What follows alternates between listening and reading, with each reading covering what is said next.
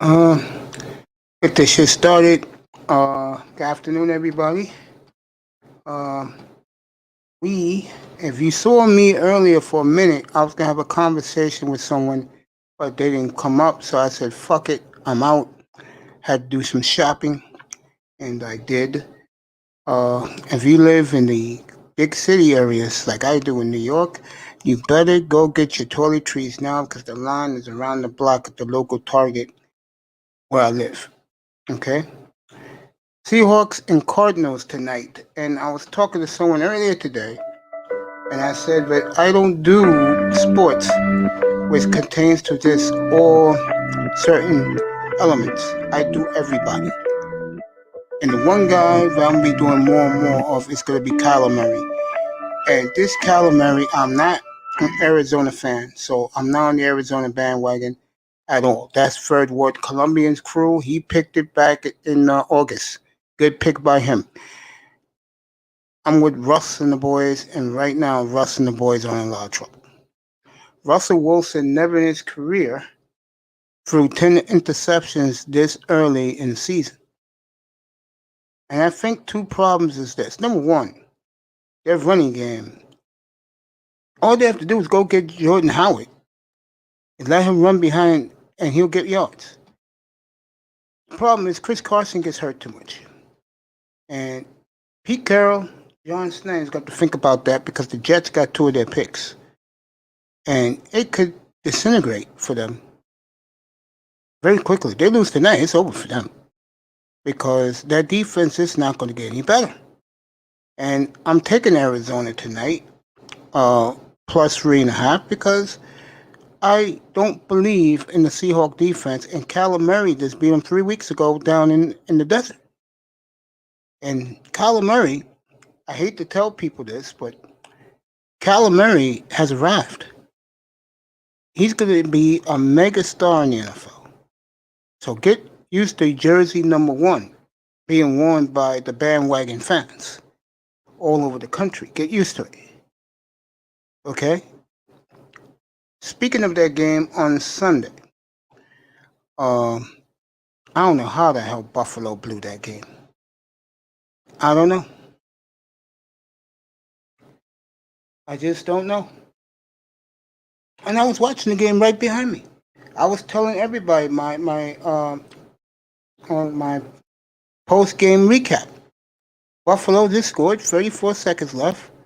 This is why they brought Stephon Diggs in.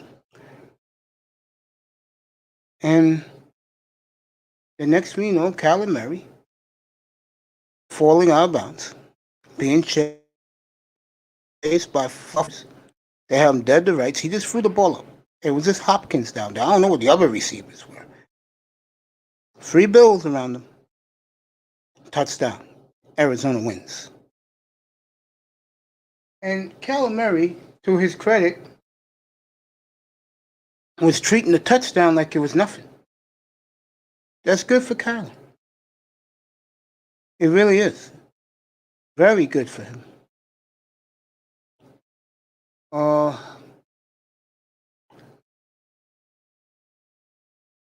I love Arizona tonight. I do. I just don't see it for Seattle tonight. And this is the first time. Well, it's not the first time, but I've been going to Seattle the last couple of weeks. Not looking good for the boys in the Pacific Northwest. And unless they spend some money, I don't know how they're going to. And don't resign Griffin. It's been horrible. I don't want to hear that bullshit excuse. You're going to have to think about how you're going to bring some pass rushers in here. And honestly, I don't know how you're going to do it. I don't. And Seahawk fan, one thing about them, they don't let people know around the country that their patience is beginning to run short, and it should. Because Seahawk fan, next spring, when it's draft day, they'll be year 8 since your only title in year 7 when Russ gave it away. I'm just letting you know that, reminding you of that. Okay? Let me do this while I'm talking NFL. Recap the NBA draft. Guys, I can't tell you who the hell they are, and I don't care, to be honest with you.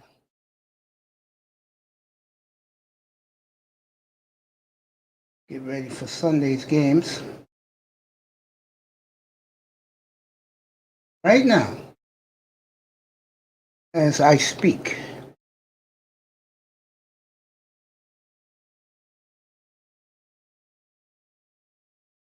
I'm going to pick a site. I would love what you call it when it was here, but it's not here anymore. Give you the latest odds. This is up to date. Arizona and Seattle open at 5.5. You can get the Cardinals now +3. I would do that. I would do that. Philadelphia and Cleveland Sunday. Browns 3-point favorite. I may take the Browns and cover with that. Cleveland's got it together. Nick Chubb's back. Philadelphia, I don't know where the hell they're going. They got destroyed against the Giants. I think that point spread's too low. Jump on the Browns. Atlanta and New Orleans. It's now 4.5, 4, 5. It's all over the place. Saints are favored. I think the reason is because of who's the quarterback. Now, I'm going to say this. I saw the body language of the players. Once Winston went in there, these players don't believe in him. He's going to have to prove a lot to these guys. Detroit and Carolina is off the board. I do not know why. I don't know what's happening with Detroit and Carolina. I will find out before this show is over. New England and Houston. I've never been a bigger Patriot fan in my life. Yeah, 2-point favorite. 48.5 points over under. Pittsburgh and Jacksonville scrimmage for Pittsburgh. They took care of Cincinnati last week. They'll do the same in Jacksonville. There'll be a lot of Steeler fans in Jacksonville. They let a good 20,000 fans in Jacksonville. There'll be all Steeler fans. Probably like 5 or 6 Jaguar fans. Jacksonville, 10-point underdog. Pittsburgh's 10-point favorite, 45.5. Make that 46.5 over under. Backup quarterback for Jacksonville. I'll take the Steelers plus the over.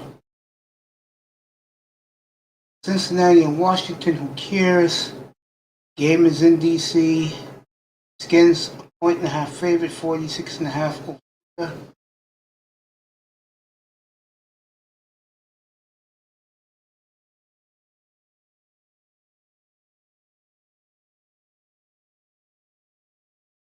Right here.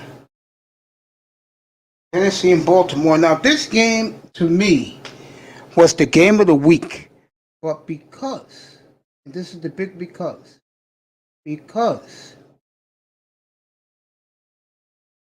a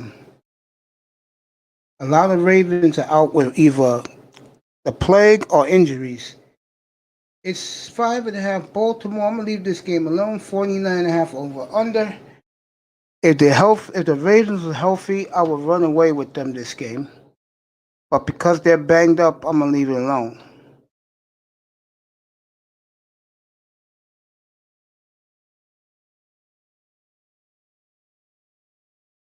Got friend in here. Friend.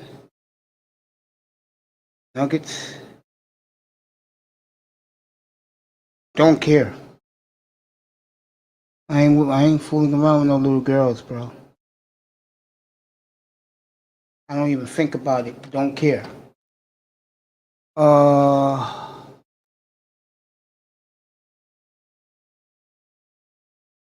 You get back to my odds. Dallas,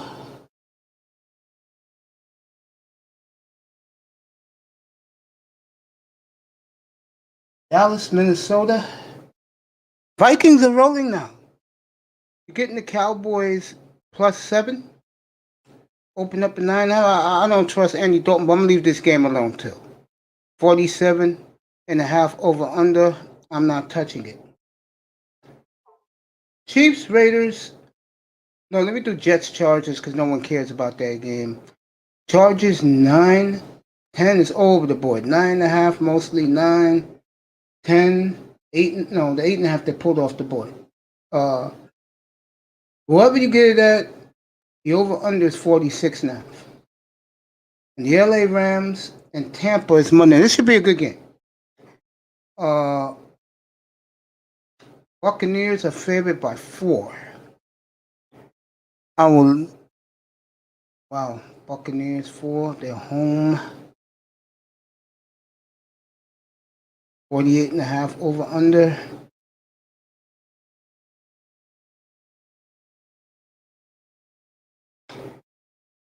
I think the winner of this game, and I really mean this, the winner of this game can have complete control of the NFC. This is how big this game is. I think if the Rams win, they'll have home field in the West. Remember, they play Arizona twice.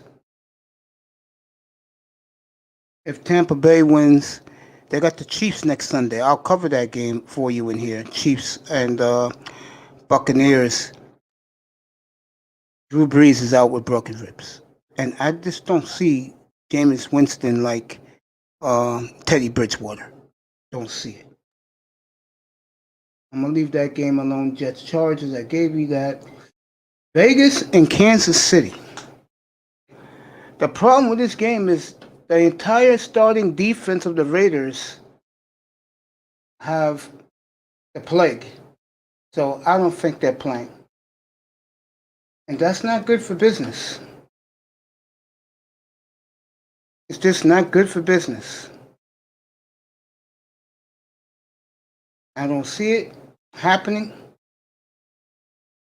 And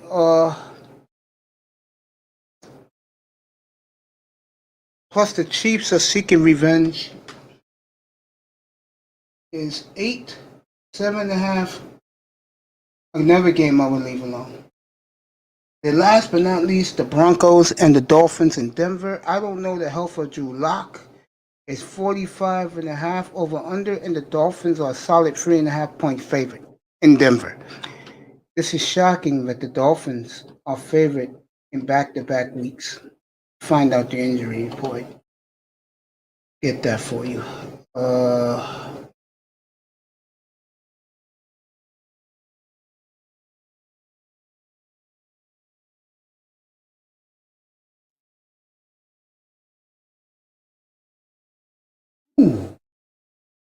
I got it.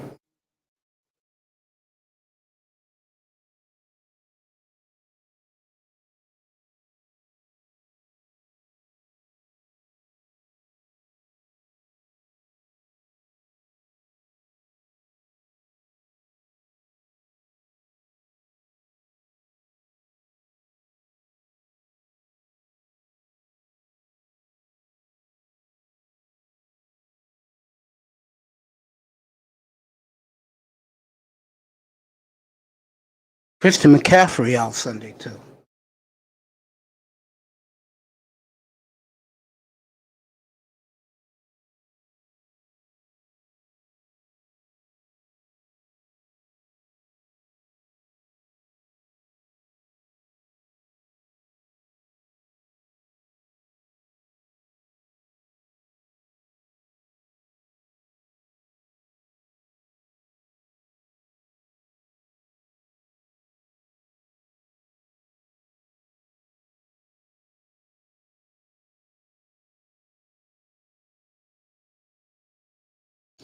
Dunbar out for tonight's game. Ethan Pollock out. That's their center. Travis Homer, backup running back, is out. Jordan Simmons out Seattle for tonight's game. I'll take you all the way to kickoff in Seattle, folks. Get up here, bro. Hey, it was because of you, man. Get up here, man. Let's hang out for a while. It's our team, so yeah. It's our team, bro. So let's talk about it. Seahawks. I dropped the link for you. Seahawks and Cardinals tonight. What was the game I wanted to see? Oh, Drew Lock. Let me find that.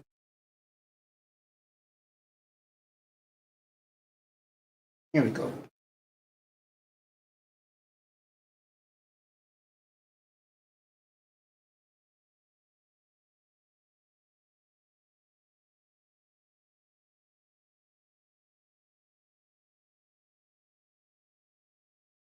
Drew Lock did not practice today. Tomorrow's the big day. If he doesn't practice tomorrow, Drew Lock's not playing.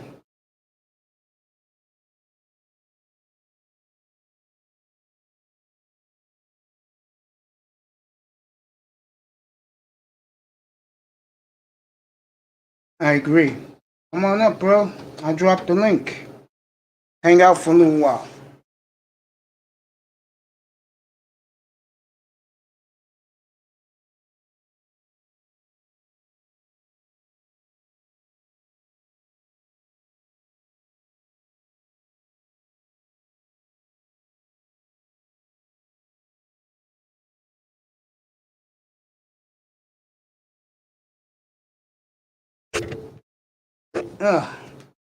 Let's do it, bro. You up here yet? Yeah, I'm waiting for my man to get up here. He'll be up here in 20 minutes. So while he's getting ready to come up here and join me, the Dolphin game, I gotta see if Drew Lock is playing. I'll leave that alone. Okay?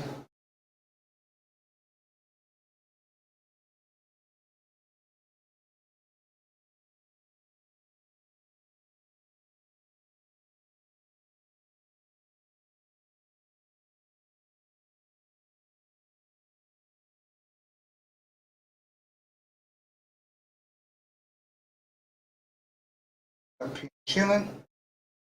These are up-to-date odds as of 3 minutes ago. This is really up-to-date. These odds right here. I like it.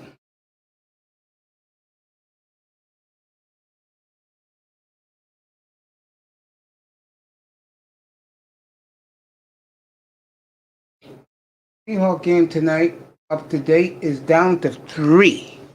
So you can get the Cardinals 57 over under and a field goal. I would jump on the Cardinals tonight. If I had a lock of the week, that would be it, the Cardinals. Let me look at Carolina, Detroit here on the injury report.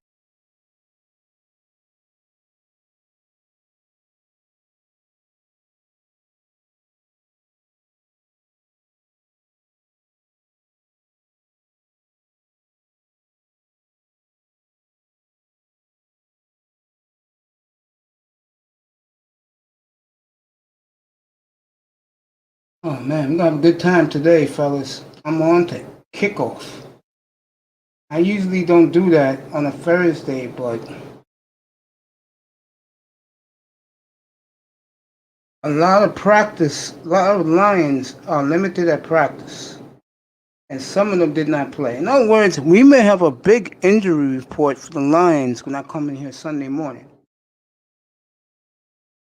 Carolina is the same thing. A lot of their players, so this is a game where both teams banged up, and that's why you get nothing on the money line. Miami, most of their guys will be healthy. Cal Van Noy did not practice. So the Dolphins look like they're going to be healthy, but could be without Kinley, the offensive guard, and Cal Van Noy. And with the Broncos is Drew Lock and a couple of their defensive players. That's the update injury report for that game. Good shit, fellas. All right, let's talk about it. What's up, Dante S? How you doing, my brother? Let me give you a salute.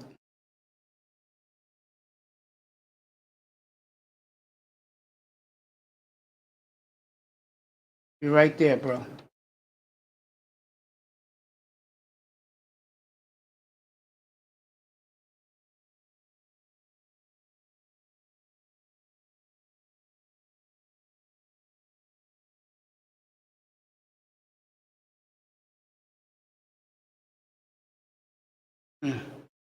That happened?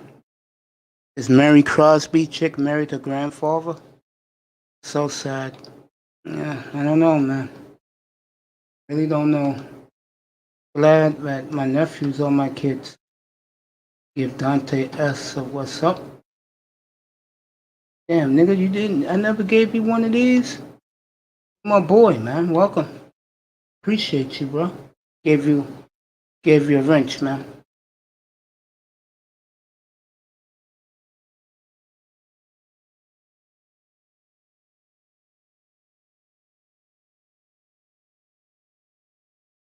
Okay.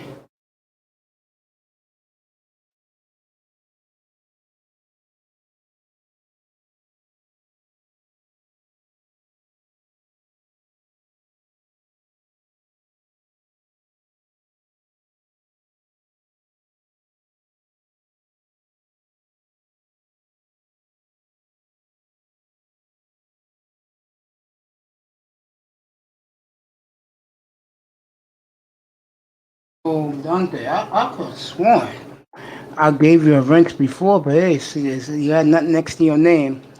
So I popped you one, man. I appreciate you, man. You support me, man. Shit. You know the scary thing is, Dante? You wanna know what the scary thing? Shit's gonna pick up in here, bro. Things are gonna get better and better, bro. Soundproof the room. I got my super mic. I got two more coming. So business is picking up, my friend. John Jones, what's up, baby? Like all that dolphin talk I've been doing lately? Like that, huh? What's up, my brother? I wish you could come up. Tackman Clan Killer 187 will be up here in a little bit. I see you growing more and more. People coming over here. You created a man cave type of space. Yeah. I created a place like a sports bar, bro. See, a lot of niggas, they're all excited because somebody else is doing a gambling site. And that's okay. I'm gonna have my own gambling odds up here. I'm gonna have the Wall Street stock market when everything get fixed up. I'm not worried. I'm not rushing, man.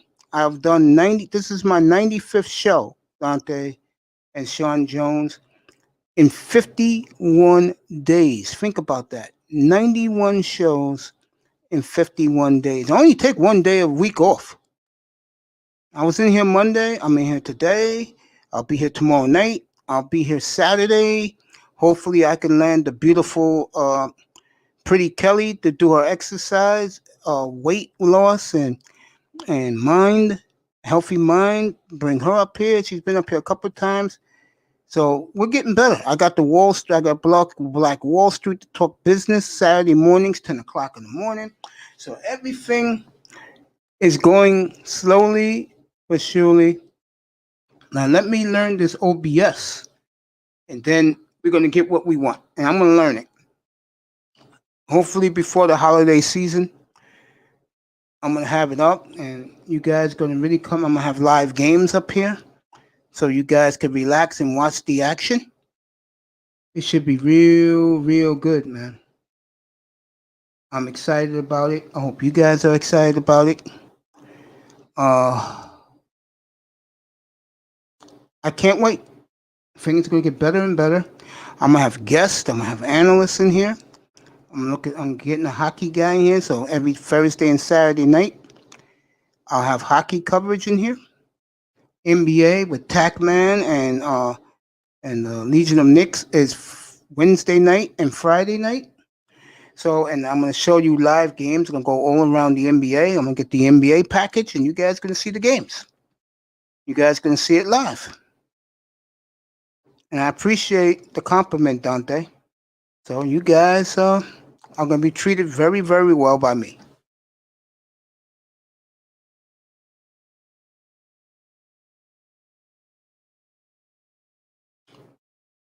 Seahawks, Cardinals tonight. I think this is the biggest game of the season for Seattle. I think Arizona is surging, guys. Kyler Murray is the truth. He's the real deal. And we should all sit back tonight and enjoy his widgetry. Because he's going to put on a show for the world to see tonight on Fox. You could bet on that.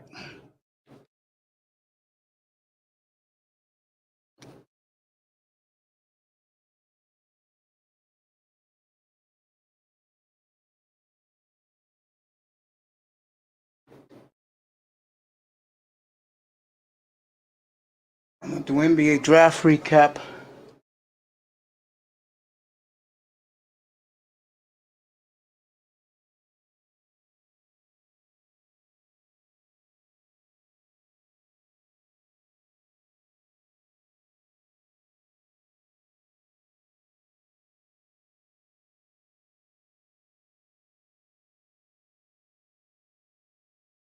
So,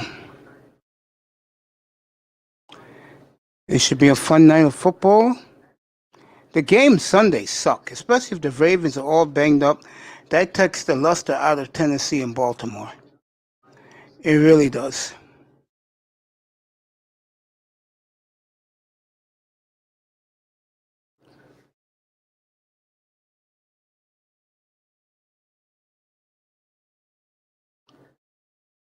I mean, Baltimore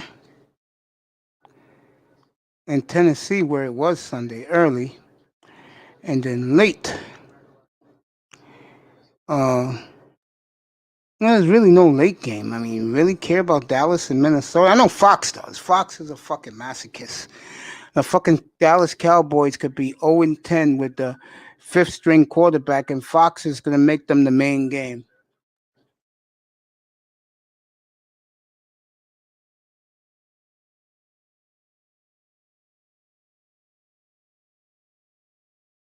I think in New York we'll get Rodgers and Rivers here in Indianapolis, which is the much better game. I mean, CBS had the Dolphins, Arizona, but it turned out to be one of the two best games of the year, ironically, with Arizona back-to-back weeks. And they chose to send Nance and this guy to Dallas against the fifth-string quarterback. That just tells you what, and CBS knows they made the blunder. They know they made the blunder. You think CBS is happy? They keep showing you the Dolphin game against Arizona 2 weeks ago? No, they're like saying, where the F did we go wrong?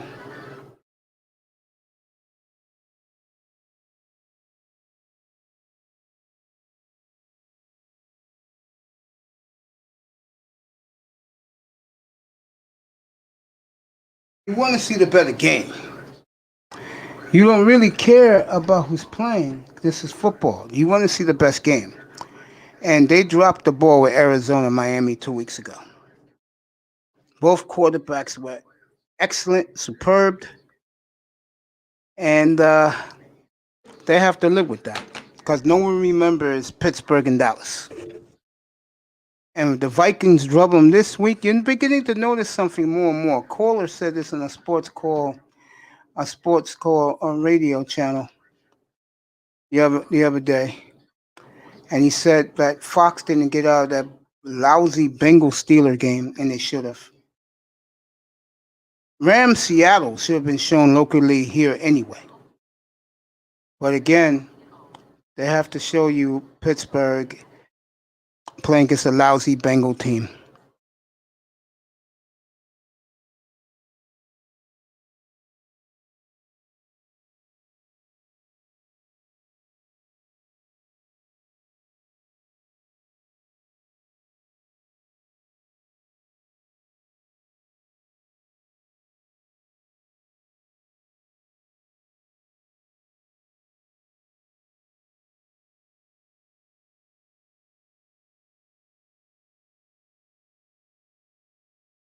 Love Arizona tonight. Love them. Take Cardinals +3, everybody. And take the over-under in that game, too. Let me check what the over-under is.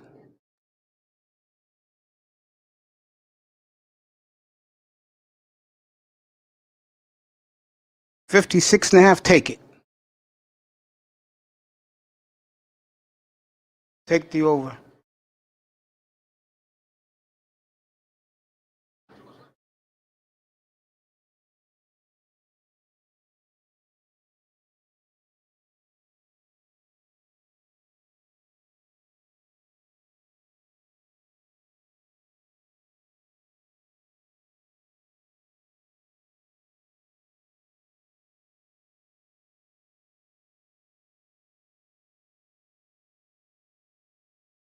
Let me read that. Let me see if Taglier over is on the injury report. I don't know what the hell TD is talking about. Beautiful, beautiful picturesque Seattle, Washington. Been to that city on a few occasions.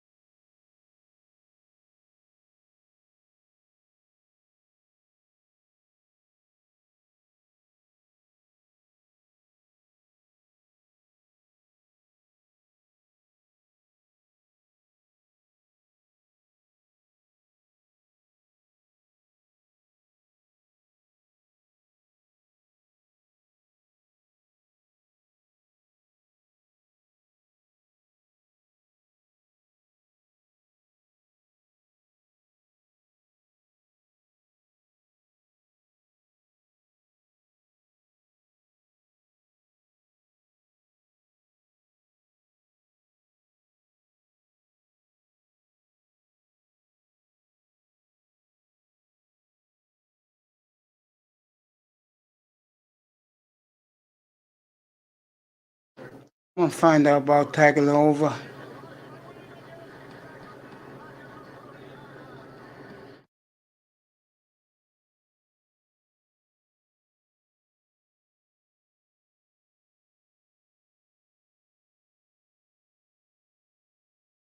I'll find out about Tua a little bit later.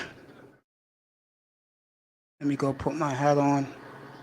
Boy, it's gonna get warm in here by the time I get off the air, which will be 8 o'clock Eastern. Taking you all the way up to kickoff in Seattle. And it's gonna be interesting tonight. We're gonna see something from the Seahawks, one way from another. And I'm betting, and I am betting on this game tonight, that Arizona not only will win this game outright, they will cover, and they will both go with 56.5 points.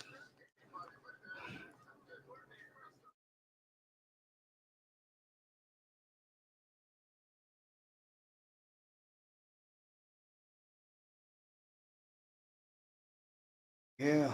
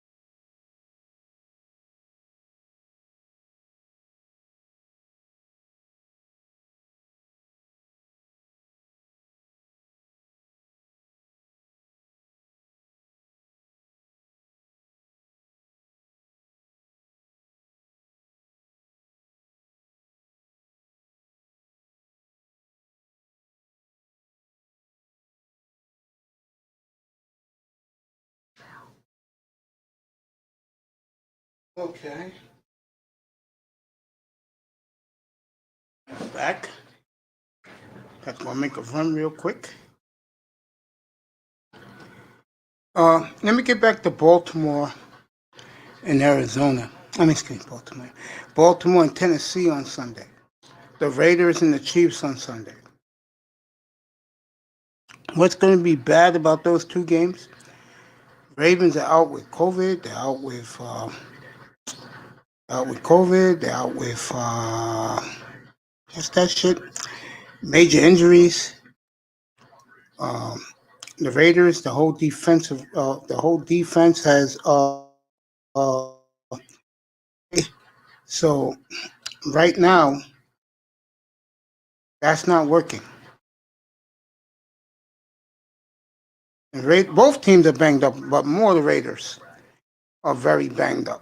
And you're gonna find out when I come on Sunday morning. I'm gonna give you guys an early show because I'm gonna go to sleep for a little bit and take a nap because I gotta do therapy this weekend and then the weekend of Christmas and New Year's. I gotta do therapy on Sunday because the place only closes 3 days a year: Thanksgiving, Christmas, and New Year's.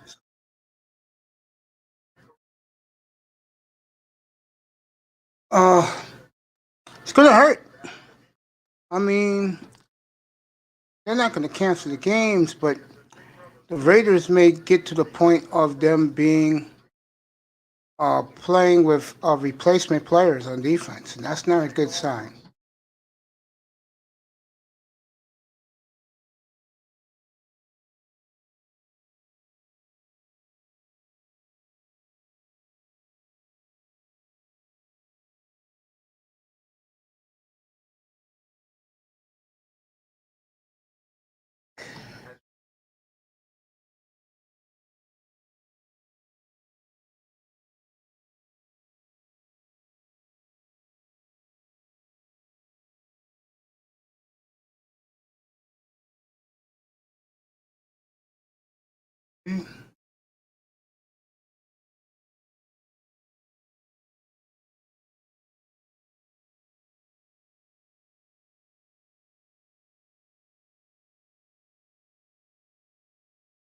And find out.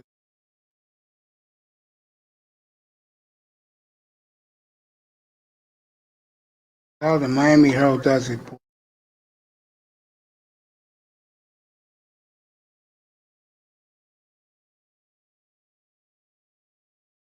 Bureau.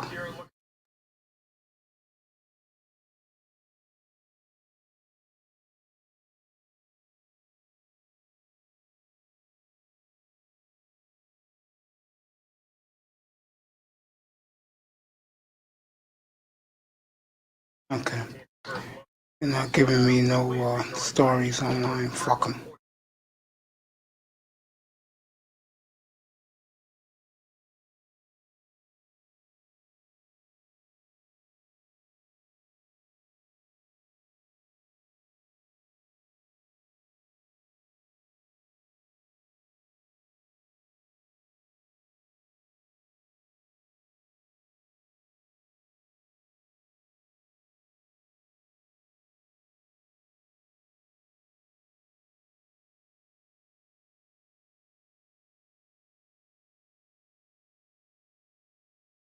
All right.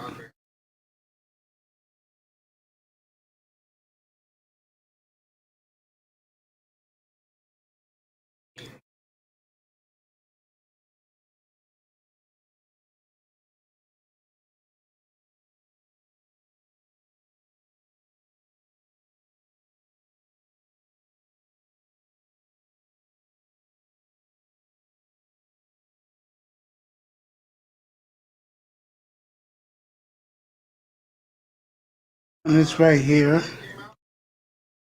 Watching. Looking at news.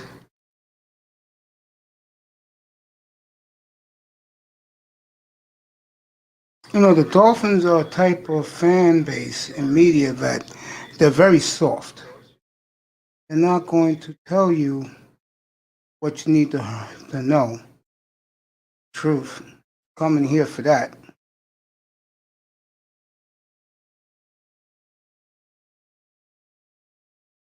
Kyler Murray's the buzz, folks. Get used to it.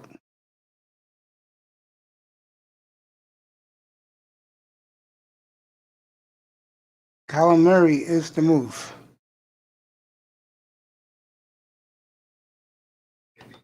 Denver banged up.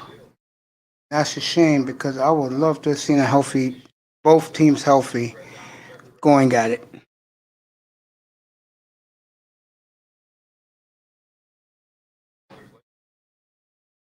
Let me trust. Let me check Las Vegas paper about the Raiders. Interesting.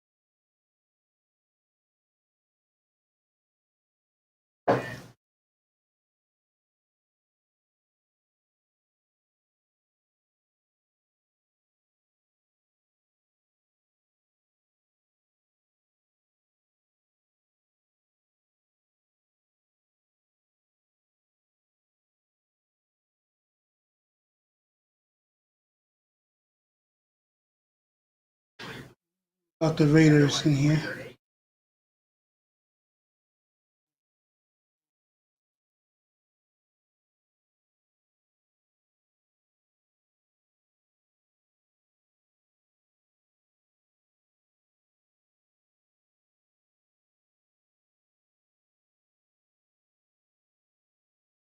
All right. According to the story here in the Las Vegas Journal, the players for the Raiders can play Sunday. Okay, that's good.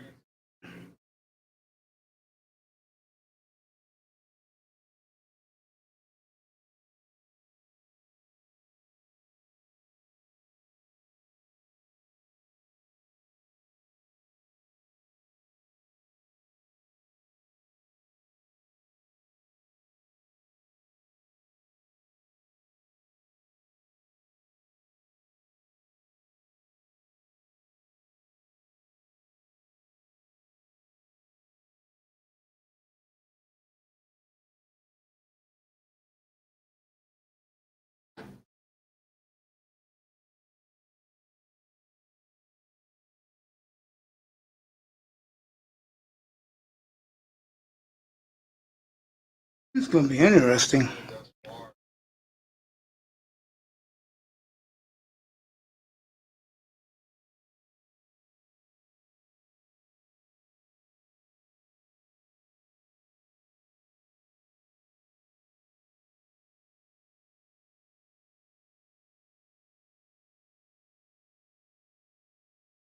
Okay, got everything I need to know. The Raiders, the 10 defenders, they so far it's been negative.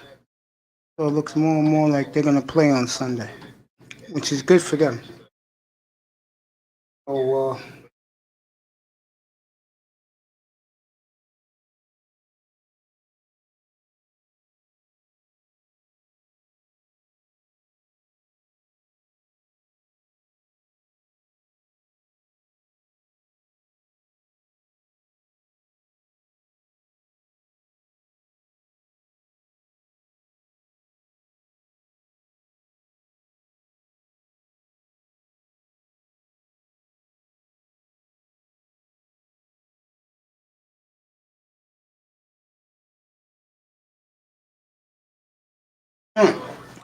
Oh, let me check some of the other games on Sunday.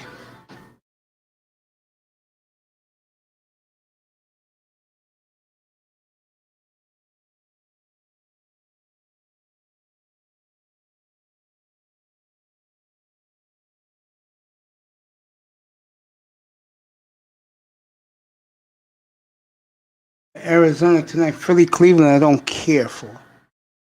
I just don't. Uh, Eagles have played out. The Browns are coming on strong. They should be good for years to come in Cleveland.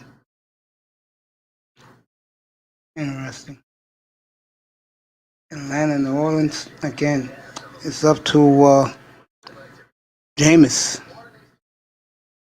See what Jameis is made of. Got a while to prove it.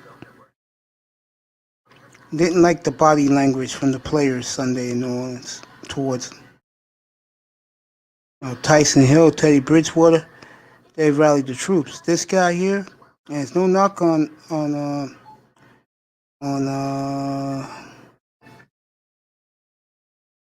Jameis.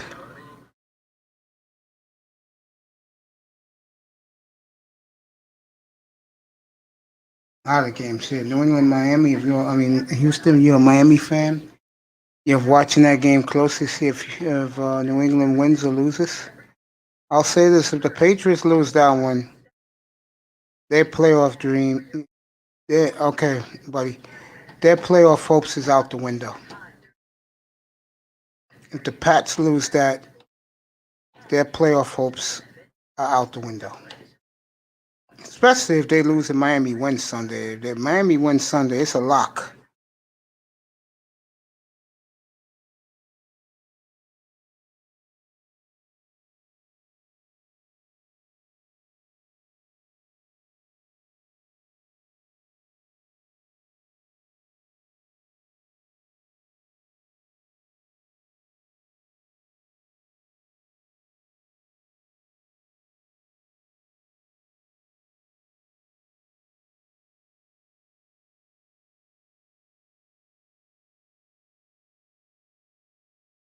Yeah, like I said, I don't know.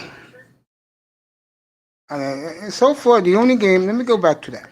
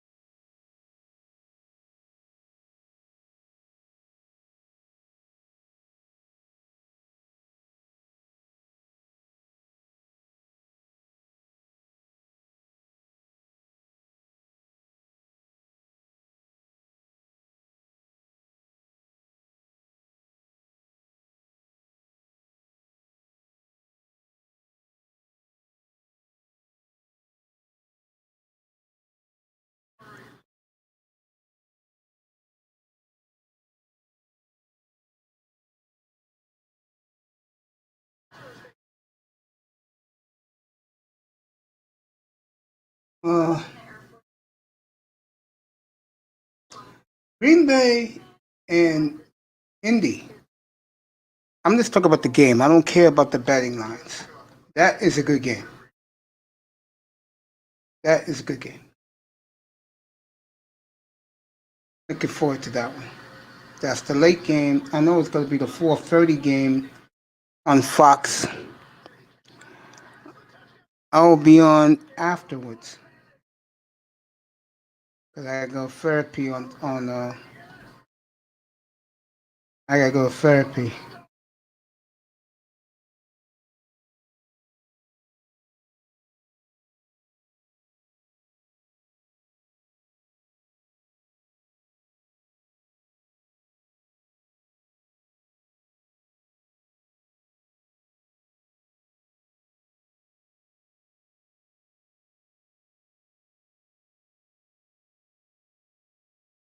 What a beautiful day in Seattle. A beautiful day. Nice and cloudy.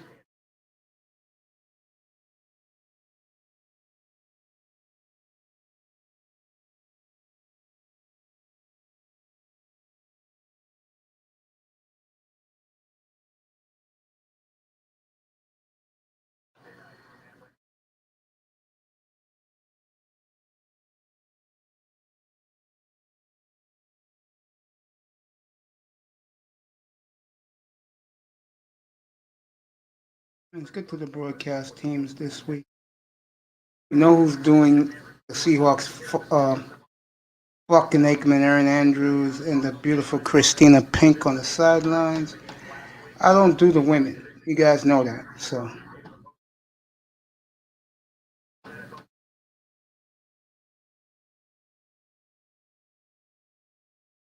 back to this. This could be a good win. Uh, Tonight, it's okay. Nothing special.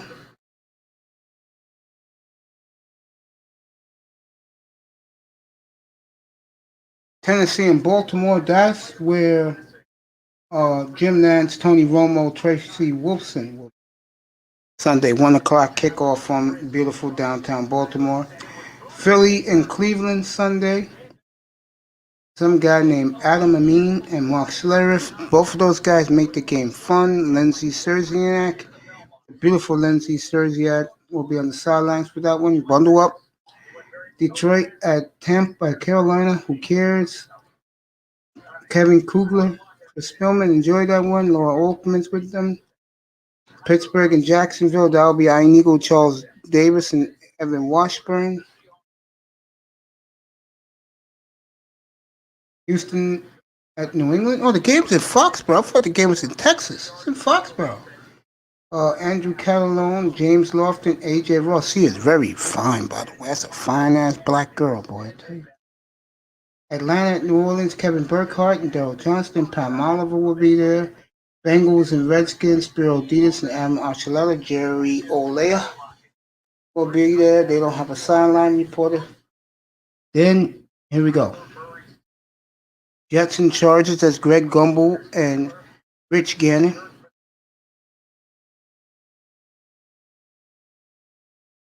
Kevin Harlan and Trent Green and Melanie Collins will be in Denver for the Broncos and the Dolphins.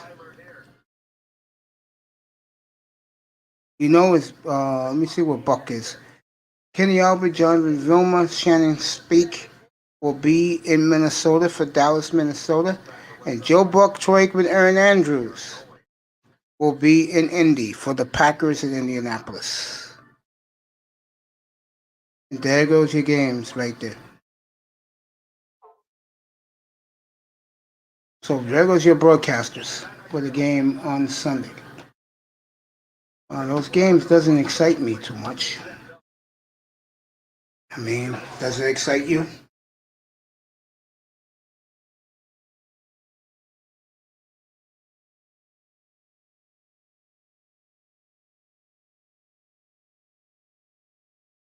Next Sunday, the big game is at 4:30, and of course I'll cover it next Sunday. That is the big Kahuna game, and I'll tell you who's going on in that game. That will be, and that will be Kansas City at Tampa.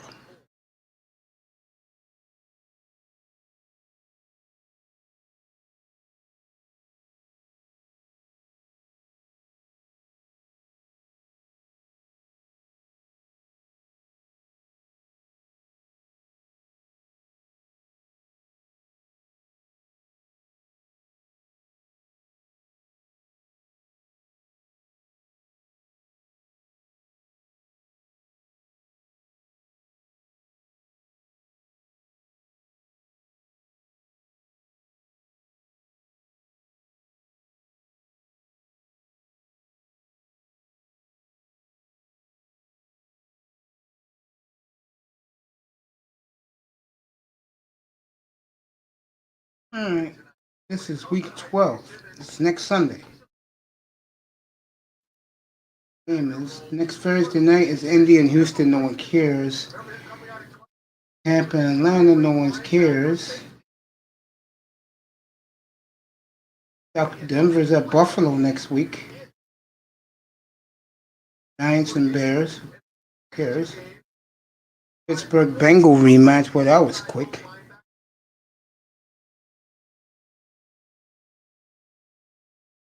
Oh, this is last year. I knew that was wrong. Couldn't have been right.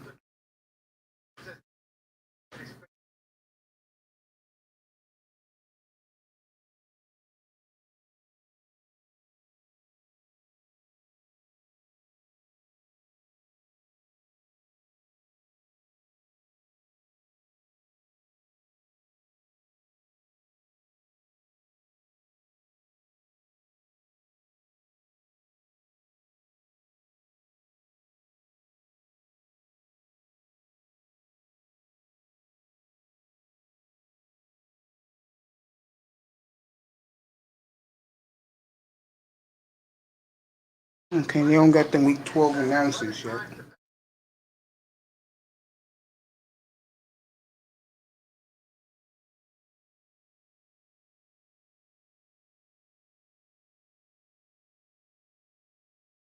Love the Cardinals tonight. Take them in the over. Love it tonight.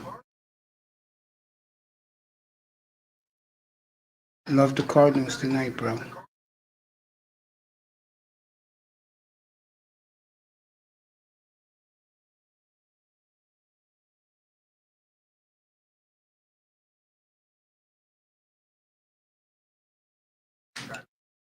The other game I like.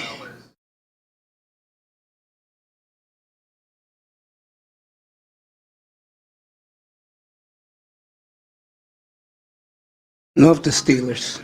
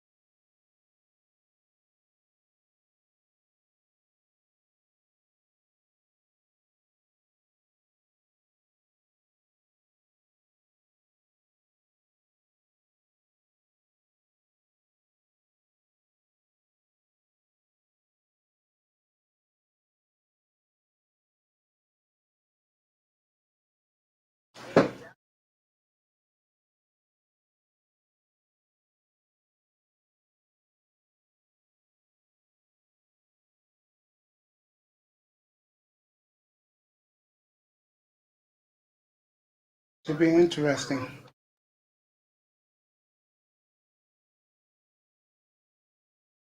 Should be very interesting. I'll be on next Thursday, which is Thanksgiving. I think a lot of people are getting on the road and going to see their families. I'll be on. My mother will make a decision what she wants to do.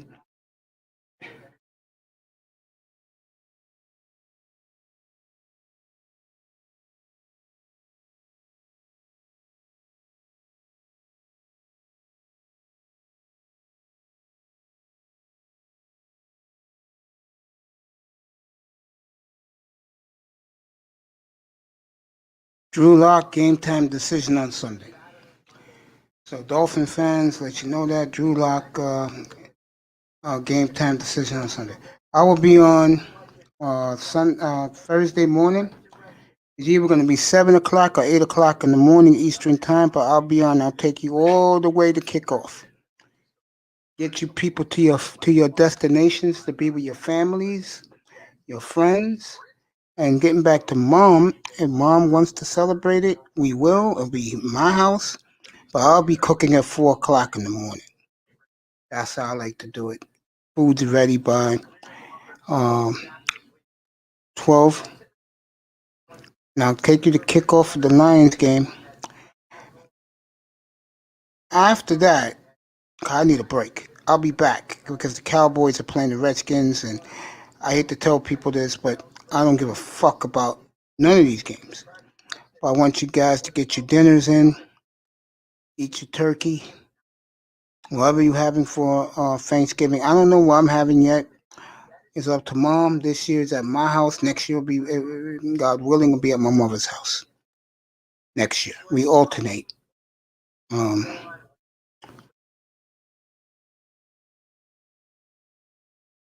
I'm looking old and I'm not old. It's funny, right? But I'll fix it up. Uh,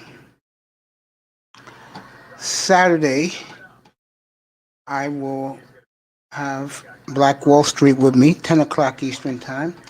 Then the Dolphin Legacy will be on 1 o'clock Eastern Time. And then Saturday night, get it ready. You'll see the thumbnail for it late tonight. When I get off the air, I'll pop it up. I mean, when I get off the air, I'll pop it up. Who is the greatest rapper of all time, and who's your favorite rapper? You know, you could say who's the best and who's your guy.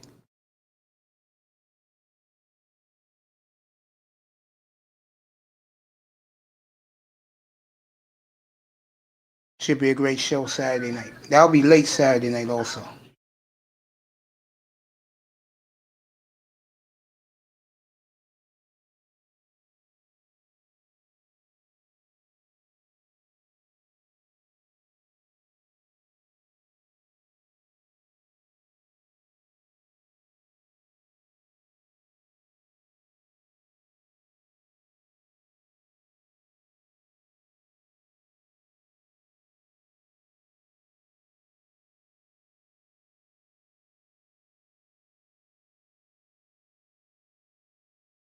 Cool dude, fellas. Go about his biz, mind my business, and do me.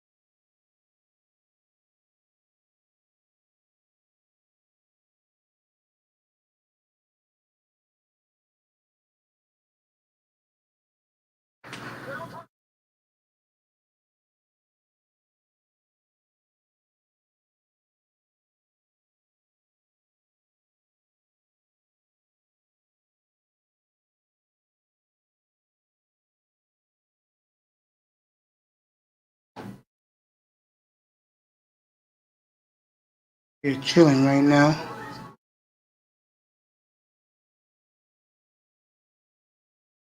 Back man to come back. Have a long night, fellas. Not tonight. We'll have a long night tomorrow night. Saturday, I got 3 shows for you Saturday. I got the Wall Street show, 10 o'clock. I got the Dolphin Legacy Boys at 1:30, 1 o'clock, 1:30. After that, I'll take a couple of hours off and I'll be back for the main bonanza. Who's the greatest rapper of all time, and who is your favorite rapper? That'll be Saturday night. Should be awesome.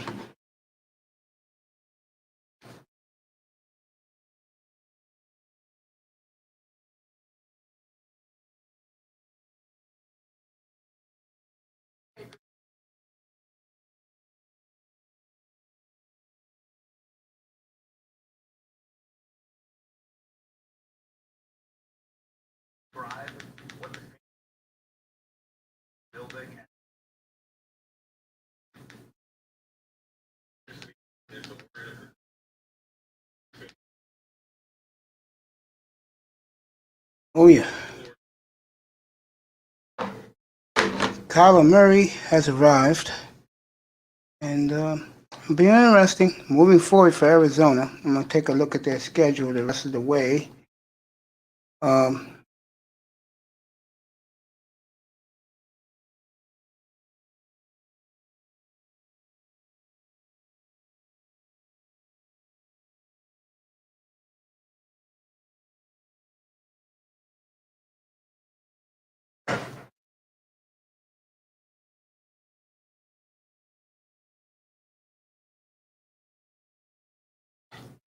serious tours hurt.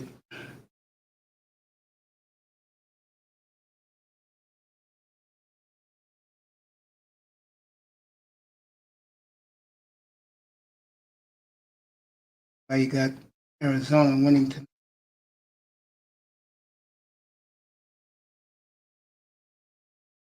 schedule the rest of the way. They do have two of the Rams.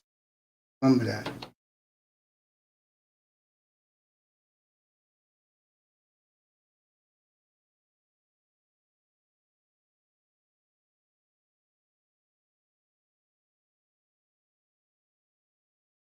Seattle at New England next Sunday. That'll be interesting. First meeting with the Rams, December the 6th in Glendale. At the Giants.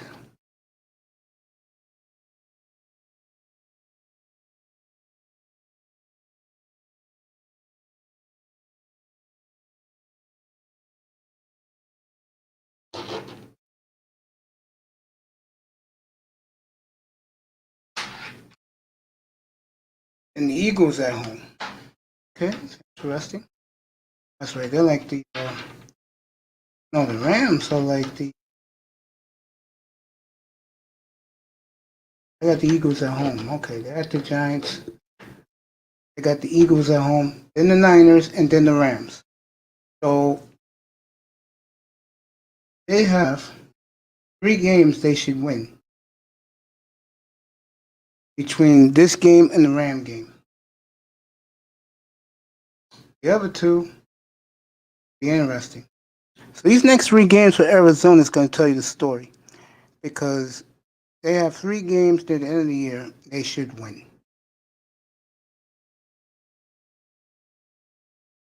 A 2-game road trip to go to Seattle. The next Sunday they're in Foxborough.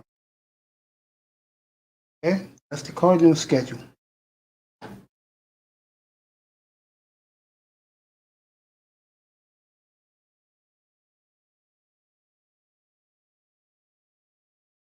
Recap the draft in a few minutes.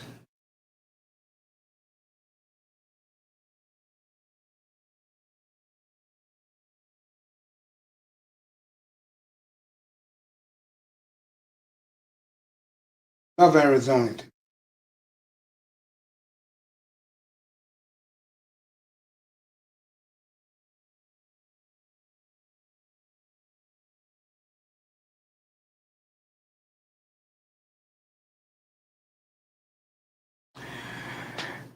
Good news for the Miami defense. Denver is giving the ball away 21 times.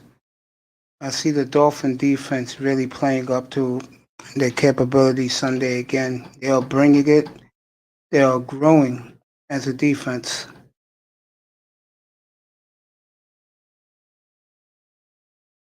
These 3 games coming up for Miami, if they win them all, 9-3, and like I said, they'll get 11 wins. They'll be in the playoffs. Most likely, they'll be the 5th seed. They won't be a lower seed. They'll be the 5th seed, and they will play the winner of the AFC. They can either play Buffalo or play the winner of the South. I don't see the Dolphins. I think they'll win these 3 games too. You saw that Sunday how quickly they took care of business against Chargers. You know, people coming here, they throw interceptions, they fumble. No, for one pick to Xavier Howard, and other than that, it was carefree football for Justin Herbert. The problem was Keenan Allen, until late in the game, and that touchdown was very questionable. He did nothing. They had a glove on him all game.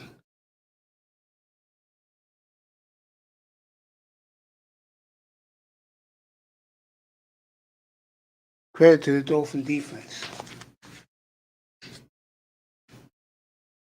Give them a lot of credit.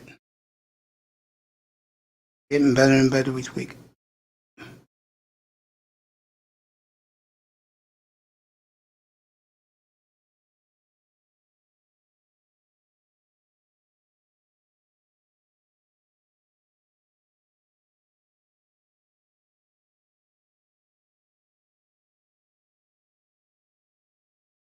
Here's my guest.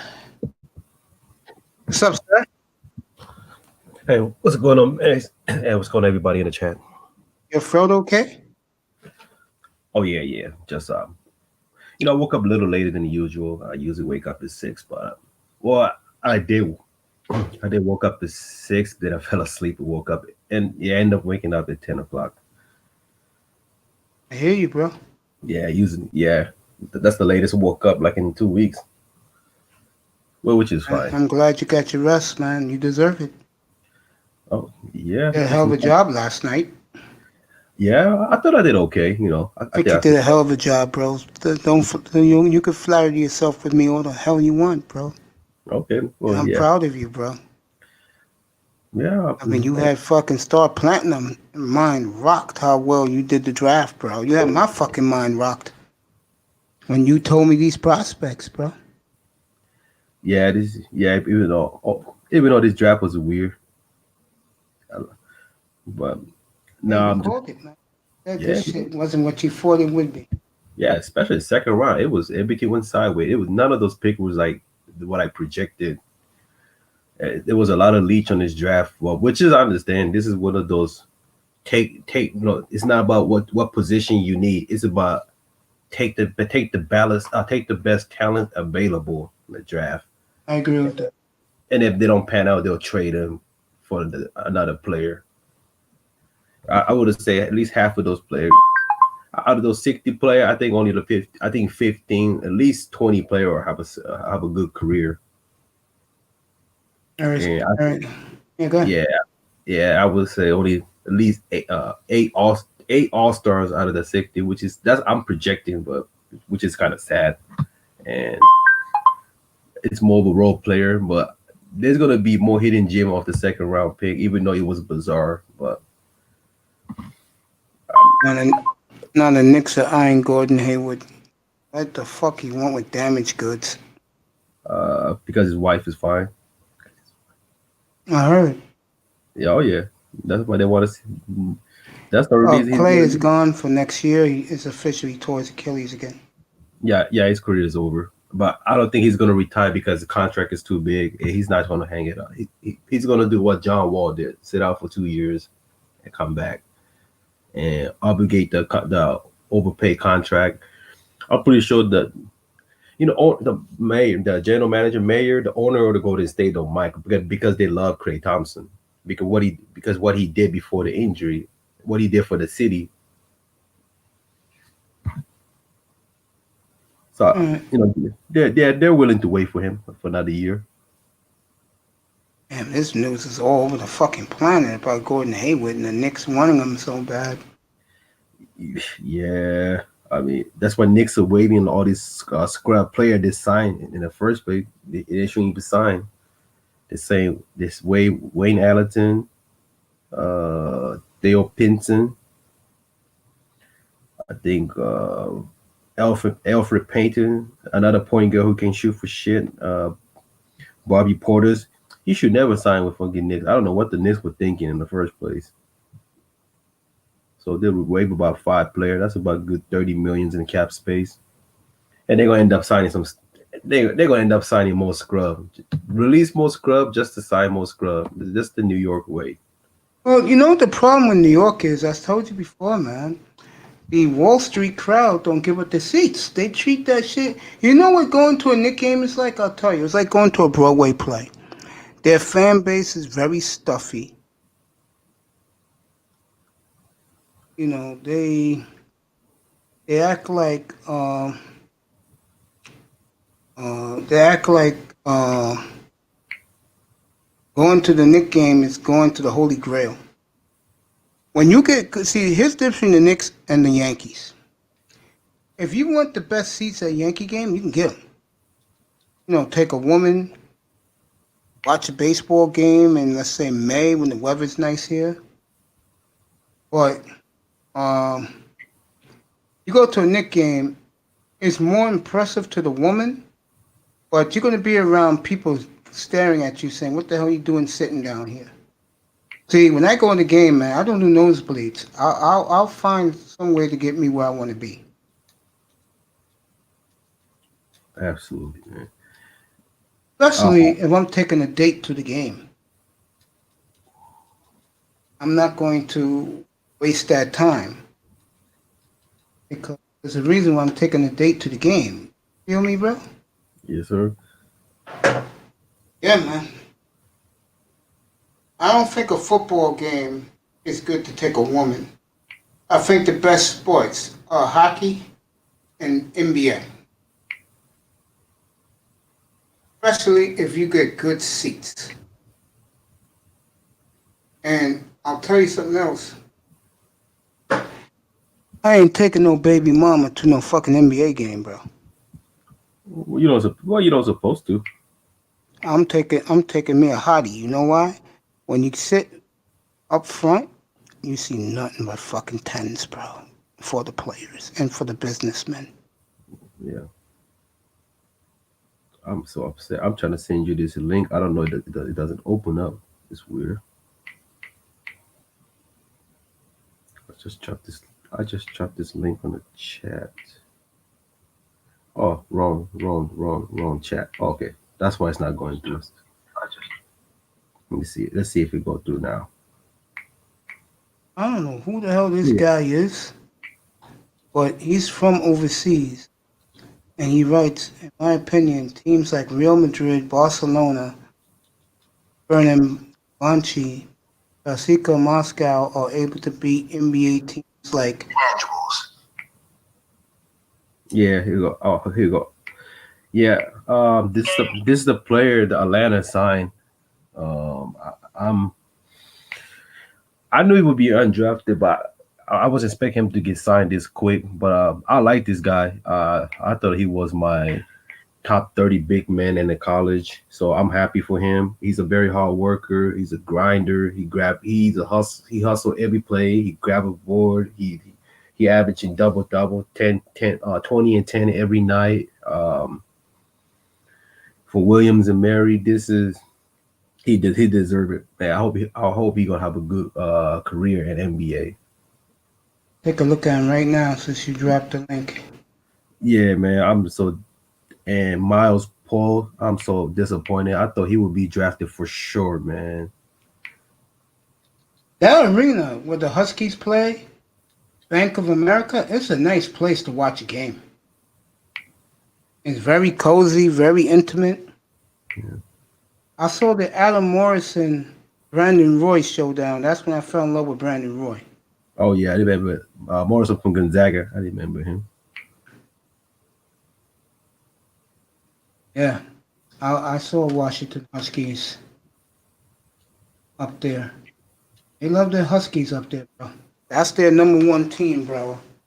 Well, really, I'm going to say they're number two. You'll never guess who's number one. I can't. Tell me.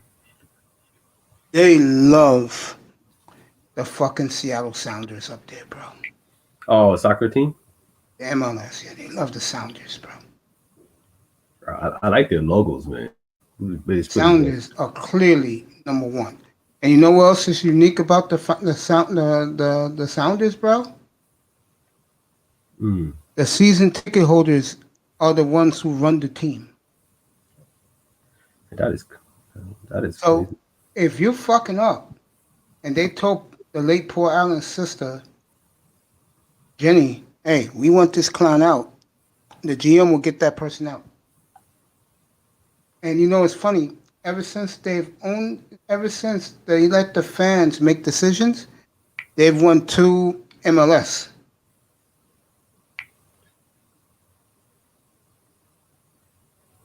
Their fans, you know why? They always loved the soccer team, even the old NASL back in the late 70s. They hated the Sonics, bro. Man, I miss the Sonic jersey. I do too. One of my favorite jersey. Hey, this kid is real, bro.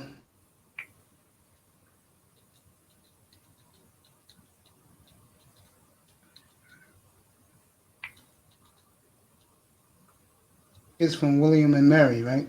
Yep. I love these college crowds with the small schools with the pom poms when you play them there.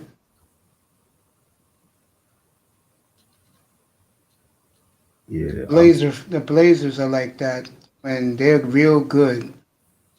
They let their fans in Portland wave the pom pom. Yeah. I'm still shocked. One of my sleeper is still unsigned, undrafted. I don't know what went wrong. I didn't expect his stock to fall apart. I was expecting Tyshawn Alexander to be drafted at least in the middle of the second round. I don't know who this guy is from Israel. I could, well, he's in the Middle East. This guy keeps writing me. Do you think Luka Doncic was only selected third to be in Yemen because they underestimated and did not appreciate him? Oh no, young man. Whoever's writing me this right now, no. They love the NBA love the Europeans, man. They love Doncic from day one. They love them his mother even more. Oh yeah, she's fine though. She's fine. I'm Shit. not kidding. You see his writing Yeah. in the chat room? Yeah.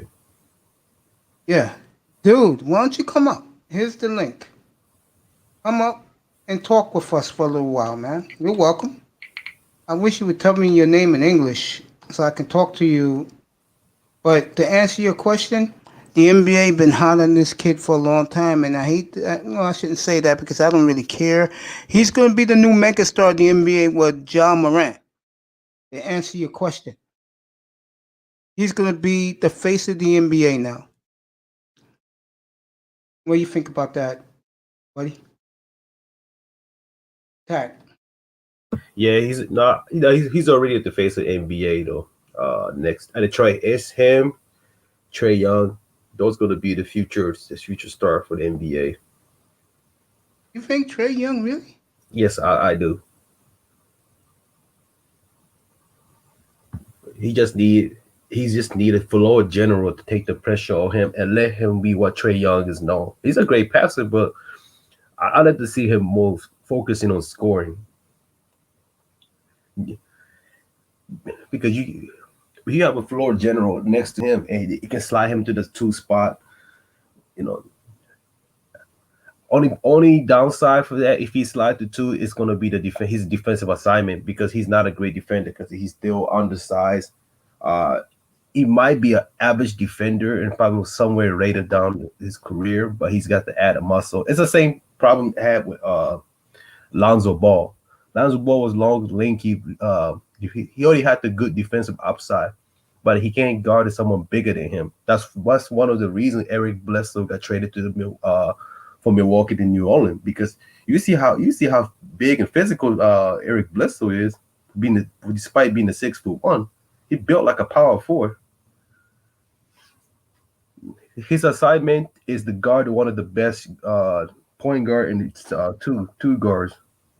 He's not a great shooter. They're not expecting him to be a great shooter at this point of his career.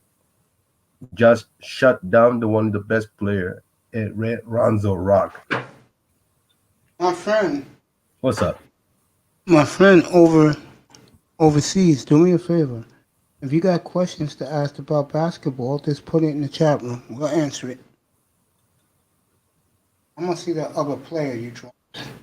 Oh yeah. Hold on. Give me a minute. Give me a minute, real quick. Shit.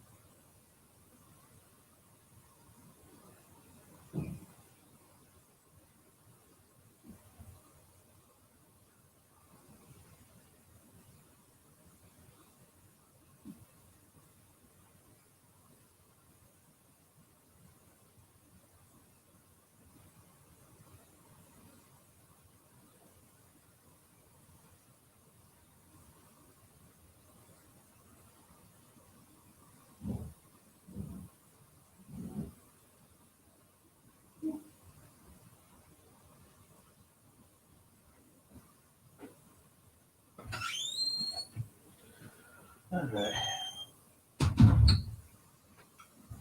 right, I'm back. I'm back now. Shit. All right, guys, I am back.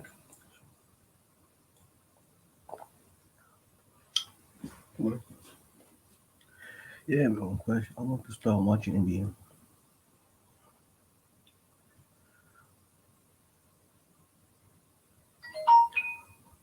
How do I pick a team to follow?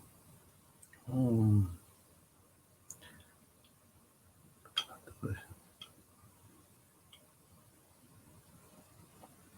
hmm.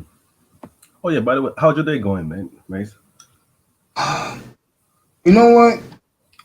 Honestly, What's up, bud? with you around me, I feel good. Appreciate it. I was on Tacman's. I mean, I was on Platinum's earlier. Platinum and me was talking about this guy starting his new issue with this Antonio Labs. Question: I want to start watching the NBA. How do I pick team to follow?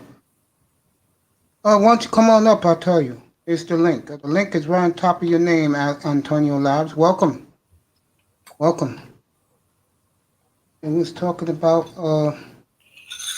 Well, let me put it this way. Let me ask this guy a question, Antonio. Do you want to follow a team because of a star player, or do you want to follow a team that's good? Put a 1 for a star player, put a 2 for a good team.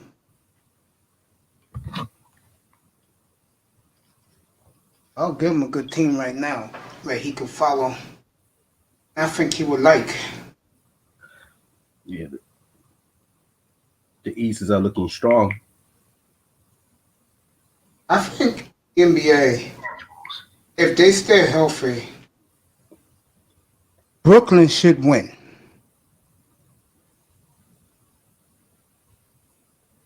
A team to follow? Man. Put a 1 if you want it for the long haul, like for a couple years, or put another 2 if it's for the short term, like a year. And I'll give you the team's odds too, so you can go bet on them if you want and see if they winning. They cover the over or under. Put a 1 if you want a team for 2 or 3, 4 years, or put a 2 if you want a team for this year. I'm expecting to follow a lot of Suns game this year. This three-team, I'm gonna get the league pass, by the way. yeah. How And much like of I those? said, I'm gonna How put much of it those on. league pass usually? Yeah. No, say it. Go ahead.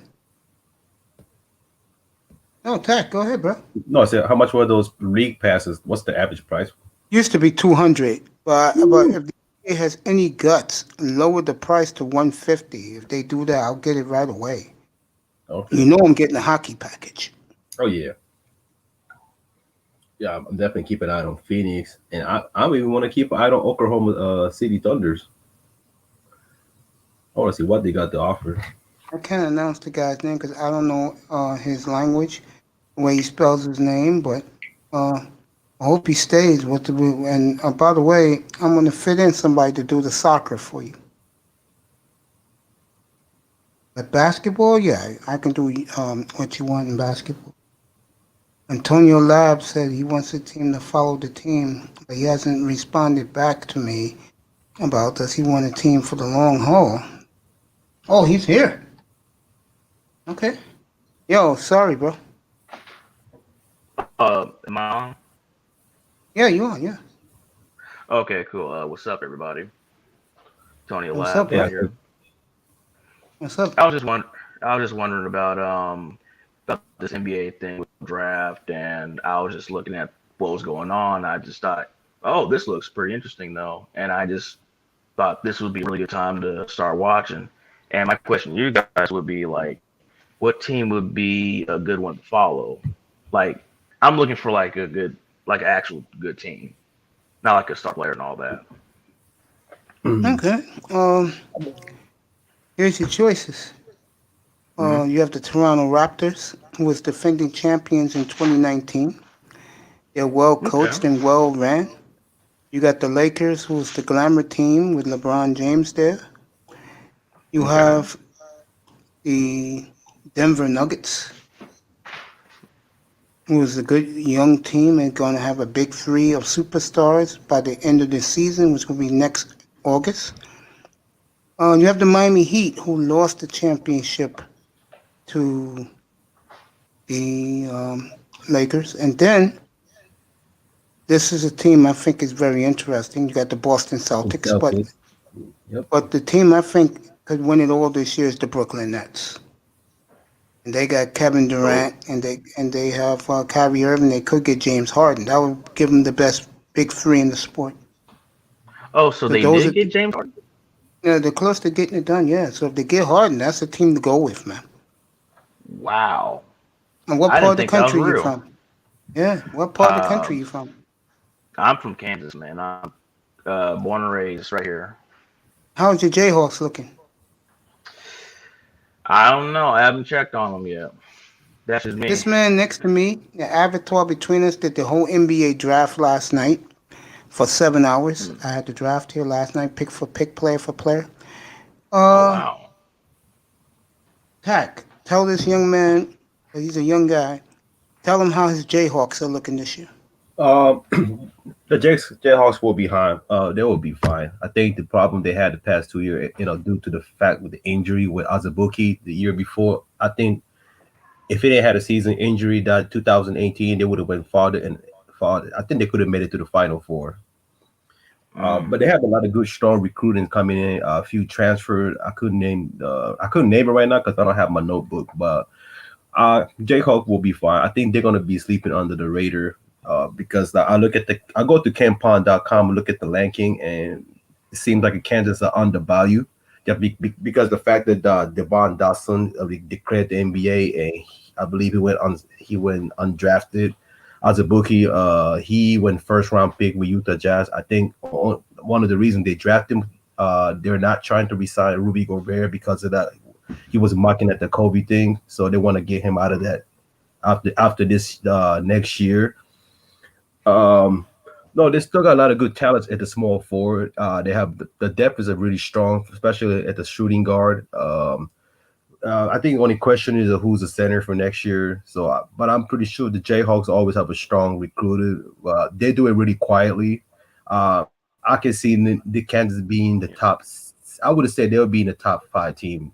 In worst case, I would have said top 10. But my expectations are really high on Kansas this year because they are because everybody's all the money's all in on Baylor, but they forget that Gillespie he already graduated. So my question is, who is going to carry that Baylor's offensive side and the defensive side? Because that's what he did. He was a jack of all trade. So Mm. you can't replace player like Gillespie, the senior who was a heart and soul for that team, but they still project Baylor to be number one. But I don't think they're number one. I think they should be between number three and Jayhawk in the fifth place. But this is based on my projection. So yeah, Jayhawk will be fine. Getting back to the NBA team, I gave you a list. Anybody interest you? Mm. I thought Toronto was all right. I mean, Brooklyn, okay. I mean, if James Harden goes there, I don't know how I feel about it. It'll be cool to see, but I don't know. I don't know. Okay. What Everybody's about just the so Um, everybody's just so keen on making super teams and all that. what about Denver? They're not a super team, but they got good young superstars. Yeah, that's true. yeah, the Blazers are loaded. What about yeah, them? Blazers. Yeah, I think That's my pick to win the West, by the way. mine's mine is a team who nearly made it to the playoff because they had a multiple injury. There were at least three starters were missing over combined 50 games. That was Memphis Grizzlies. But now the Celtics traded the Desmond Bain to Memphis with John Moran. And also, you know who they signed from undrafted free agent Mace? Who they sign? They signed Killian Tilly from Gonzaga, the Yeah, top the three kid you point, was telling me about. so top 3-point shooter coming out of Gonzaga. He's only history. His only major fraud was the medical history because he's not he just can't stay healthy. And that was the team, by the way, Antonio. I was going to recommend is Memphis because they got the next big superstar in the sport. You can also look at Dallas. They have the other guy in Luka Doncic. But I would go if you want to pick a team for, let's say, a couple of years, go with Memphis because they got the best young player. He's Iverson 2.0, just a better shooter from the outside. And you know who else Really? Memphis signed? Yes, Uh, he is. the Memphis also signed uh, my boy Demon Stoudemire's favorite boy, Jahil Tripp. He won the West Coast Conference Defensive Player of the Year. He just signed with Memphis Grizzlies. That's so Memphis are stacking up the depth, so they're gonna play hard defense. Uh, this team is they gotta stay healthy. Last year health was a main issue, so hopefully Jaren Jackson he won't be ready for beginning of the season. So, but they have a good depth. Hopefully Killian Tilly steps up during this who can crack into the roster spot. I think he will, as long as he stays healthy. Looking at the roster, who they draft, Desmond Bain. This was a steal of the draft. I thought Celtics had it, but I forgot they traded him to Memphis. This team only going to get better. I will be surprised Memphis will not go to 6th seed. Like if less than 6th seed, I will be surprised. Like this team is I'll be surprised too. this team is So, beyond, way too talented to go below 6th spot. so kid, if you want a team to go with, I would go with Memphis because their Memphis? future is so good. Yeah, and they got the best young superstar in the sport. Like I told you, he's already a star rookie of the year, John Moran. He's Iverson 2.0, but with a better jumper. But the same similar game. The only difference is for a little 6'1" guy, he dunks on everybody. He's a highlight reel dunking on people. Okay, cool. I'm gonna go ahead and check that out right now, though. My phone's about to Okay. die. Shout Hey, out to nice meeting you, everybody on the man. panel. Stick around, bro. I mean, not whenever your phone gets charged up, come back. I'm on to 8 o'clock, bro. So, welcome to the Okay. family. You All got right, it, bro. cool. All Antonio right. Labs, young man who jumped on board, and I appreciate him coming by. See, yeah, what a roster Memphis have. I'm impressed. Robert Woodard, Mississippi State. This is a hard defense. This is the excuse me, the hard defensive unit. They're trying to get back to that grit and grind Memphis from 5 years ago, where they had Tony Allen, Zach Randolph, Mike Conley.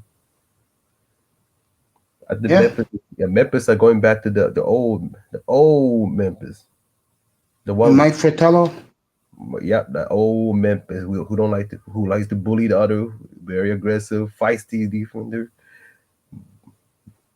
But oh man, just I hope Jaren Jackson Jr. man. They say he won't be ready for beginning of the season, but man, he's the key to that playoff, man.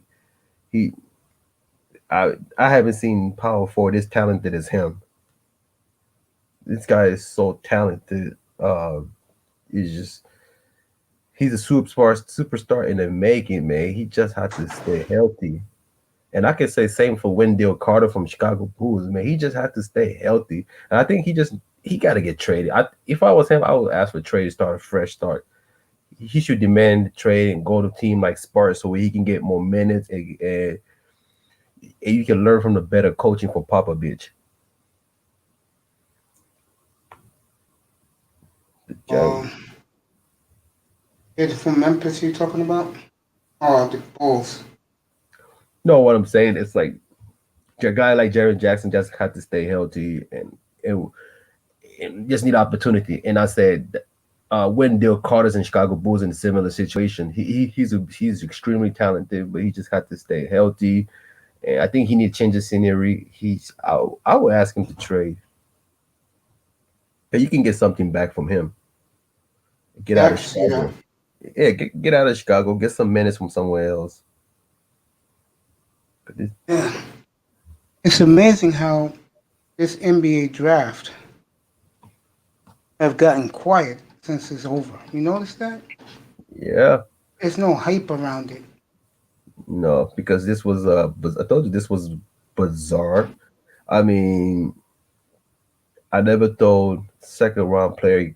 There's one undrafted player and two second round player win the first round. And Preacher from Oregon. I wasn't surprised, but Emmanuel quickly, the one the Knicks draft. I to be honest, Mace, he wasn't even on my second round list. He was on my undrafted list. Um, So Next I signing think, Miles Powell. yeah. Oh my God, man, I'm glad he got signed. He deserved it, man. God, I thought somebody would draft him, man. This guy play. He can play point guard and shooting guard. I already dropped the link so you can look at the highlight too, Mace. Okay. And I also dropped the Tyshawn Alexander too. 5 winners and 3 losers of the draft.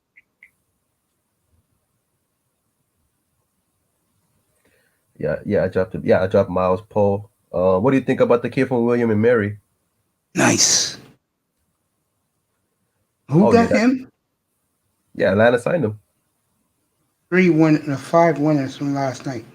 The first winner is Detroit. According to Bleacher Report, the first loser is Timberwolves. Yeah, Atlanta. Oh man, Memphis nailed the draft with Loki. They stay under the radar with the Desmond Bain and Robert Woodard. And I thought Boston had it, but I forgot Boston traded him. But Boston actually nailed the draft also. Charlotte Hornets was a winner. Hornets was a winner. New Orleans was a winner. Philadelphia Sixers and the Rockets, according to them, are losers. For I kind of like the Sixers draft. I did too, but especially the second round. Kings are winners. The Kings always win the draft. Yeah, but they always something always they just can't win. They always nail the draft, but they just can't win though. Environment. But Philadelphia, oh man, Paul Reed was a steal. I like Philadelphia's draft. I think what's going to end up happening, while they got all those draft picks, a lot of them, Harden will go there, probably with what's his face, Simmons, and a bunch of those young kids they drafted last night. Man, Paul Reed, man. How would you think of him on Houston? Which who? That Paul Reed kid. Oh, Paul Reed. Because I just told you, I get the feeling that the GM of the Sixers is now in Philly. He was in Houston. They will trade a lot of those kids with a big contract back to Houston.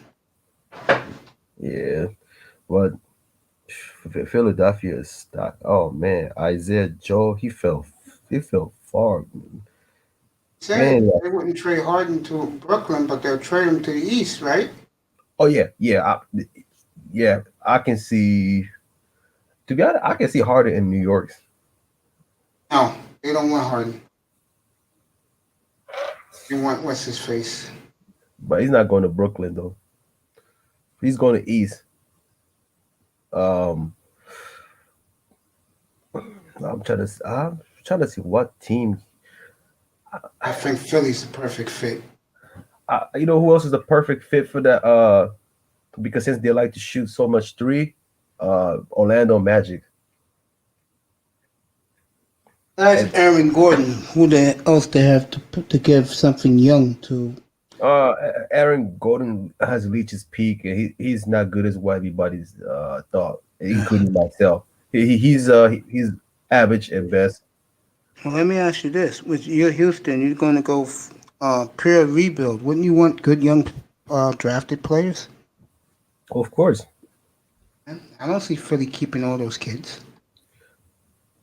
Well, if you are trading for James Harden to Philly, they gotta give up Isaiah Joe. I can see that. And I don't know who he is. You know these kids. yeah, he's a one-dimensional player, but one thing he does well, shoot those three. He makes it 38% from beyond the arc. And if you watch his highlight, he got the sweetest jumper I've seen. In a hot minute, right? I'm talking about sweet jumper. Like his release is amazing. I can imagine. Yeah, I'm here with the great Tackman Clan Killer who did every pick of the draft last night, the NBA draft. yeah. Matter of fact, Mace, I dropped the link for Isaiah Joe from Arkansas. That's All right.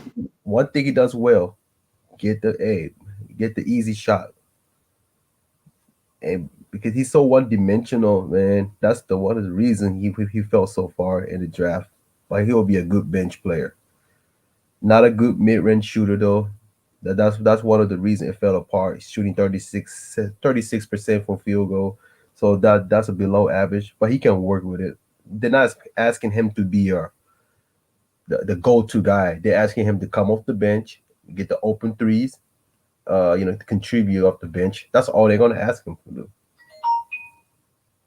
But if they want the Harden, Philly definitely have to give him up.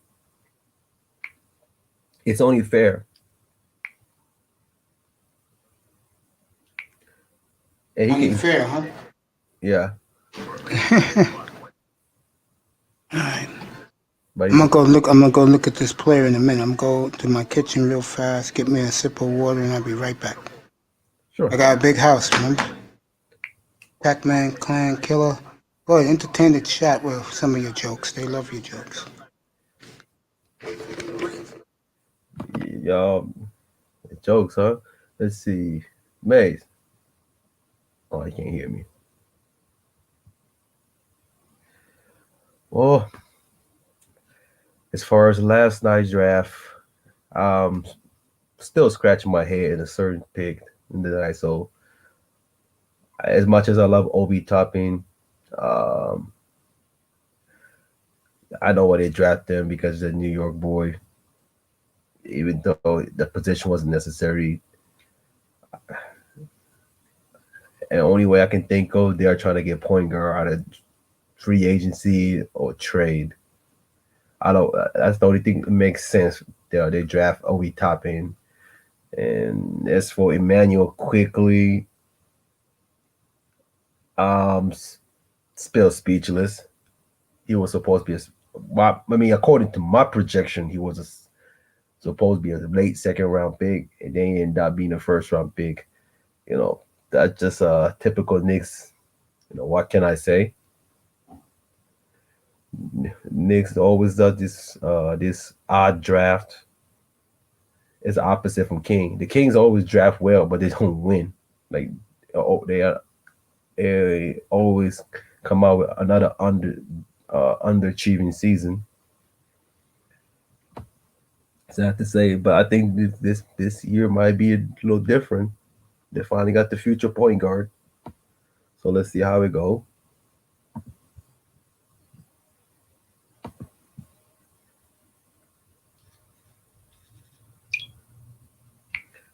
And we see, and I'm looking at this article. Knicks really trying to get Gordon Hayward. I don't know what they want with do Gordon Hayward unless he's starting.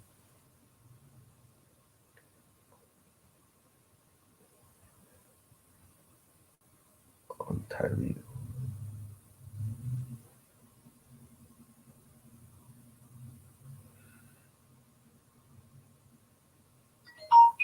And I forgot Thunder did acquire Al Horford. Tack, I'll be right back. Yeah, no problem.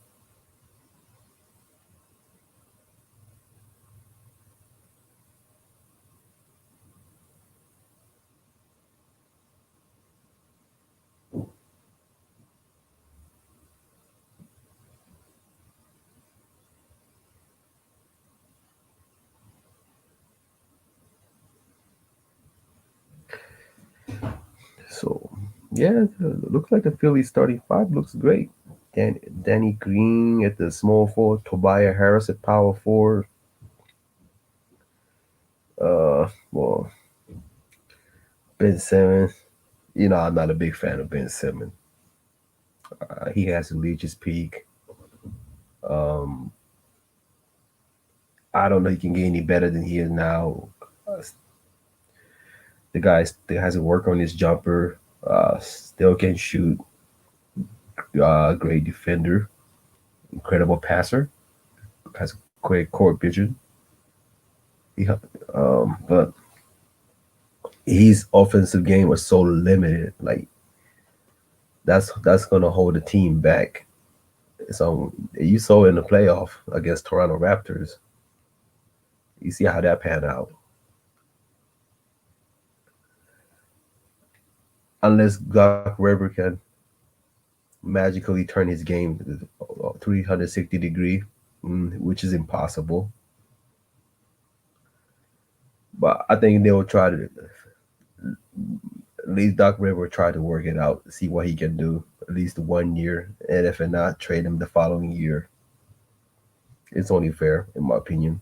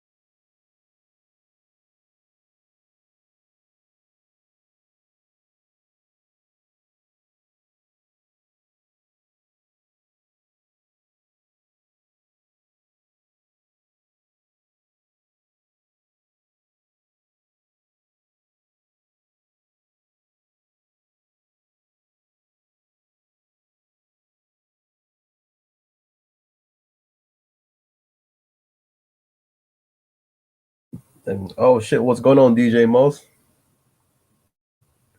Welcome to the panel and welcome to the show.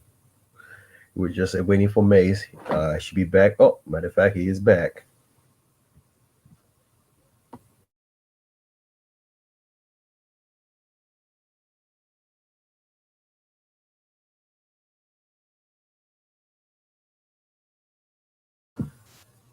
Welcome back, Mace.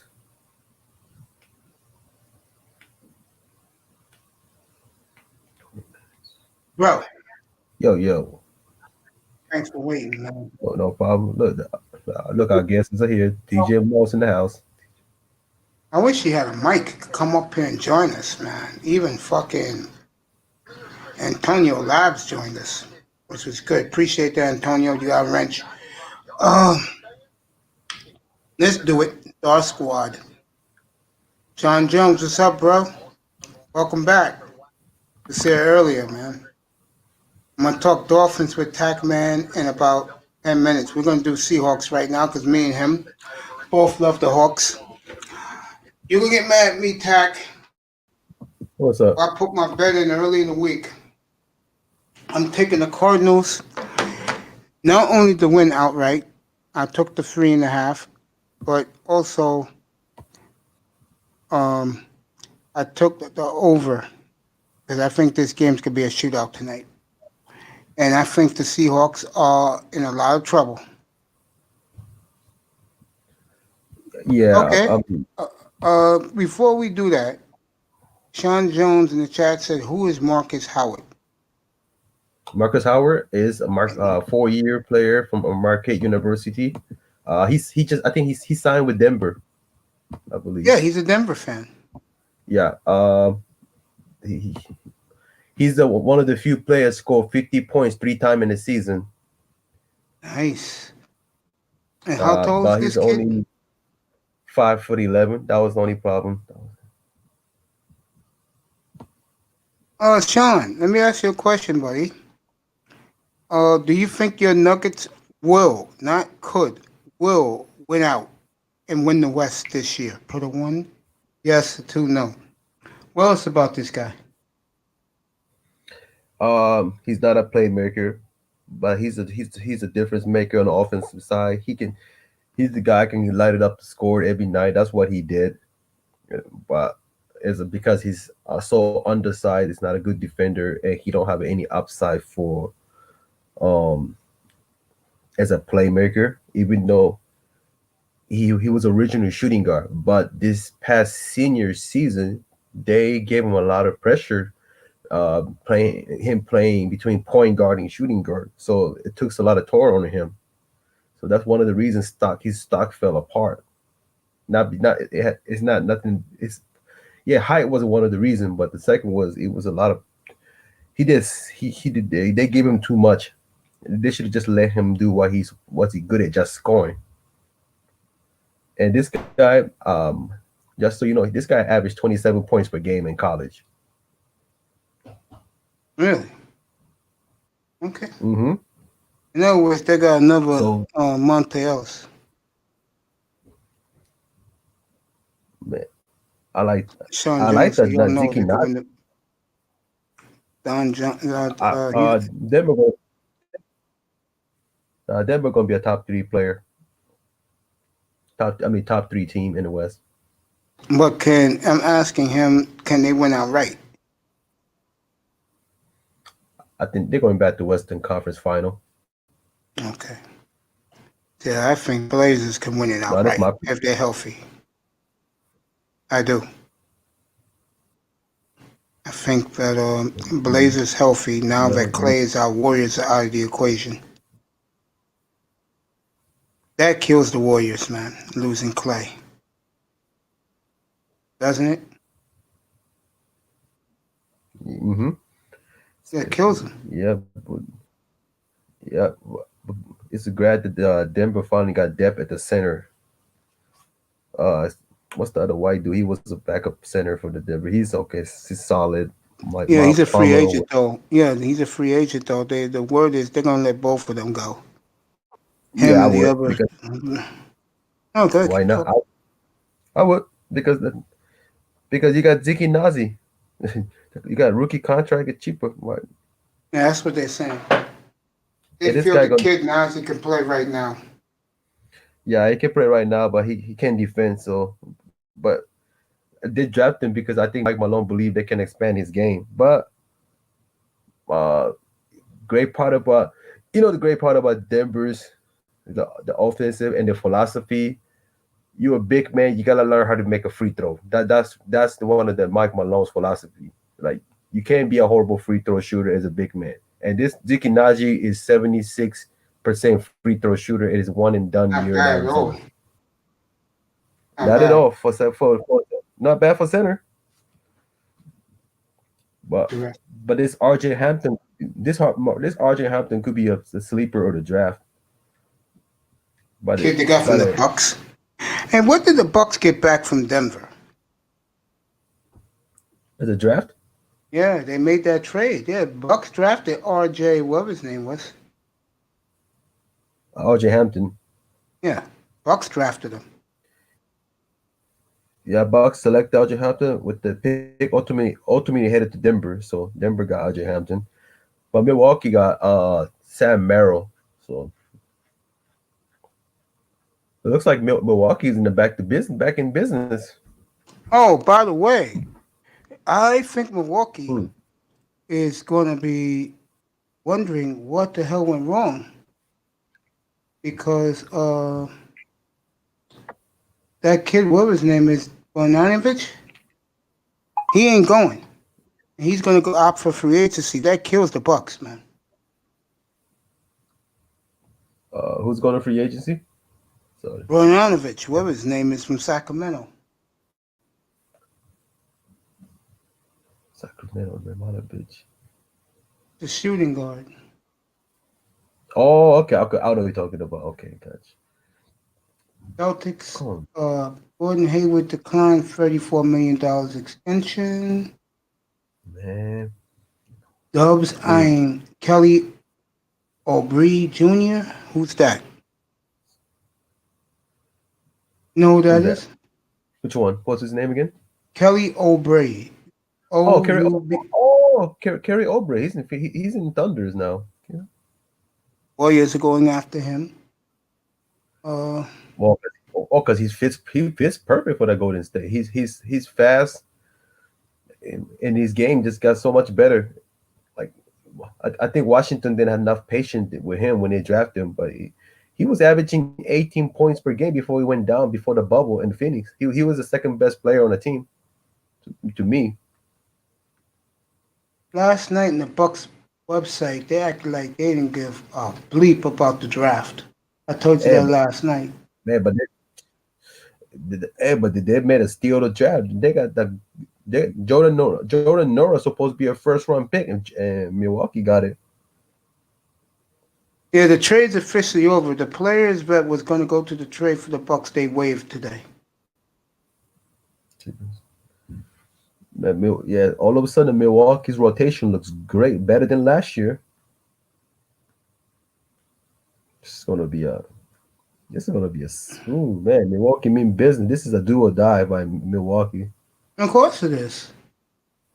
That's why I tried to tell. I tried to tell that to General last night. I mean, 2 nights ago. I said, bro, General, uh, the NBA don't really care about the Bucks. If Giannis go to one of the teams he was rumored to go to,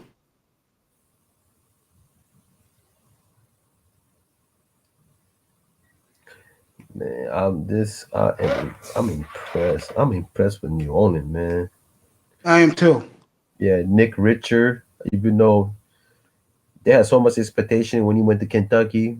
But one thing I cannot take away from him, he averaged 2 point blocks per game. It's nearly 76% from foul line. I can't take that away. And he's a 64% field goal average. But he doesn't have an upside. But he'll be a solid rim protector. I wonder why Bogdanovich don't want to play for the Bucks. It's got to be personal reason. Crazy. It's always something behind it, man. Going to a fucking contender and you say no. Doesn't say much about you, bro. Probably it could be not. He's gonna start right away if he going. So I don't think the minute is the problem.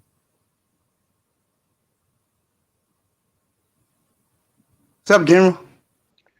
What's up, man? How you What's going on, doing, General? I'm good. Mr. Laker? That's right. Hey, listen.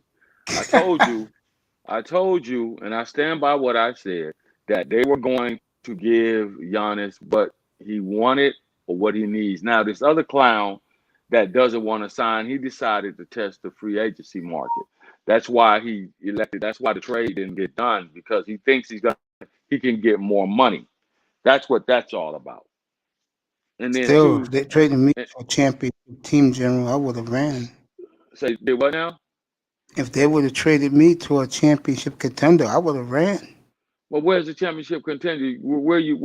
Where are you going to Milwaukee. trade him to?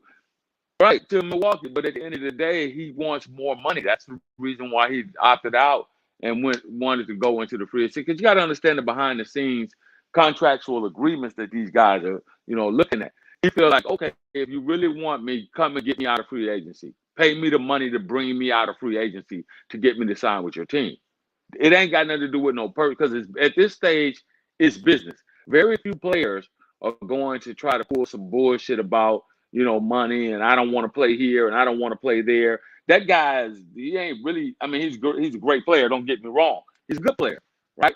But at the end of the day, he doesn't have enough juice to be talking about where he doesn't want to play and Well, where he's not going to go.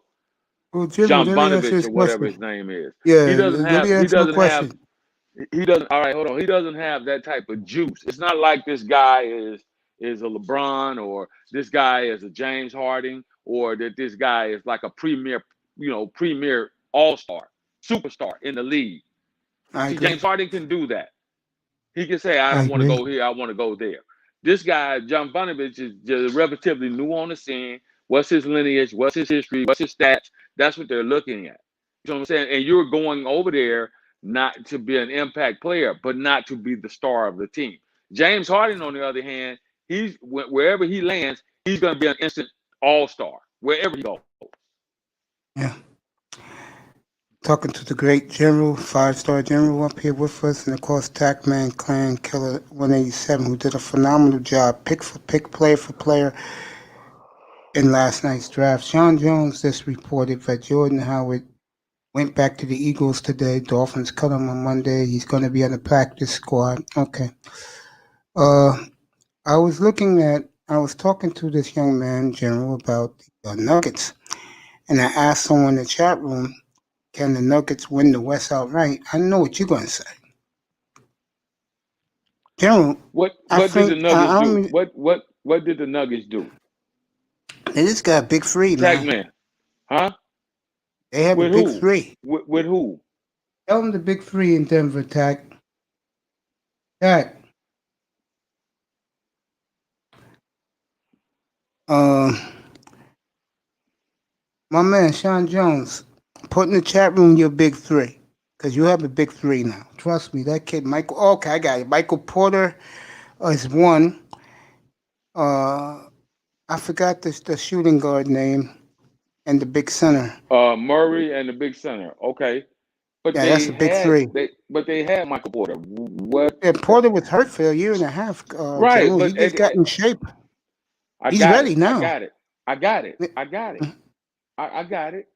They got a good squad. That squad will take them deep into the West. But what did they add? What did they need? We'll find out next week. Here's what happened with Denver. The kid Evans really came on in the playoff. He played some great basketball for them. Okay, he came out of nowhere. He just came out of nowhere. He was like, okay, I got to get my shine on because I got to help this team. He came out of nowhere. Let's look at the playoffs. Denver had 2 rounds where they were down 3-1, right? And they came back, right? Right? Yeah, they did. Yes. Okay, that's not the mark of a team who's ready to come to dominate the West. That's not a mark of a team who's ready to come and just say win the West outright. That's not a team that's ready to do that. Their division, I gotta look and see. I don't think they're in the same division with the Lakers. Lakers. Were Portland, Oklahoma City, and I forgot the 4th team that's good in that division. And Utah. That's their division. Get up here. Portland. Okay, so they're with Portland. So they got to fucking figure out, first of all, I think they barely squeaked out in the regular season a few games over Portland. Denver's a good squad, but they're like 1.5 player away. Because it's all about the bench mob. You got to, in the NBA, it's proven that you got to have a decent bench now. That's how the NBA, you can have all the superstars you want. Unless you got like for example, like what Golden State did when they were making their championship runs. They had 4 superstars on the floor, and then they had a decent bench, some guys that could come off the bench and kind of hold it down for them. All right, that's what you need in the NBA to just talk about winning championships outright. Denver is not there yet. They need a little more help. I'm gonna tell you somebody, my draft pick that I think some teams definitely missed out on. The kid from Dayton, from that played in Ohio, Obi. I think some teams. He went to the Knicks. They're treating him like he's a megastar today. Yeah, but that's because that kid is a stud, and I think a lot of teams before that kind of missed out on that. My man in the chat room sent you a message, General. He says he's a big Denver Nugget fan, big Dolphin fan too. He said we have a good bench, bro. You just don't know them. Okay, I don't know them either, but okay, I'm not NBA. It's not about not knowing them. It's not about not knowing them. It's about going off of what I saw last season. Now I say this again. They had 2 series before they ran into the Lakers where they had to come back from deficits, 3-1. Okay, they had pushed a couple of series to game 7s, right? That's not a team. You can be a fan all you want to. And I would say the same thing about the Lakers. If they had to play and come back 2 rounds of the damn playoff from being down 3-1, I would say the same thing about they're not ready to win the West. He said we could have beaten the Lakers. It's just we made mistakes. That's a part of the game. You make mistakes which cost you game and series. What's up, Law? That's a part of it. I know everybody got high on the hog after game 1 and Denver ran and, made their little run. I got it. All right. But at the end of the day, it's about adjustments. It's about player adjustments. Who starts, who doesn't, who plays more, who doesn't play more, what position you put certain people at, right? They figured it out. They were like, okay, we got to put Dwight Howard in there. We got to give Dwight more time. The reason why, because Dwight was a disruptor for the big guy. Period. I don't know about Will Burton. Let me ask that question. First of all, he said to you, General, if you all saw them, you would know we have a good bench. I'm not saying that. I'm not saying, okay, again, to answer his question, I'm not saying that they do not have a good bench. That's not what I am saying. Denver is a good team. Denver is a good team. I just can't pick them to come out of the West at this point because they need a little more help. Murray and the big boy and Porter was hurt. I'll give him that. And they had some young guys that kind of came out of nowhere during the playoff. They got a good squad over there. I'm not taking anything away from them. I'm just talking about if you look back through the playoffs, that's what I go off of. When you talk about the eye test, paper is always great, but when you look at the eye test, they had 2 series where they went down 3-1. If Denver was such a great team, the series, in my opinion, those 2 series would have been a lot more even out. It wouldn't have been, we got to come back from 3-1 2 times in a row. Like, come on, man, stop it. Well, General, I got some good news for you, bro. It just happened. What? How y'all guys doing? What's up? Do you know that the Lakers path has just gotten a little bit cleaner to getting back to the finals? Why you know about Clay, right? Well, yeah, I was going to talk about that, but I didn't want to go right in. Well, that was you guys' biggest obstacle with. I'm not sure about the draft. Did they keep their draft pick, Mace, last night? They traded it away. Or they traded it away? What they get for it? I think Oklahoma City got the pick because they got the kid with the blonde hair in the middle. He used to play for the Hawks, the point guard. Oh, you talking about Schroeder? Yeah, he's on the Lakers now. Yeah. I'm talking about Golden State, though. Golden State got the big center last night. They had the second pick. That's what they took. Oh, okay. Well, the thing is that, Clay is about to potentially be out for another season. Yeah, Clay's out for the year. Yeah. Exactly. So that one injury has set the Lakers up to probably most likely get back to the finals.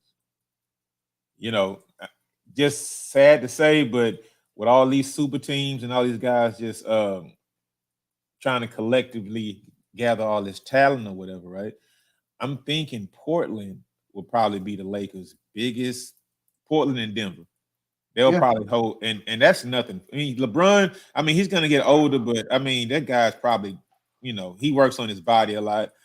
So that guy's probably going to be in shape for another season. He'll be a top 5 MVP candidate. The same with Anthony Davis. He'll probably be a top 5 or 6 MVP candidate. So those guys will probably get back to the finals, but depending on what the West does, I don't know if they're going to win another one. So where does Denver need help? Okay. Tack, you there, bro? What's up? They're asking in the chat room, my brother, what 2 questions. One, will Will Burton be back in Denver? And where do they need help? Well, I didn't know we had so many Nugget fans in here. Will Burton? No, I don't think so. He's not as important as the other players on the roster because now you still have a Mike Porter's coming on his own. The Will Burton is not. I would say not needed. If his contract is affordable to keep him, but if you can get someone with the 3-and-D small 4, I would try to look for it, like Robert Covington. Yeah, see, that's the type of player they need. Not exactly like him. He went to the Blazers. That's a great signing too. He can guard a 3 position. That's what Denver need, but we need a 3-and-D Loaded, man. player. Yeah, there's a couple free agents Denver should look in. Hey, hey, Mace, I want to ask Talk a question real quick. Hey, Man. hey, brother, this seems to be your expertise or whatever. What pick? Who went number 16 this year? Number 16. I'm looking at my projection because I know my projection was Cole Anthony, but they took somebody else. Cole Anthony did go 16. He went to Orlando. Okay. The reason why I'm asking that is because we got like the 16th pick in Trevor Ariza for Robert Covington in Houston, And right? you traded Trevor Ariza last night to the Pistons. Not to the Pistons. Where did Trevor go? I'll let you know right Houston. now. I thought Trevor went back to Houston for the third time. Houston traded him somewhere else. Yeah, we traded him somebody else. But what I was trying to figure out is what players could have been available at 16 because we turned around and traded that pick to somebody else. And that was Rockets, right? Yeah, Rockets. Yeah, exactly. Man, this draft been so weird. I had Rockets. Who do I have? No, I had Aaron Naismith on my projection. Oh, that's who the Rockets drafted, bro. They took Kenyon Martin's son. Remember Kenyon Martin used to play for the Nets?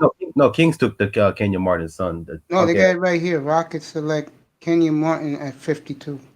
And it, with the Kings, right? I think for the trade. No, the Rockets. I got it right here. I'm looking at the Rockets page. Okay, because second round.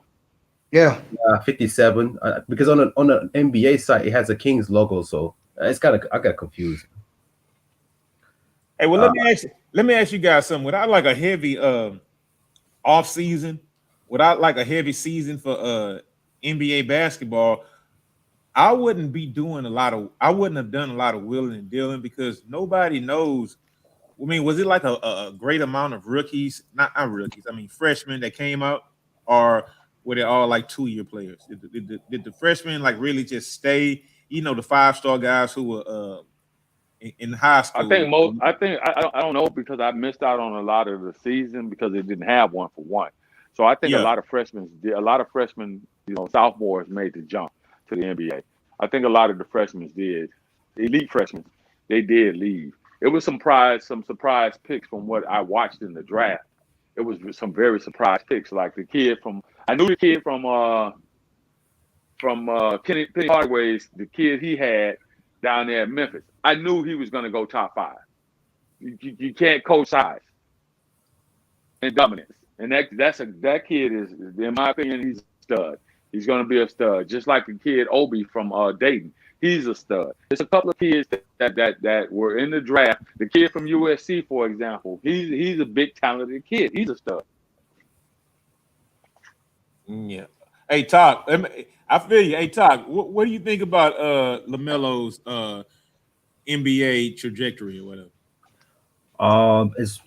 As far as for long term, I think he will be a great point guard, but he does have a lot of hole in his game. At first, his form is very like awkward, and that's why that caused him to lower his field goal percentage because his form is abnormal. Definitely needs to improve within the next few years. He's very thin. Sean, I got your question. Don't worry about it. 35. So he can't. I know his rookie. He definitely going to struggle in guarding the other strong point guard like Bledsoe, Kyle Rowley, this physical point guard. But that can work along because he's still a kid, so his body will develop itself. But as far as his court vision and playmaking ability, he's going to make the other players better because the fact that he's very unselfish. He's not here to take over the game. He's more about improving the others around. So that's definitely that's probably one of the reasons why Charlotte took him because they didn't have any franchise point guard ever since Kemba Walker left. Do you think he'll be better than his brother? Better point guard, but not a better defender. Or better shooter. He's just gonna be. What's his name? He used to play for Charlotte Hornets. Damn, General left. I was gonna tell this kid's question to the General. Remember Brandon Knight used to play for Charlotte's Bobcats? Exactly, yeah. That's what I see him LaMelo, man. Like while he does well, just pass. But hold on, no, Todd. Wait a minute. Good. I'm glad he's back. He got like 7 inches on Brandon Knight though, right? He does. Yeah. Let me read these questions. This is for the General. Yes. Nobody was able to Nobody was able to, especially against two great teams, bro, Jazz and Clippers. And if the Clippers would have won to the finals, Lakers are losing, bro, whether you agree with me or not. And those two teams, Jazz and Clippers, had great defenses. General went off again. This was directed at the General, man. Uh, don't Gen- smoke rocks, bro. I don't think, was you in the room last night, bro?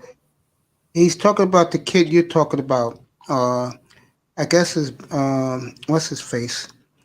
Um, Ball. He says, dude's shooting mechanics is suspicious. it He is. he has elite passing skills based on the highlights he's seen. Oh yeah. Comments. Oh yeah. His basketball IQ. His basketball IQ as a point guard position is very high. Like he has eyes over the back of his head. He has a great court vision. But can he contribute to the offensive side, or would you be another Brandon Knight? Well, one thing this guy has is he doesn't have the circus that his brother had when he came into the league. It's gonna, because Lonzo, he had his dad. The dad was proud when he first came out, like every father should be, and he kind of took a little spotlight away from Lonzo, and that kind of maybe like hindered Lonzo a little bit at the beginning. But I think LaMelo, when he comes in, he's not going to have all that hype thanks to COVID and everybody not doing these interviews. Because I haven't seen LeVar like really on like the headlines doing this whole process, because I think he maybe sat back a little bit because this is kind of like his last shot as far as like having a superstar NBA son, and he totally took it wrong the first time around. So maybe that may go in LaMelo Ball's favor this go around. So General, the kid Sean Jones and Chapman said that the reason why they won 7 games because they beat the Clippers and the Jazz, two great teams. And he's telling you that if the Clippers were made the Western Finals, they would have beaten the Lakers and won the West.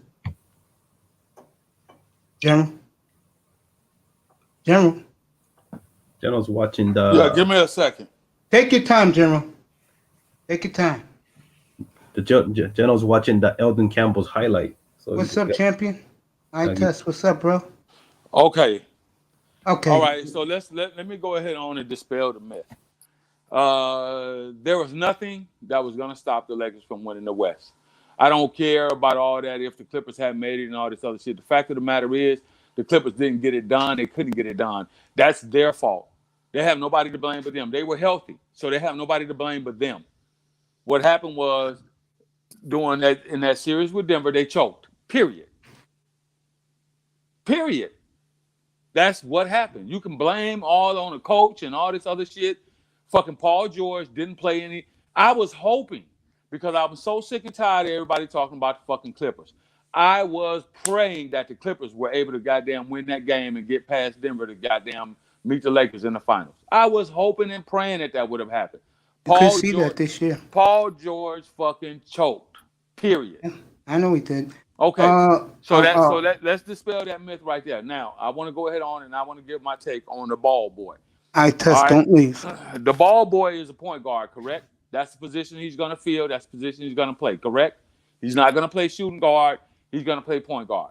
Be back in a minute. Got to check these turkey wings. I want you, and from what I saw of the kid and his highlights and the scouting report, he's not a solid defender. So let's match him up with the point guards that he's going to end up seeing, especially in the East. Let's look at the point guards that are over there in the East. Okay? He's tall. He meets that. He's tall and long. What is he? 6'6", 6'7"? So he's tall and long. Okay, he meets that. He's a scorer, but you got to defend. He can't defend the point guards that they got in the East, let alone talking about defending the point guards that they got in the West. Can't. Well, defense is something I think guys can naturally learn. A lot of times when you're like in these leagues, especially the foreign leagues. Who was that? Artist? Yeah, especially like. What the hell is going on? Okay, go ahead. No, especially like with the guys he was playing. Like nobody plays basketball in those Euro leagues, those Yugoslavian leagues, and all that LaMelo was in. Right. You So can now, you can learn to play. I mean, you can like learn to buckle down and play defense. I don't think defense is like a major hindrance to what his game. It's not in his repertoire. He's gonna have to match up. You're gonna see when he matches up with what's the boy over there at what's the kid over there that left Charlotte and went to Boston. You got Kemba and you got Kyrie. That's Kemba right there with him. You got Kemba and Kyrie. He can't guard either one of them. That's a field day. But those are short guys, and they might not be. Yeah, but that's a field day. But what you forget is those are elite point guards that he has to match up with, and it's a steep learning curve. Him jumping, playing that little year or so, a few months that he played in the pro league overseas, and then coming back and playing in high school and going directly to the NBA. It's a steep learning. But you know about this? That guy has been hooping in California against top-notch guys all his life. No. That high school he went to, they wasn't playing the fucking top high schools out there. No. I'm talking about when those guys get together at those little rec centers or whatever. Right. Those Drew leagues and all that kind of stuff. He's been playing against guys that can play. That's so fine. It's not going to be the first time that he's going to have a culture shock coming to the NBA. It's a culture shock when you leave that environment and go to the NBA, because you're playing against grown men and you're playing against elite grown men. You ain't playing against other elite high school athletes. And he's also coming into it with his brother. With the brother being able to put game into his ear for the last 3 or 4 years. I mean, just to let him know that it's going to be different. I mean, I think that kid is going to be ready. He will. I mean, he's a scorer. So I mean, a scorer in the NBA in today's game, he has a chance. What I'm telling you is he's going to be a defensive liability. Okay, for most of the teams around the league, and this is not my judgment of him. This is coming from guys who get paid to grade these kids, the young talent. This is coming from Mike Wilborn. This is coming from other professional players that have played the game. All right, somebody got a phone. So. Really?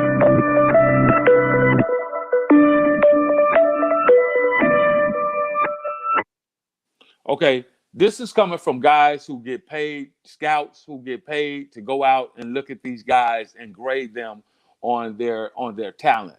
It's not coming from me. I'm just telling you, from what I saw, I have to agree with them. You can have a brother in the league and all this other shit that's going to guide you and mentor you and all this other shit. That's great. I'm sure he has. I'm sure he'll be a decent player. Not taking anything away from the kid, but I don't see him being a straightaway impact off the gate. Yeah, he's gonna make some big plays and all this shit, especially when he get over there to the West. You gotta fuck with people like you gotta fuck with Ja Morant. You gotta You gotta go see Ja Morant. You're a point guard. That means you gotta go see what's the kid in Utah? Donovan. You gotta go see Donovan. Are you fucking serious? You gotta go out there and fuck with James Harden. Are you serious? You got Murray over there in Denver. You got Murray. Yeah. You gotta fuck with James Harden. You let alone James Harden. You may end up having to guard one of the most ferocious players, I think, in the NBA. I mean, he's a trouble player, but you gotta fuck with Westbrook.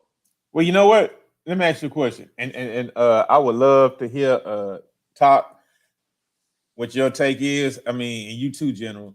Do you think Michael Jordan's influence will be good for that guy? I mean, or do you think it may hinder him? Because I think it was a good place for him to go, bro, personally. I really do. He's not going to be around all that glamour and glitz. He's okay. I'll give you that, but let's look at the historical players that were quote unquote top 5 that Michael Jordan has been able to get his hands on. He's only had Kemba. He had Kemba. No. He fucked up. He fucked up the young boy that he had that came. I think he came straight out of high school, and he ended up going to the Lakers. What was the boy that ended up going to the Lakers over there with Kobe? He fucked that kid up. I don't know. The center that he had over there, that was Mr. All Everything, supposedly the next coming of fucking the next great thing as far as the center was concerned. He fucked that kid up. He fucked up Kemba Walker. There's been a couple of players that Mike had his opportunity to deal with and fucked them up. OJ Mayo was over there. He fucked that kid up. So I give Mike his props for being, an owner or, but player development, I can't see it. I can't see it. Okay. I can't. I just don't see it. I get that, but just having ball in that small city, not small city, but Charlotte, it's not small really. Well, yeah, but I get what you're saying. Him being in a small market is probably a good thing for him, being away from the limelight. But you got to understand, it's still the life of an NBA player. Now, the next thing you got to get past is who's the coach over there. For Ball, I think he would have done well to be in a small market, and I think he'll do well. But San Antonio, the Spurs, Popovich probably would have been a better teacher, mentor, and guide, in my opinion. Again, just my opinion. No, I respect it. I mean, at least I think he's going to be better than his brother, at the very least. I think so, but we shall see. Because I'm not to cut you off. We shall see, because I believe his brother is a little bit better defender than he is. True. His brother did play. His brother did play for a year. Yeah, his brother did play at a high level a year of college basketball at one of the most historical franchises in the NCAA. He played at UCLA and got to the finals. So he was playing against elite college competition. This kid hasn't proven himself as far as playing against the next level competition. He went, like I said, he went over there and he was averaging 19 points overseas because he's a shooter. He's a scorer. And they don't play defense like that. But the challenge is, could he have been that same player at an elite college program for a year like his brother was? That's the challenge. His brother took UCLA all the way to the fucking finals. They got all the way to the finals. So could he have done that at a UCLA or at a Duke? Goddamn, as great as fucking Zion was. Zion with all that talent Duke had, and everybody basically was handing them the trophy with the talent that they had at Duke. What happened? They got beat by a better team. They got put out in the Elite Eight. There's no excuse for that. Period. They had too much talent on that team. Well, I mean, one thing about that is, I mean, they lost to a better team. I mean, just because you can put different guys together, that doesn't mean that they're. You don't lose to a better team if you got 4 perennial fucking 5-star blue chips on your squad that's playing together. It's happened before. Laro, that's not the argument. The argument is you're not talking about some fucking bullshit program. You're talking about Duke University, Mike Krzyzewski, with 4 perennial fucking blue chip players on his squad. Well, never happened before. Dude, never. I mean, it has before, and you can't overlook the Fab Five, bro. They never won a NCAA tournament. The Fab Five, they had it. They had 2 years with those 4 guys there, adding other guys there. They couldn't win it. You're talking about again. It's more to it than just that. I agree. You're talking about a coach who basically let them play street ball. You're not talking about a coach who has a system. You're not talking about a coach like a Mike Krzyzewski over there. That's the difference. That's the difference. Yeah, I think you moved the goalpost on that one a little bit. I didn't. Like saying they had a better coach. I mean, no, I didn't. Shaq and Kobe didn't win an NBA title until what? What had to happen? When did Shaq and Kobe get an NBA championship? What happened? I'm going to ask you a question. What happened? They got a better coach, and he put a system in play. And he was like, "Listen, guys, if you want to win, this is how we have to do it." That's what happened. Period. So what you're saying is they didn't win the first year because and let me say this. And what I'm telling you is, let's look at that game, the phantom timeout game that happened against North Carolina. Come on, man, that was some suspect ass shit. And I have that game on VHS. That was some suspect ass shit, brother. You a Now- big time player, Chris Webber. You a big time player. Come on, bro. And it was a Wait a minute. lot of. Are you talking about? You talking about the? Well, the first time. I think it was the first time they lost. I'm not sure if the second. And then when they were sensational sophomores, they lost to Duke. And that was when Rebel was bringing the ball up court. He actually traveled, but they didn't. They missed the travel, and he brought the ball up, and they just couldn't do it for whatever reason. I mean, the timeout. Yeah, I remember that. The rebound and the timeout. I got it. And that when you come down to big time games like that, that comes down to coaching. Coaches call a timeout. Hey, we don't have no more timeouts. You make sure your players understand that. Hey, we don't have no more timeouts. Listen, this is the design play that we're gonna go to. You're gonna go to Chris. Chris, you need to fucking fucking Jalen, get on the ball. Let's get the ball up. Let's get the ball in the hands of fucking Chris down low so we win this game.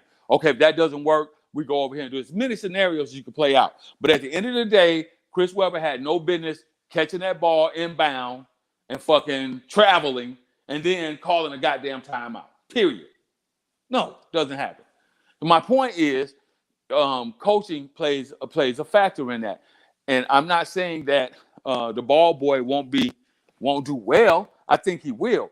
But at point guard in the NBA, when you a defensive liability and you got to fuck with some of those point guards over there in the East and in the NBA period, you got to guard Ja Morant, Chief. It ain't that many motherfuckers that's in the NBA that can stay in front of that young man.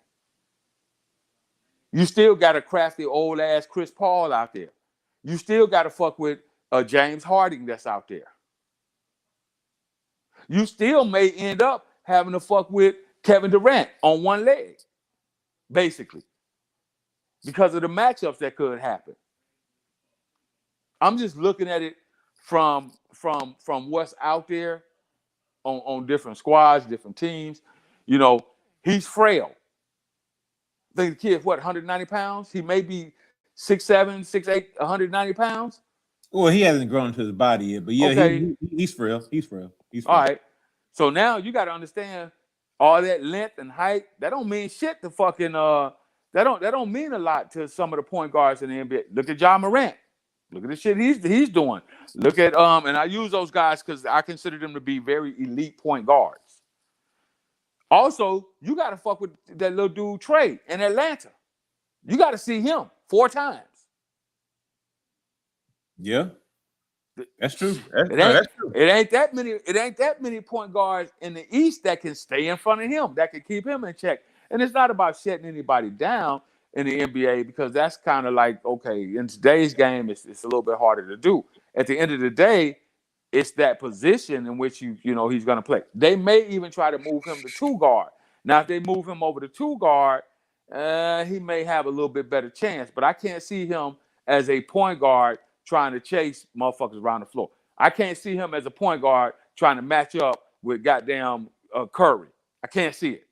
But one thing is, you can't really like put his defense. You can't judge it right now because one thing, being in Houston, I had to put up and see James Harden for 7.5, 8 years or whatever.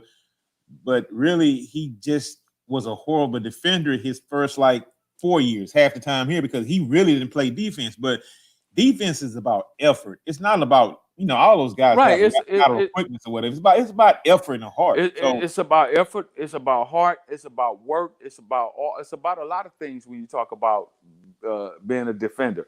But you're expecting this young kid because they're looking at him as a scorer. That's what he does. He's a scorer. So now you got to look at him on both ends of the floor. That's my point. If you're going to play him at point guard. Well, I mean, you know, is that like this first year? I don't expect a lot. And like the thing about sports is, it's like I understand why teams are doing what they're doing, but I mean, it's going to be like another asterisk championship this season or whatever. So, I mean, a lot of things.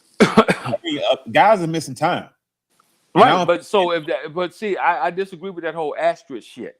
So if we have to play that, way you would. So if we have to play that way for the next 5 seasons, you're gonna say every champion that comes out of there deserves the asterisk by it? No, but I definitely would say, General, Yeah, I know. you have to agree. The Lakers and the Dodgers have a big old asterisk. No, I don't. I disagree. No, Well, it ain't. the history books will put one. No, they're not even talking about that, because in order to get an asterisk, you have to play less than 60 games. If they had a 50-game season and then went into the playoffs, I would have said, okay, all right, yes. You had a title with not having to travel, go from let's say California to Florida every other day. Team advantages. If you don't have to travel, that means you don't have all the distractions. That means you shouldn't be. Wait a minute. See, this is where I disagree with that asterisk shit. Since you want to talk about it, if you got all the teams in one location, you don't have to travel. The only thing that's going to change is the name on the fucking floor. You're in the same realm, in the same building. You're playing under the same conditions. So that asterisk shit goes out the window. Now you don't have all the distractions. You don't have motherfuckers going out and partying, which they even had that in the bubble, right? They had motherfuckers that was trying to sneak thoughts in or whatever the case may be, and all this other bullshit. Yeah, there are challenges there. But to sit there and say, oh, we got to give it an asterisk because you had all the teams in one place, that's a lie. I disagree with that. And the reason why is simply because you're not tired. You don't have to get on a flight and fly back from the East Coast to the West Coast. You ain't got to do none of that. You're right there. You should be well rested. You should be ready to play. You should be your coach should have his game plan down. You guys have ample time to go over your game plan, because you don't have to go, and players ain't going and coming from home and all this other shit. So that's bullshit. Okay, here's the difference, General. Those guys were playing games every other night, right? In the NBA Finals, how we traditionally have always seen the finals go, they stretched them out, right? They would stretch the finals out for damn near 2.5 weeks, right? Which would have given Bam and the other guy who got hurt, the point guard or whatever, Dragic or whatever, that travel would have given those guys more time to get to heal their body. I think in the finals you only get like 2 days. I get it. But no, bro, they stretch those things out. They'll have a Sunday night game, a Wednesday night game, then they'll mess around and say a Friday night game and another Sunday game. And they will stretch that thing over 2.5 weeks. But at the end of the day, you still have to do what? Bam still would have to travel back to Miami and then turn around and travel back to LA. And then he wouldn't have had it's the same shit. At least he was in one place. I get it. Injuries are part of the game. This is why everybody's talking about Klay Thompson right now. That injury is going to do a lot of damage to that team in their hopes of getting back to the playoff. That injury cripples that team. That cripples the. If I'm the Warriors right now, if I'm Steph Curry, bro, I'm looking around, seeing where I can get the hell out and go. No, why? You don't leave your team. What happens is if you're Steph Curry, if you're Curry, what Curry should have been saying is, hey, I'm gonna tell you what would have been that might not have been a great pick. I think it would have been a better pick because the boy can shoot the ball, he can score. Now I think had he went to the Warriors, speaking of ball, LaMelo, had he went to the Warriors, he could have filled that lack of scoring that Klay Thompson that they'll miss out on from Klay Thompson. Here's a question. I don't know if you guys know, but was the injury report in before they made their draft pick? No, because they had the press conference 1:00 in the morning our time. Oh, okay. And then this morning they did the MRI, and it was reported by Klay Thompson out for the year again. He blew his upper Achilles. I'm going to read some of these. Lou Williams didn't play to expectations. Clippers added Luke Kennard. I don't know who the hell that is. John Wall is back. Who cares? Kwame Brown. Who cares? Hard to attract big-name free agents. To what city? I'll put in the chat room what city. Lonzo has good D. Don't smoke rocks. Lonzo has good D. Yes, Lonzo can play solid defense.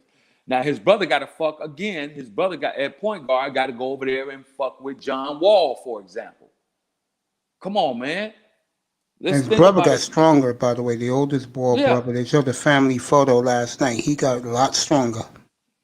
Had a good year last year for what you call it, the Pelicans. Pelicans, yeah. Had a good year. Laura, I wanted to tell you this since you're here. You're not gonna like what I'm gonna tell you. You ready? What's that, man? The Rockets is breaking this team apart. Hey, man, that's you know what? That's a good thing because you know what?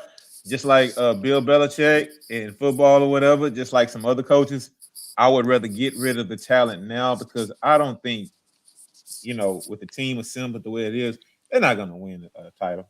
We're not going to win. They made a mistake. Your Rockets made a mistake by trading Clint Capella. They should have never done that. You're right. You are absolutely right. Now, if they had kept, they would have had a better chance if they could have kept the core guys, and plus, if they had kept Clint Capella and been able to add Westbrook over there with James Harden, and what's the other guy name from France that y'all got over there? What's his name? Nah, I can't think. France? Who? From France? Yeah. What's the kind of broad built guy that plays some good ball for them over there? I think he plays small forward. Oh no, you're not talking about PJ, are you? Yeah, PJ Tucker. If they could have kept, they could have kept PJ Tucker. They should have had PJ Tucker, Clint Capella, James Harden, and added Westbrook to that team. They would have been able to be more competitive, in my opinion. Hey, Jenner, the thing is, we had that team when the season started last year. I mean, we had that team already. They decided to trade Covington to double down on. Trade for Covington and double down on that bull crap as far as shooting 55 3-pointers a game.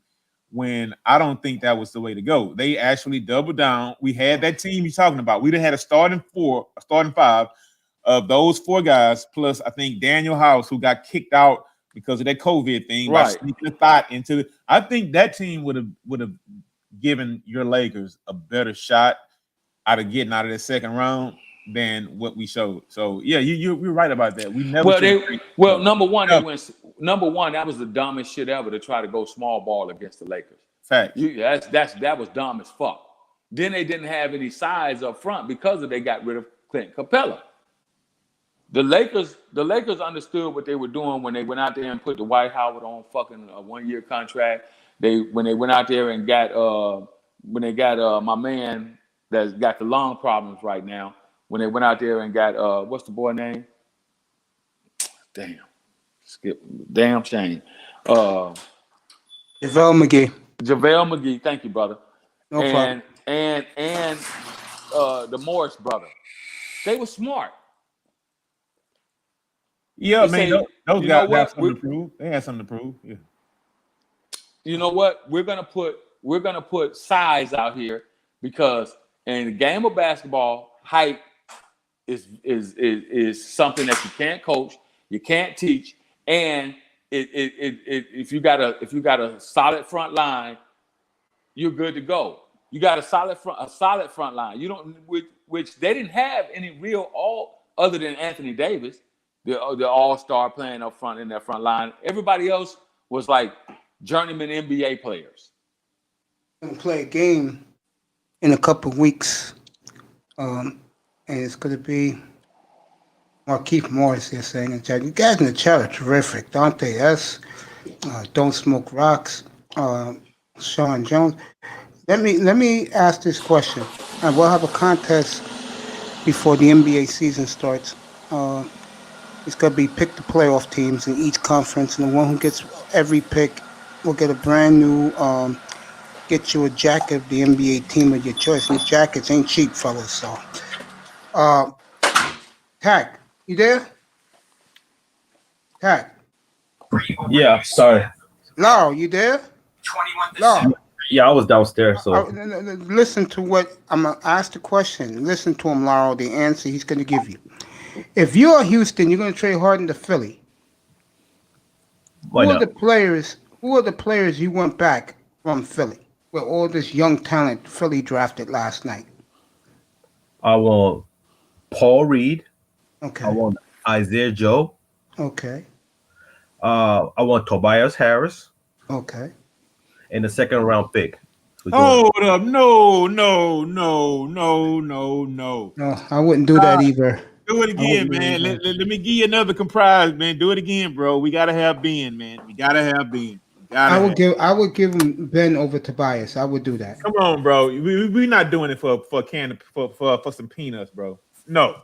Yeah, everybody's saying No Ben way. Simmons. I would throw. No way. I would give him Ben Simmons right away. No, this is a Bill O'Brien strategy, man. Well, I hear you on that one, but this is basketball, bro. Come on, we gotta have Ben. We gotta have Ben.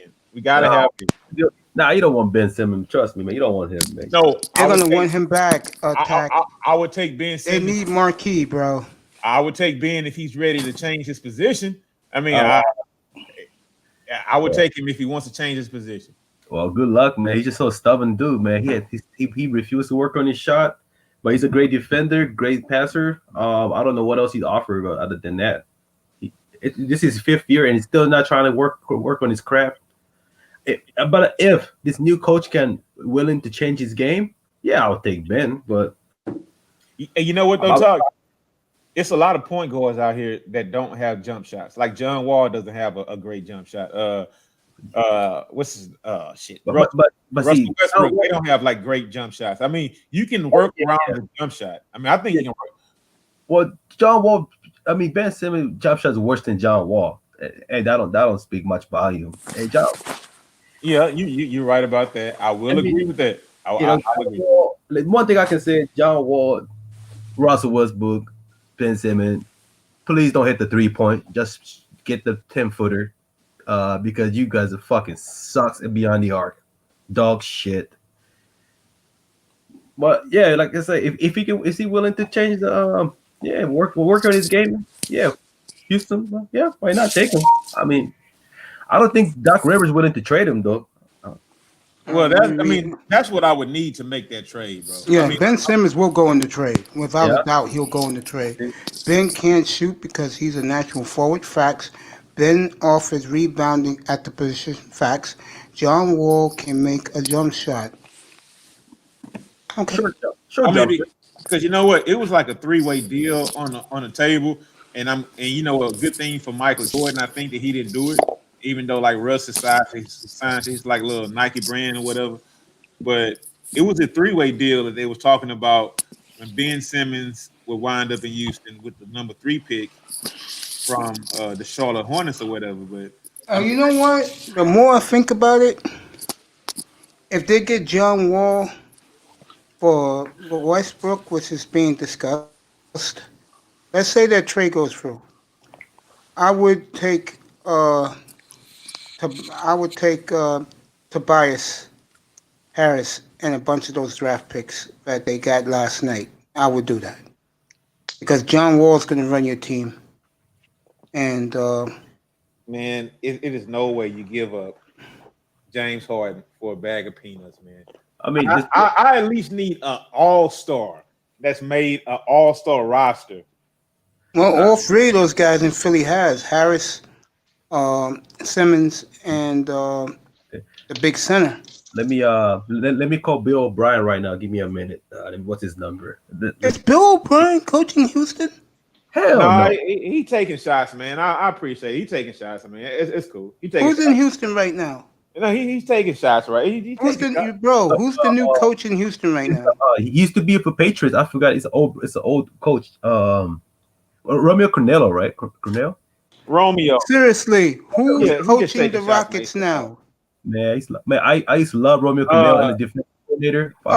Again, the general's getting bored. Silas. I'm getting who? Silas, man. Silas' son. He's the new. He's a rookie. Paul Silas' son? Yeah. Is he? Okay. I didn't know that. Okay. That's all I need to know because, see, I'm putting in my mind, I'm getting back to the Lakers in a second, General. I'm putting in my mind what type of style of coach he is, and I'm pretty sure he comes from his father's tree, which means Houston's going to want to get a banger in there. Paul Reed, get that. Yeah. So I get the feeling they will tell Houston, pick one of the 3. You could pick any one of them you want, but get one, and we'll give you some of these kids, and the trade is done. Matter of fact, fuck it. If they're gonna trade, it might be right because if they trade Ben Simmons, that means Tyrese Maxey gonna slide into that number 1 option. Now that I think about it, Yeah, I think Houston has their pick of the ladder. If they want Embiid, he's gone with a bunch of those kids. They want Simmons, he's gone with a bunch of those kids. If they want Harris, they'll probably give you all the kids, Lara. I Yeah. Yeah, I hear you. I mean, I would have hoped it happened before the draft, but It's going to happen next week when it's free agency. But with the position the Rockets are in or whatever, I wouldn't really rush this trade, man, because I've seen too many times where you have a superstar. I mean, the Lakers, as far as the Lakers and in New Orleans, like last year. Thank you. Don't smoke rocks. You know, one thing is the Lakers were in a good situation. The Yeah, they got money. Pelicans were in a good situation. The Pelicans were able to get an all-star player in Ingram. He made his first all-star game. They were able to get Brandon Ingram, boy. God. If the Lakers never made that trade and they had Ingram and they won it this year, I would give them a dynasty. Yeah, I would. I wouldn't buy the hype they're talking right now. I would say, yeah, they're a dynasty. Ingram is that good. You know what, Mace? It's a new NBA, though. Teams don't want to wait. LeBron didn't want to wait that talent out because he figured out he didn't have a lot of years left. So he wanted to get his guy in that he wanted instead of waiting there with Ingram. And Doc Rivers don't like young players. I get the feeling that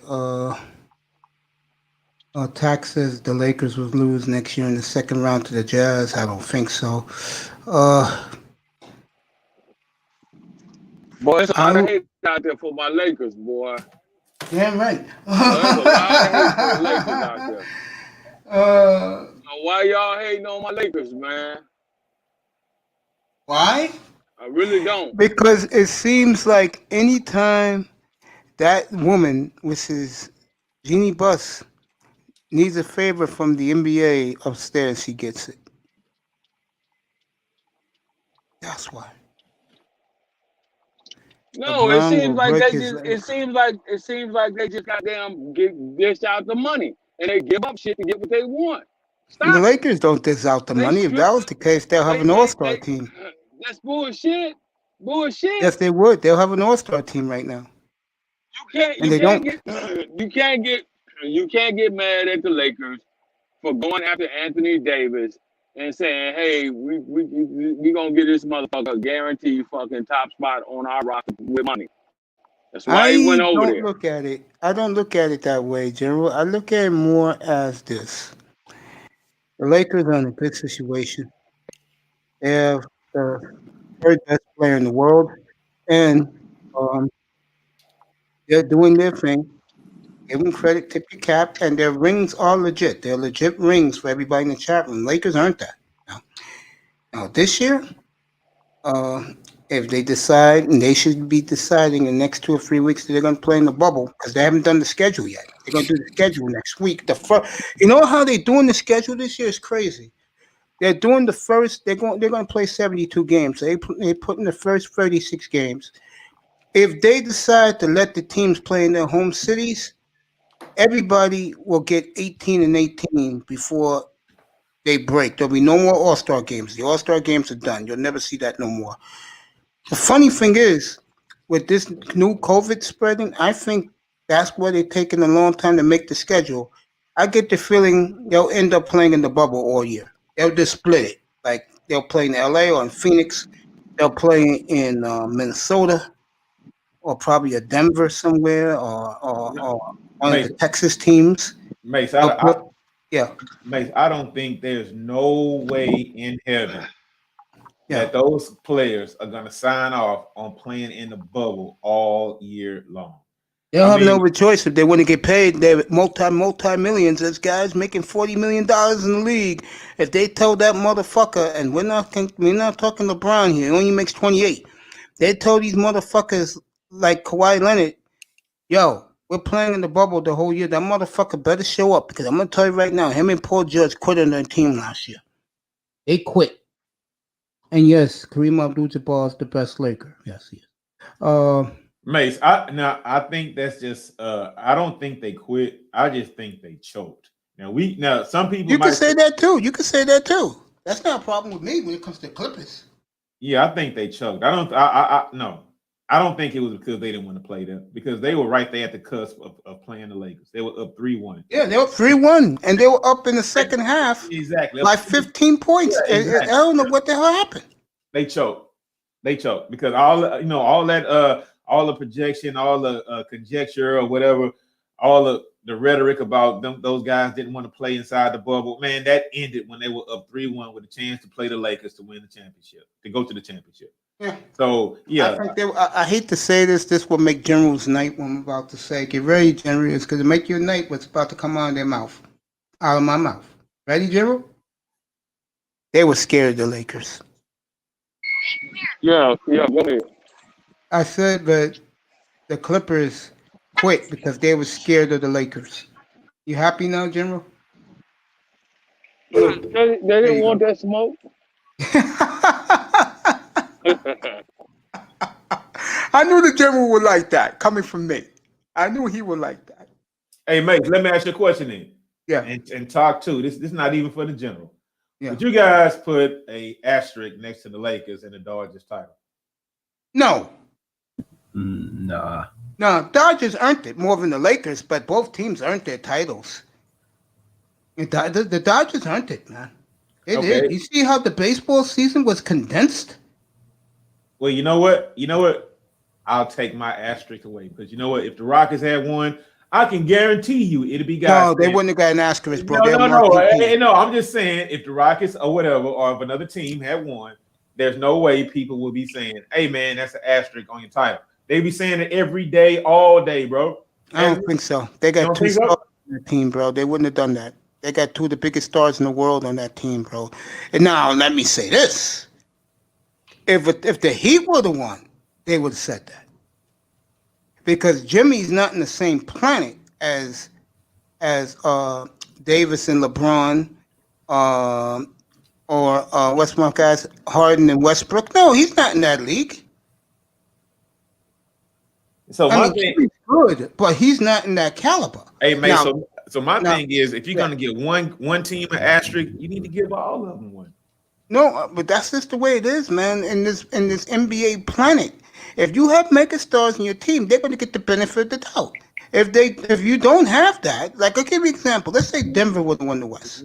They would have gave them credit, but they would have been people suspect. But because they had to go through the Lakers to get their chips, they would have gave them credit a little bit. But then they would have said, look, they played the Heat. They didn't play the Bucks. That's how it is. I'm sorry. I mean, if you would win the championship with the Rockets, people have been fucking kissing James Harden's ass. Calling him one of the all-time greats. Yeah. I'm not joking with this. Yeah, to change the subject, I do got a question for Lotto before, because I'm gonna leave in a minute. So, do you want the Harden to get traded, or you want him to stay in Houston? Your personal opinion. No, actually, at this point, 8 years in the game, I would probably say he should be traded, because I mean they haven't did anything this year, and I think last year was a chance for them to do something. But they traded the whole team away, doubling down on the small ball. They don't think that's going to work. They gave away too many assets. So I think the best thing to do, especially since he doesn't want to be here, because he turned down all that money just to be here, I would say, yeah, it's time for him to go. It's time for him to go. Yeah, I would do what I think the Rockets are going to do at the end of a couple of weeks from now. It will be complete. They'll get rid of both of them. Now, I wouldn't take John Wall back, but depends on how healthy John Wall is. No one. I'd rather keep Westbrook than John Wall. I think so. Clippers played like they were an all-star team. Someone was always sitting out or hurt. No chemistry. Facts. Actually, Westbrook was playing a lot better as a Rockets than I more than expected. He took. I knew he would play well, because him and this guy are good friends. They're just tired of losing. That's why they went out. Dante S., you having a hell of a day. Kawhi was under load management all year. I agree with that. Clippers are too talented to lose in the second round. That's for my buddy up here. Kawhi, too busy eating burritos in San Diego. And Jimmy Buckets showed a lot of heart during the series. I would agree with that. Man, he always had the heart. Since his days in Marquette University, he was always that dog. James Butler, he was a born winner, man. Like A.K. Jimmy. That Jimmy General had to Butler. be General had to be here that night, boy. That when the NBA Finals was set, I picked the Heat to win in 6 games, General. Me And the too. reason why was because I said the Lakers have no answers for the 2 white guys. And guys in the room were saying, but what about Jimmy Butler? I said, Jimmy blows. And guys wanted to kill me. Hey, Duncan Robinson, they killed it all. My brother, you out for the night or are you going to come back? Me? No, I'm coming back though. I'm gonna leave right now. Go do what you got to do, bro. I'm here Yeah. to 8:15. Okay, hey, appreciate you guys. Lalo, the General, hey man, good to talking to you guys. God bless you guys. God bless you, my friend. I love Thank you. you, man. General, I'm going to talk about your Lakers again. Come on up. General, going to talk about your LA Lakers. Your world champions. Yeah, I'm out in the store. I hear you. Go ahead. I knew he was going to pop up. Gerald, if there was one trade you would make right now, what player would you go get besides Giannis? Huh, General? Oh, General's busy. Honestly, I wouldn't. I wouldn't You'll make keep any the team trades. intact. It's just my honest opinion.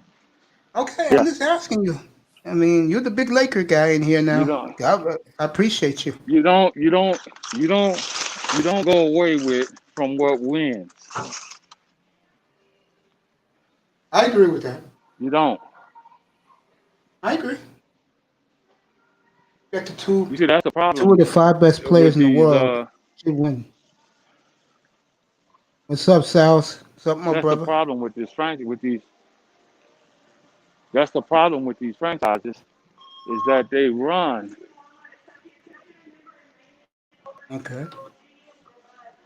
You know, like I said, the Clippers are ready to bust that team up. No, you don't bust the team up. That's a good team that got over there. What you do is you go out and you make the proper trade. Yeah, That's I what you think the do. team, but I think they have to break it up. Of any of these teams out here, are pretty good. I say a team like the Warriors should break it up now that Clay is out and they're getting older.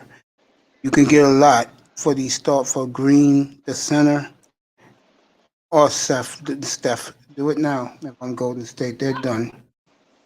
And Sal's HQ gave a shout out to the panel. It's my boy Sal's. That was a good decision in trading Danny Green. Yes, it was for the Lakers. Hey, Mace, let me give you this one little thing right here, right? Yeah. Look, bro. How long has it been since the Chicago Bulls won the championship? 23 years. Okay, and they had a reason to keep that team together, and they probably could have won at least one more between 99, 2000, and 2001. Facts. Would you agree? Yes. Okay, so that's why that's one thing that General absolutely right about. Bro, you don't break that team up. You don't just say, oh, we have an injury, so let's just sell off all our assets to get some talent that's unproven. Basically draft equity for proven players because one is going to be out for another season. No, what you do is you stand pat, which the Clippers should be doing. You stand pat. You can maybe change the coach, change philosophy. Stop babying Kawhi Leonard with letting him play like two-thirds of the season. And I think that maybe things would be a little bit different. But I would not blow that team up under any circumstance. I wouldn't blow the Clippers up, and I wouldn't blow the Warriors up because of the injury. It sounds like the General was at the market. Yeah, he at the market. I'm going to let the General take care of his business. So, mate, you know why I came up here today, right? It's Thursday, bro. I'm taking the Cardinals not only to cover the 3.5 plus 3.5 law. I'm taking them outright to win, and I'm taking the over 56.5. Man, you know it. The over was 50. Well, for me, I think you had it at 55.5, right? So a lot of guys had one, and when I called you Sunday, right after that Hail Mary, I had one because I had the line at 56. I had it at 56. So the score was like 32 to 26 or something like that. 30 to 26. So I was like under, but once that touchdown went up, it was like 32 to 30, and that's what pushed me over. but a lot of guys had already won. A lot of guys had already lost. So, as far as tonight goes, I'm thinking that 56 is kind of high, They're especially. gonna score, bro, just like the first one. They scored over You think 70 so? combined.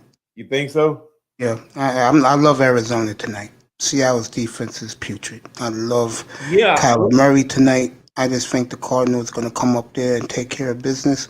But what about the Cardinals only putting up 16 points last week, though? I mean, that 56 has to come from at least two different teams, right? And they only put up 16 points up against I forget who Seattle played last weekend. San Francisco. The Rams. The Rams. Okay, the Rams. Yeah. So I'll tell you right now, the winner of the Rams Buccaneers game Monday night, and I'll be on here, folks, at 4:00 for that pregame. To me, the winner of the Rams Buccaneers will be the one seed in the NFC. Okay. Rams win, we have to go through LA, and if Tampa win, because Drew Brees is gonna be out for a while with the busted ribs. I looked at that Saint game Sunday when Jameis Winston came to the game. The players do not believe in him. Well, you had the fan base booing the guy, man. I mean, it's different because I'm not sure, but did Hill get hurt or something like that? They wanted Hill to come in as quarterback. Yeah. See, come on, man, that guy's not a starting quarterback, bro. I mean, I paid him like it. Exactly. I mean, I guess he's just dual threat. He can play 3 or 4 different positions or whatever. But I mean, come on, man. If that guy had got in at quarterback, what were they going to do? Run read options the whole game? Because he's not a drop back quarterback. Right, bro. He hasn't studied that. I mean, so they can boo the quarterback, but I mean, it wasn't just booing Jameis for being Jameis. I think they were booing him because they wanted Taysom Hill to come in and run the show. Yeah, I agree with that. Yeah. Talking to the great Lara with me. Yeah, I do believe that. Yeah. Yeah. But yeah, I'm taking the Cardinals tonight to win outright and the over tonight. Damn, Cardinals win a shootout tonight. Mace, I wish I agreed with you on that, man. Well, let me ask you. I'm gonna give the score 38-28 Cardinals. There goes your cover. Go ahead, my brother. What was?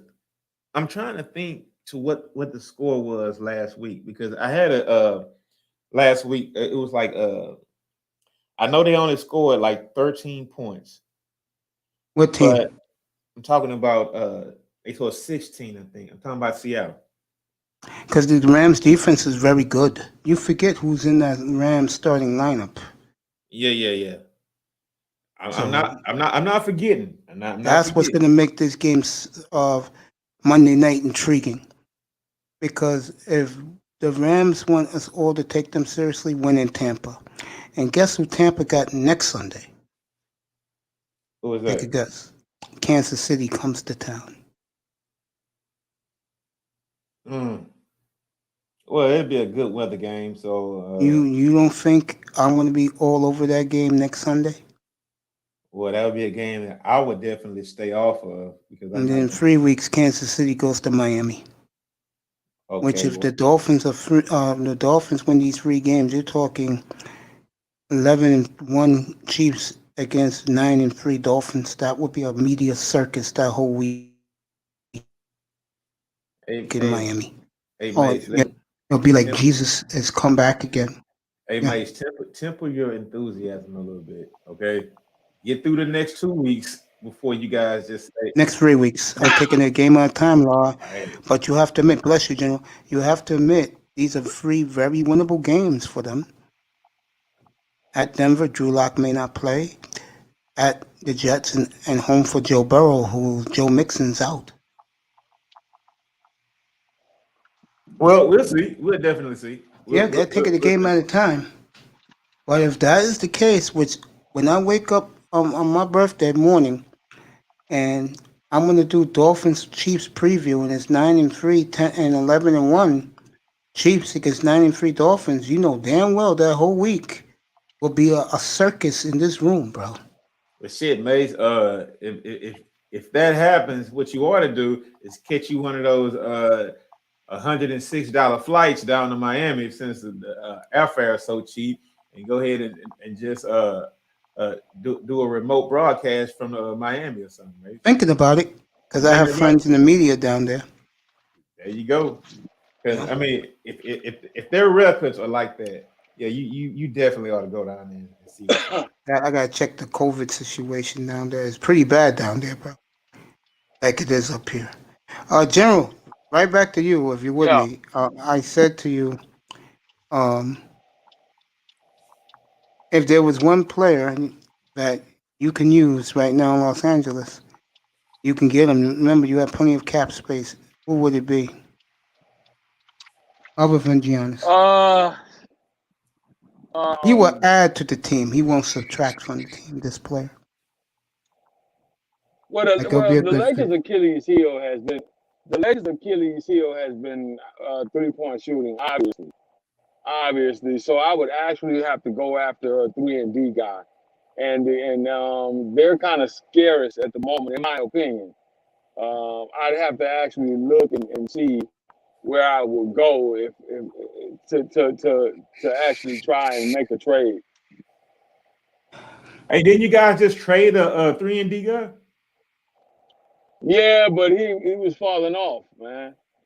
I'll tell you So one thing. The kid they got from that's Oklahoma kind of City. like Go ahead, Jim.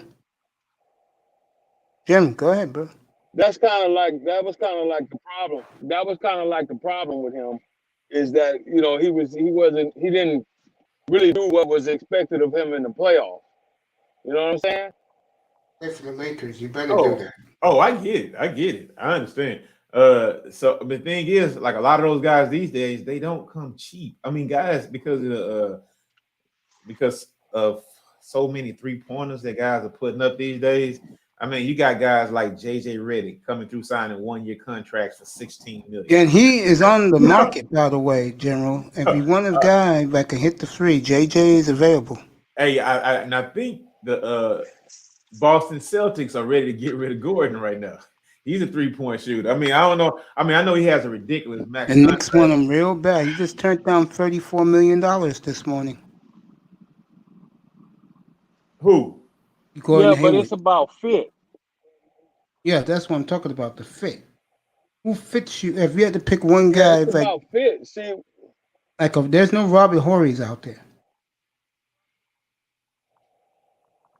Yeah, but that guy only came through in the playoffs, really. I mean, but That's when you want him for. Obviously, you're not gonna go out there.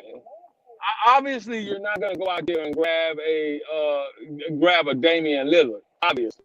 Yeah, you can't. No max players available. No max. So you can't get max players. So you would have to look at some of the second tier players. I'll tell you a decent player that I think, as long as I like KCP, we need to keep him. If you go over there and you steal anybody, it would be someone like a Lou Williams, who kind of fell off too. But at the end of the day, I think Lou Williams would be a great addition if you put him in a starting role and give him the minutes. That's what I'm talking about. General's on point with Lou Williams. I'll tell you another guy that would fit you. He was just in my brain just now. Ibaka would be a perfect fit for you. Well, that's what they talk about going to get. But what do you do with Ibaka when you got a front line? He's the power forward, like man. I say, I would keep Marquise Morris in that power forward position. That's what he does. He stretches the floor like he did, and you still got what's the fuck his name is? Big Goofy. That Shaq was riding all the time. Even though he got lung problems, we don't know what's going to happen. JaVale McGee. I would still keep him. JaVale McGee. Because he souls up JaVale McGee. Because he souls up the middle. But did you guys keep Boogie or not? No, Boogie's on the market, but I think now Boogie Cousins has played himself out of the NBA. I think he has. He's too much of a problem child. Well, Mace, that's like the old days. I think it's more probably the injuries now than anything. But I think somebody is going to give him a chance, because the last time he really played, really played in 2017, 18. Yeah. Last time he really played when he was him and Anthony Davis were both averaging over 25 and over 10 rebounds. All right, Yeah, that was 3 years ago, bro. Yeah, bro, that's when he really played. You're gonna give him. He will always be on a short contract until he proves he can stay healthy. I can see the Blazers, and I'm not talking because I'm biased. I can see the Blazers because Blazers got some cap space, giving him some money because Whiteside's a free agent. They got like Blazers got like 27 million under the cap, so you can give Boogie Cousins $8 million for 1 year. Try him out, come off the bench as a banger. Yeah, somebody's gonna sign him. Team like Portland would do it. Denver would do it because they're competing against the Lakers. Well, Portland. Boogie can't play with Joker. No, he'll come off the bench. Come off the bench. Oh, okay. Yeah, he's bench territory now. He's no starter no more. Been hurt too much, Boogie Cousins. Well, you know what? Yeah, Cousins wouldn't be a good fit for to go over there with Damian Lillard. It looks good, but that's not gonna work because they depend on too much outside shooting. Yes, ma'am. Okay, John. Okay, enjoy your meal, bro. I'm up here to 7:15 your time. La. All right, just give me a second. I'll be down here. If you can get a lot of kids, rookies, for those two players who's on your team right now, how happy would you be? Because these kids are real talented, according to Tackman. So basically, you mean those 4 guys from the Nets, right? No, the 4 guys from the Philadelphia. Philadelphia had a bang-up draft last night, bro. Oh, you know what? I thought that, you know what? It may have been good for us to like wait and see what the draft may do or whatever, right? But I would say, since you're not gonna get a star player, I mean, you'll get a star back in return. If we get those guys, I would take. I don't think they'll get off of Embiid. I think with Doc Rivers there now, the coach, the GM Daryl Morey's there now. You'll get your pick of the 3, which one you want will go. Well, you know what? I would take Simmons, and the reason why I say Simmons is because I know Daryl Morey does not like guys who can't shoot 3-point shots. Yeah, I think he's the one to go to, in my opinion. So if we can get Simmons a top draft pick and maybe like a role player, I would probably make that trade. Philly, Memphis, New Orleans, and Boston, according to TAC, were the winners of the draft. I agree, but you got to throw in Carolina too. I think the Hornets had a great night. Yeah, go ahead. All right, so here's the problem. You have to replace what you're losing. So who do you replace a James Harden with over in Houston? You don't do it. It's not possible because we're not gonna. I mean, you're not gonna get. You're not gonna get. You have to replace what you're losing. Okay, so let me ask you a question. If you get rid of those 2 big salaries, you can go out and sign somebody as a free agent. Once you get rid of those 2, nobody's getting paid on that team. You get anybody you want with Simmons and the pick of the ladder. And here's one thing. We have, I'm not sure if he was born here, but we have one of the shrewdest owners in the league, right? Tillman Fertitta has been doing because he's friends with Donald Trump. He's been doing business all his life. And one thing he has on his side right now is a lot of time. Bro, we don't have to get rid of any of those guys right now. We can run it back. The thing is, next year we're not going to have to hear about the crowds booing our hometown players every time they come into the game. We don't have. So I think the Rockets are in the driver's seat. So since if we wasn't gonna be fans in the if it were gonna be fans in the seats next season, then I could see where it'd be bad. Guys coming to the stadium getting booed, they don't want to be here or whatever. No, we're gonna get what we need, and I would not get up off those players. Mr. Shark Tank Tillman Fertitta will not do it. We want what we want. If not, those guys are gonna be here. I'm not gonna sell off. So, I'm not gonna sell off. I'm not gonna sell off my players for 50 cents on the dollar. No way. maybe. I'm not gonna do it. I'm not gonna do it. Well, let me. I know you're getting uptight now because you said get No, rid I'm of good. them before. I'm good. No, we should, but I'm not gonna get rid of again, them on 50 cents on the dollar. I'm not doing that. but again, you'll clean up. Yeah, but James plenty of- Harden doesn't want to be in Houston anymore. He will be gone. Don't worry about it. The guy James is making Harden 40, he's making 40 million a year. He don't He have will a be choice. gone. He will be gone. There are teams in the East No, yeah, that this will not, make the fit for you. yeah, this not the bullshit going on where he got one more year on his contract. They No, both have that team 3 in the years. Brooklyn is desperate for him. Meek Mill had done it with him Monday night or Sunday night in Philadelphia. He's going, and I think he'll end up in Philly. I think James Harden. I had to look at his contract, but I believe doesn't James Harden have the player option in his contract that's up this year?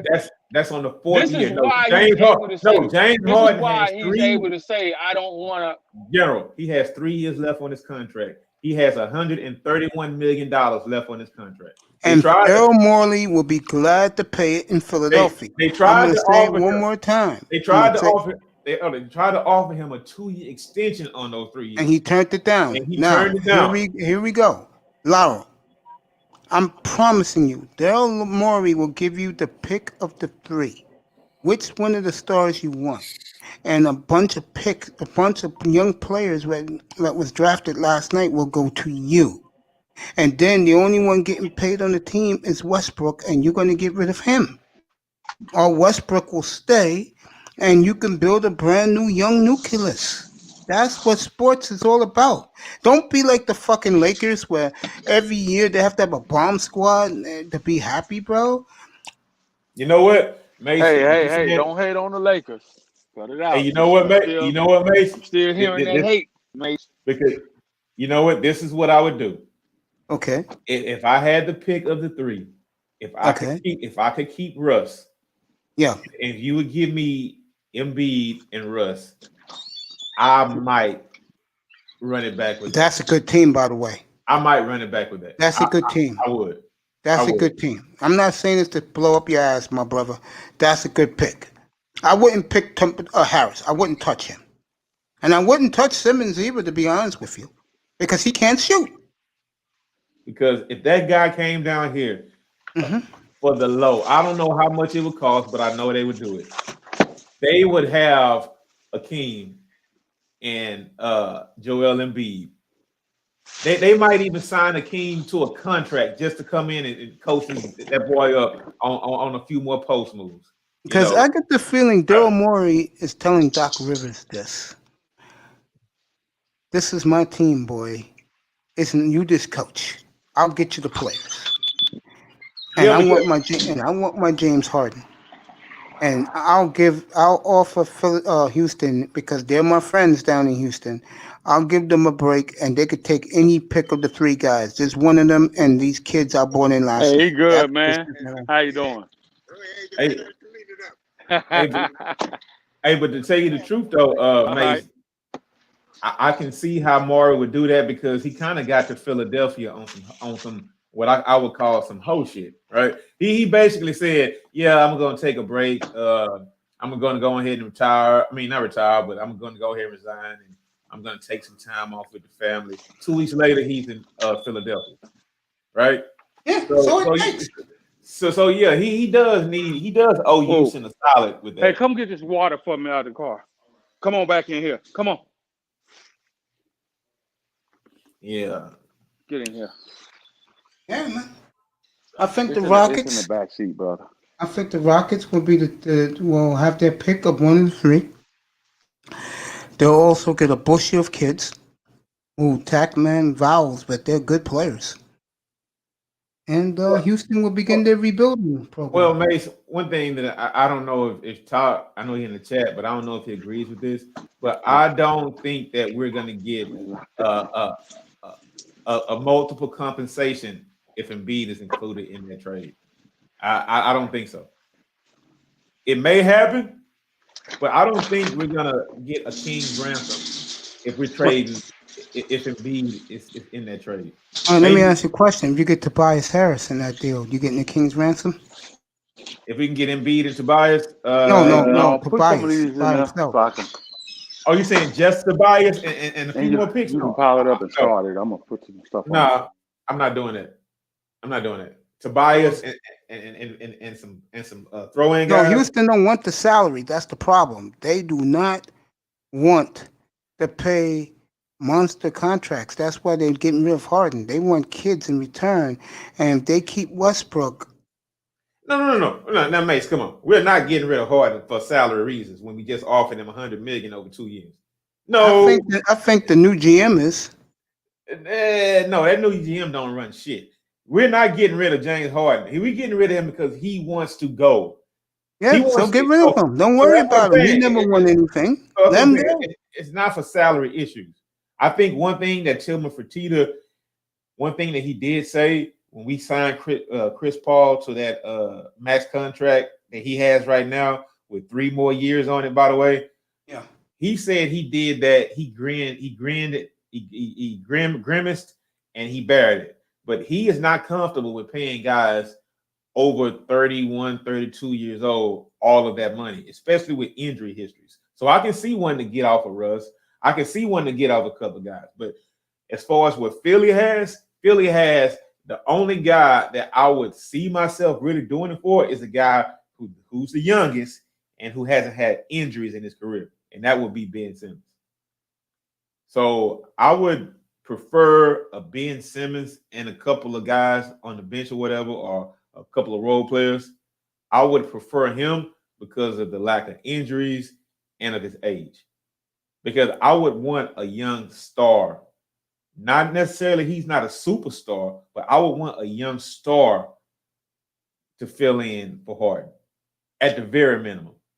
And I think they might kick in. You're getting rid of James Harden because his style of play is not ever going to net you a championship in Houston. He's too ball dominant. He's too ball dominant. They need to he need to be off the ball. They need to give him a decent point guard so he can get off the ball. Facts. They had that with Chris Paul. It didn't last because he wants to be in control of the goddamn ball. He wants the ball in his hand. Oh, that's prima donna. Oh, that's facts. And if you can get rid of that money, Okay. do it So immediately that's why- with a gun and a mask. So that's why you're getting rid of James Harden. Because one thing I He do want to know, be ball dominant. He wants the ball in his hands.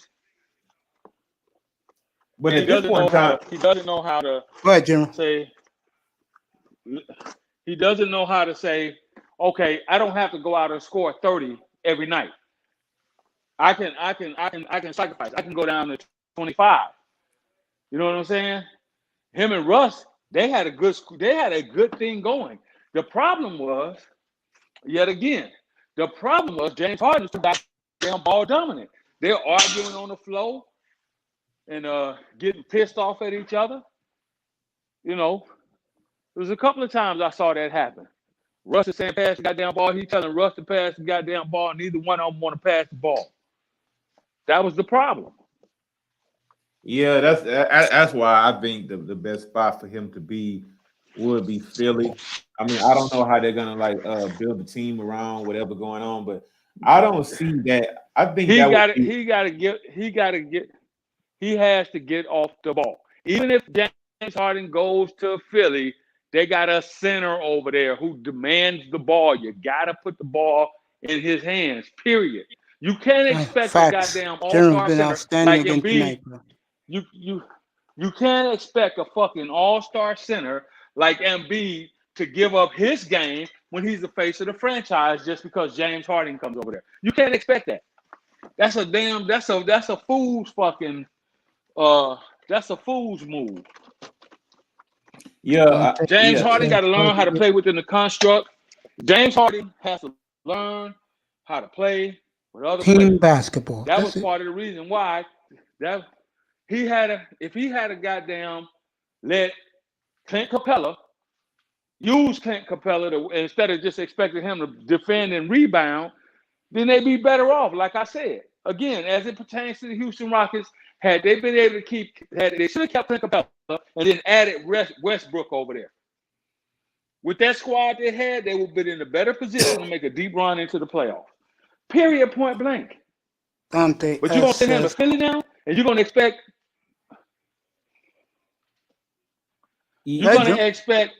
Joel Embiid to give up. You're going to expect Joel Embiid to give up catching the ball in the low post. That's a fool. That's dumb as fuck. That's a disruption for your team. Yeah, James has to make some concessions to his game. Next place he goes. Yeah, he's just gonna have to, because already guys don't really want to play with him around the league.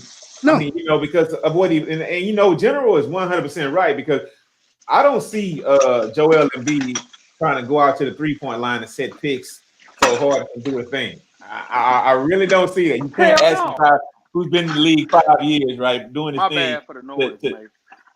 You can't ask a guy who's been in the league for 5 years or whatever. My bad. it's all right, Jim. You can't expect that guy to come to just change his game. But Joel Embiid is not a pick setter, because that's what happened honestly to Dwight Howard. Even though he probably would never be a Joel Embiid talent wise, but as soon as Dwight Howard got here like 5-6 years ago, the first thing they did, man, they had him just setting picks all day. Dante S says, I'm gonna give it right back to you. Dante S says Harden isn't a pure shooter either. Go ahead, Law. No, he's not. He's not a pure shooter, because most guys that are pure shooters, they they can catch and shoot. Harden, man, it's been opportunities where he could catch and shoot. Man, that guy, instead of shooting that ball, he would like dance the ball around a couple of times and then shoot the ball. I mean, so he's not a pure shooter, but he is a lethal scorer, like a all-time. What you can't take away from James Harden is you can't take the fact that he's a scorer. I have to give him his credit. The motherfucker can score the basketball now. And he can do it individually. So that's a good thing about him. But the only bad problem is in order to win, you have to have a big guy that's willing to opt into his role, set screens if that's what you're going to use, if that's how you're going to play, and roll to the basket and all that bullshit. Dwight Howard, he learned. I like what he said when he went to he said, "Hey, look, I just want to have fun. I just want to win. I'm willing to do whatever the team needs me to do." And this is why he finally got the fucking ever-elusive ring. Because he went in there, the coach said, "I need you to defend, rebound. That's what I need you to do." He accepted the role. When he was over there at Houston, Be here Saturday night, by the way. Issues. He still had some issues, and still thinking, okay, hey, he still has some issues and thinking, hey, I'm still the man. And if they had a talk like teammates should do, and James had to say, hey, look, man, in order for us to win, this is what we got to do. And he would have had to buy into it. You understand what I'm saying? Yeah, you're right. That's James Harden's fault. Because had Dwight played the same role he played with the Lakers, I believe that Houston could have possibly been a contender if they had added Westbrook over there with them. I believe. I mean, to start the season, we had the team. We had Capella, we had Tucker, we had Westbrook, we had Harden, we had House, we had a few other role players or bench players or whatever to come in. But as soon as things went wrong, I think we lost a few games in a row, and that's when they doubled down on the small ball bullshit. They traded away. I think Houston is rebuilding. Yeah, of course. I mean, we have to rebuild. This guy is gone for sure. Maybe they'll get the kid from Kentucky who was on the Knicks, Randall, in return for, and one of those young point guards back in return for Westbrook. But I see both of them going. I do. I think Houston's going to totally rebuild, young team, plenty of cap space in the future. Well, Mace, I would rather do that, and I'm for that 100% because I mean, with the team the way it is right now, we're not going anywhere, man. So I would go ahead and take the little draft capital we can pick up, and I would take some players. But one thing I do need, I need some draft picks. You ain't getting draft picks. The draft picks are going to be players who were drafted last night. Well, yeah. Okay, well, maybe yeah, because we kind of traded a couple of first round draft picks, even though they won't be high. I mean, we traded away when we traded Chris Paul. Probably to the Blazers. Yeah, okay. Yeah, we when we traded Chris Paul, we traded away a couple of first round draft picks, but we picked up another first round draft pick from the Blazers to I make just up. think that Laro's Rockets are going to rebuild.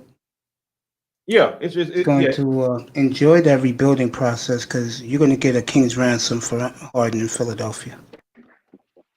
Yeah, you're definitely right about that. Yeah, I mean, it's rebuild time right now, and there's nothing wrong with a rebuild. I think next season is the perfect season for any team who wants to rebuild because for the most part, at least the first half of the season, I guess. I mean, there will be, there won't be any fans in the building. Yo, Sheed, we here? Get up here, bro. Yeah, I think this is the perfect time to rebuild. Sheed D, get up here, bro. Why you appreciate say that? it. Why you say this is the perfect time to rebuild? Well, I think it's the perfect time to rebuild. Come on, General. This is how I feel. If there aren't going to be any seats, because it's the perfect time because you don't have to worry about the lack of attendance this year. Because a lot of guys want excitement, right? But why do I need excitement if I'm not trying to drive up my ticket sales? Sheed, we here. Pop up. I dropped the link. I got something to tell you personally. Go ahead, Law. So if I'm not trying to drive my ticket sales up, but you want to be competitive. Yeah, no, you don't. I'd rather get rid of all that cap space, get rid of those two clowns, bring me back a young star like a Ben Simmons in return. He'll run the point for me, and I will rebuild next year's free agency. It's awesome, including Giannis. And players want to play in Houston, Texas. It's a beautiful city for the NBA player. A lot of them live there in the offseason. Mace, I got to check you on something. Yes, sir. Those guys are not clowns, bro. You got one guy who averaged a triple-double for 3 years. You have another guy. How come those two clowns can't perform in the playoffs? It's history with those two, starting in the NBA Finals in 2012 against LeBron. What's the excuse there? I just wouldn't call them clowns, though, Mace. Those are two perennial superstars, all-stars, first ballot Hall of Famers. I'm not going to call them clowns. That's it, Mace. That's all. With no chips on their fingers. General, I'm going to give it to you, but before I do, I've been dying to tell this man something for 2 weeks. Yo, unmute yourself, brother. Street, What's going I want to on, man? thank you personally, my brother, for your contributions to my Cap app, bro. Thank you so much. Don't think I didn't realize it, and don't think I'm not a guy that don't care, because to be honest with you guys, money is not on my mind. I'm doing this for the love of sports and the love of giving you guys great entertainment. So I let you guys rock the panels. I let General praise his Lakers. Laro likes to put money on bets and love his Houston teams. And you, my friend, I just want to say thank you so much, bro, for what you contribute to me, man. I appreciate you so much. Hey, like I said, man, I got a couple of channels where I, donate to, and to be honest, it's not really even coming out my pocket. I got side hustles. Yes. And the job I work at, I kind of pick up pallets as I go along my route. So I just take those pallets, sell them to a pallet company, and I donate to a lot of channels. So to be honest, like I say, it's not even coming out my pocket. I So appreciate you every anyway, so man. often, man, I drop money on your panel, man. I kind of do it at one time where I drop a whole bunch of money. So I'm probably dropping money on your channel sometime Friday or tomorrow. I appreciate you, my brother. And I will return the favor to you. I'm dead serious. Every guy who contributed, Ebo Sosa, yourself, Lou, my nephew did Lou a favor. That's why Lou is acting like a nigga, even though he's a white boy. Lou, I love you, man. He's listening down in Houston, but honestly, bro, I appreciate what you've done for me. Don't think I don't, bro. I've just been waiting for you to come up here again to tell you personally, bro. Thank you so Oh, much. no problem, man. Like I said, I sit there and I drop a comment in there, just to let you know I'm here and I like the video and just sit back and listen. Cause like I say, when it comes to sports, I'm not too much savvy. I done got out of the arena, but I still watch from time to time. I appreciate you so much, young man. Thank you so much. I No really mean problem, that. man. I appreciate you. And I hope that I entertain you more. Uh General, go ahead. I'm gonna let you rock one more NBA because I'm gonna talk to my young buddy here, I test about football. Go ahead, General. All yours. Talk NBA. You and Laura. General, you eating? All right. I test. Are you a fan of the Heat? I test. Bro, you hear me? Yeah, I'm a fan. You're a fan of the Heat? What you think they're gonna do next week in free agency, man? I'm not a fan like that. Like I watch free Okay. agency and trades and shit, but I watch during the season. I leave it up to like management to make that Pat decision. Riley? Yeah, because you and Riley, you trust. I don't blame you, man. How are you feeling today? Feeling good, yeah. How are you? Man, good, man. You know you my boy up here. You know that. Guys complain saying that, yo, why you treat him with kid gloves? I said, because I understand the brother. First of all, number two is none of your goddamn business. But I I have the don't need. relationship with you, bro. You Me feel and me? I you are don't boys need no it. matter what. Yeah, but it's just like that. I don't. You know what I'm saying? I don't need kick gloves. Like it's whatever. Yeah. That's the way I handle you. Because I Oh, know how okay. temperamental you are. Yeah, come back. Dropped off. Go ahead, General. Ready? General. General's not ready. Oh, here he is. He's back. Yeah, I had a lot of General, go ahead. Take care of your business. I'm here for another hour and 20 okay, minutes, bro. I'm okay. not going nowhere No, for no, no. another hour and a half. I just had a little noise. That's all. I'm about to do some brats on the grill, some beer brats on the grill, right quick. Yeah, do what you Just to got to do, man. Don't drink a worry little, about this. You good. drink a I little bit of got you. Jack, drink a little bit of this Jack. Yeah, do what you Get the got. Enjoy your barbecue, bro. Stick around, yeah. though. It's good. Oh, Mute I ain't going yourself. nowhere. But listen, man. No, As far as yeah, as far as the NBA is concerned, I know that you primarily do football over here, and I get it. I do everything, Well, General. sports. Okay. I do So, everything. so the whole thing is, motherfuckers got to understand, man. Teams are gonna make moves based upon what they think is best and the best fit for the team. They want to go in a new direction. Houston makes some mistakes in trades. I hope, I hope that that I hope that the little brother team out there in LA, I hope they don't fuck that up. I think they will, though, General. I think they were scared to play the Lakers. And the second you tell Kawhi they're back in the bubble, he checks out. I'll be right back with you, General. I test. Bro, I'm going around, so guys, don't worry about it. Let's do it, bro. I'll get back to the NBA. Let's do it. We're 3 days away. They're 3.5 point favorite. You buy that eye test? You know who I'm talking about. Who, the Dolphins? Yes. Yeah, the way they play. Hello. Yeah, Okay. I'll take that. I just hope they keep playing the same way. I think the defense will show up Sunday. Did you see TD's red alert this morning, bro? I don't be on the internet all day. Oh my God, he breaks in about 8 in the morning. Talk about Tua's hurt. I'm like, motherfucker, you serious, bro? Oh, you fucking serious, man? He hurt for real? Yeah, I'm not kidding. I'm like, bro, are you fucking serious? Tua's hurt, and I checked the injury report today. He'll be all right. He'll be ready to play on Sunday. I mean, come on, man. Oh, don't play him these 2 games because they're winnable. Of these 3 games, get him ready for the Chiefs, bro. You gotta win these fucking 3 games. You want to make the playoffs. Oh, fuck that. See, that's what I'm saying, bro. He already what he hurt, bro. According to him, his foot's hurt. According to TD. Yeah, I'm pretty sure it was a fucking full room too.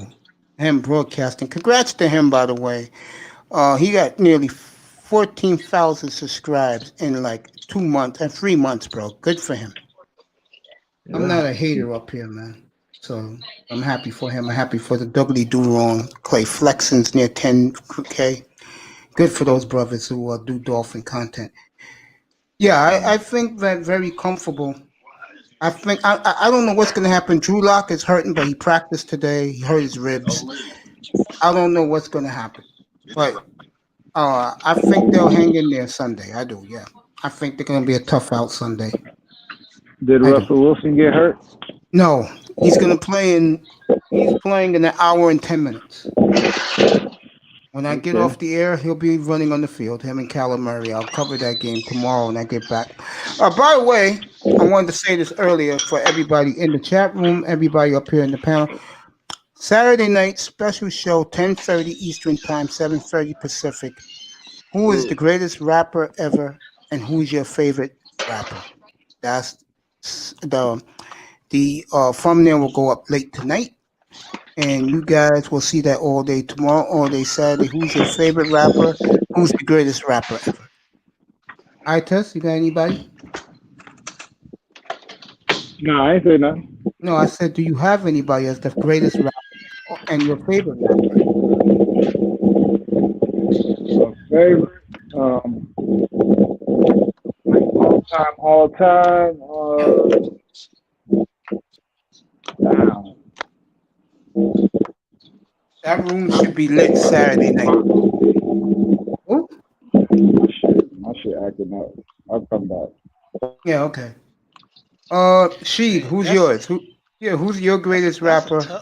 that's a tough one, man. You know, Jeremy, you 'cause next. I got my top five, and my Yeah. top five go up and down because I got Andre, you Okay. know, alive rappers.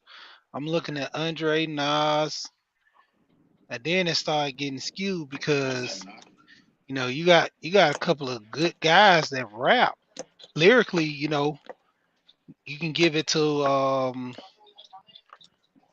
I always look at Luda as being one of the top guys. The way his style is, you Okay. know, he's up there. But my favorite rapper Yeah. of Like all times, you pop them in your car every time you get some quiet time. man, that's a tough one. I mean, Tupac always ring bells, but if we're gonna go with alive, man, It could be dead that's or tough. alive. It doesn't matter. Yeah, I mean, because even with the live rappers, man, Andre 3000, I got him on my phone right now. He got a actual mixtape he did with what's that, Tyler the Creator, and Okay. he just took all his songs and redid the beat on them, and just Okay. put the verses out with the beats redid. Man, it's amazing. Nice. I mean, that little young kid is creative, man, and he Okay. own a lot of business and doing stuff like, yeah. All right. How about you, General? Who's your favorite rapper of all time? Who's the greatest in your opinion? I gotta go with I like Tupac. Of All course. right. We're the same Um, generation, so I like Tupac. I like LL, early LL. Very okay. versatile, very lyrical. Okay. Nas always was a standout. Some of Jay Z's earlier stuff Okay. was okay. Ice Cube, of course. It depends on what type of Yeah, music that's I'm my nigga listening right to. there. That's my Ice guy right Cube, there. Yeah, that's me. NWA. I don't think of Dre as a rapper per se. Yeah. I like Snoop Dogg's earlier stuff. Yeah, when he was the Um, little cousin to those guys. I like yeah, Snoop's earlier stuff. Very good. I also can go with a little what the original trap music, Trap Boy. In my opinion, was too short. Uh, like too short. Good Uh, friends with Kawhi Leonard, by the way. mhm. So that's where I am as far as lyrical stuff. And see, music got tainted over the years. It became about big bass, big beats. You Yeah. know, the mix. I like a lot of 50 Cent stuff. Believe it or not, his earlier stuff. Yeah, back in Um, the 99 to like yeah, I like 2003. his earlier stuff. Yeah, I used to have his Fat underground. Joe is pretty decent. Lyrically. Um, My nigga was That's a what I Big Pun. Big Pun was Oh my yeah, man. of course. Always Big Pun. Love some Big Pun. Yo, Love some nah, Big Pun. get back up here, bro. You got Coogee Rap. You got Yeah. Coogee Rap. The Tribe. I like Tribe Called Quest. Okay. I thought they were good. I also like wow. As far as Gonna be lyrics are good Saturday concerned, night. I'm glad I'm doing this show late Saturday night. Should be. Go ahead, Jim. I can go with some of oh man, BDP. Excellent lyricist. Okay.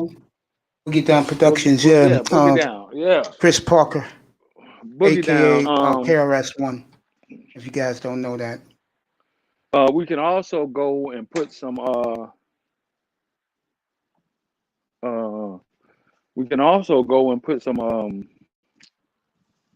if I could think of the motherfucker's name that I like, that I wouldn't mind, that I don't mind listening to.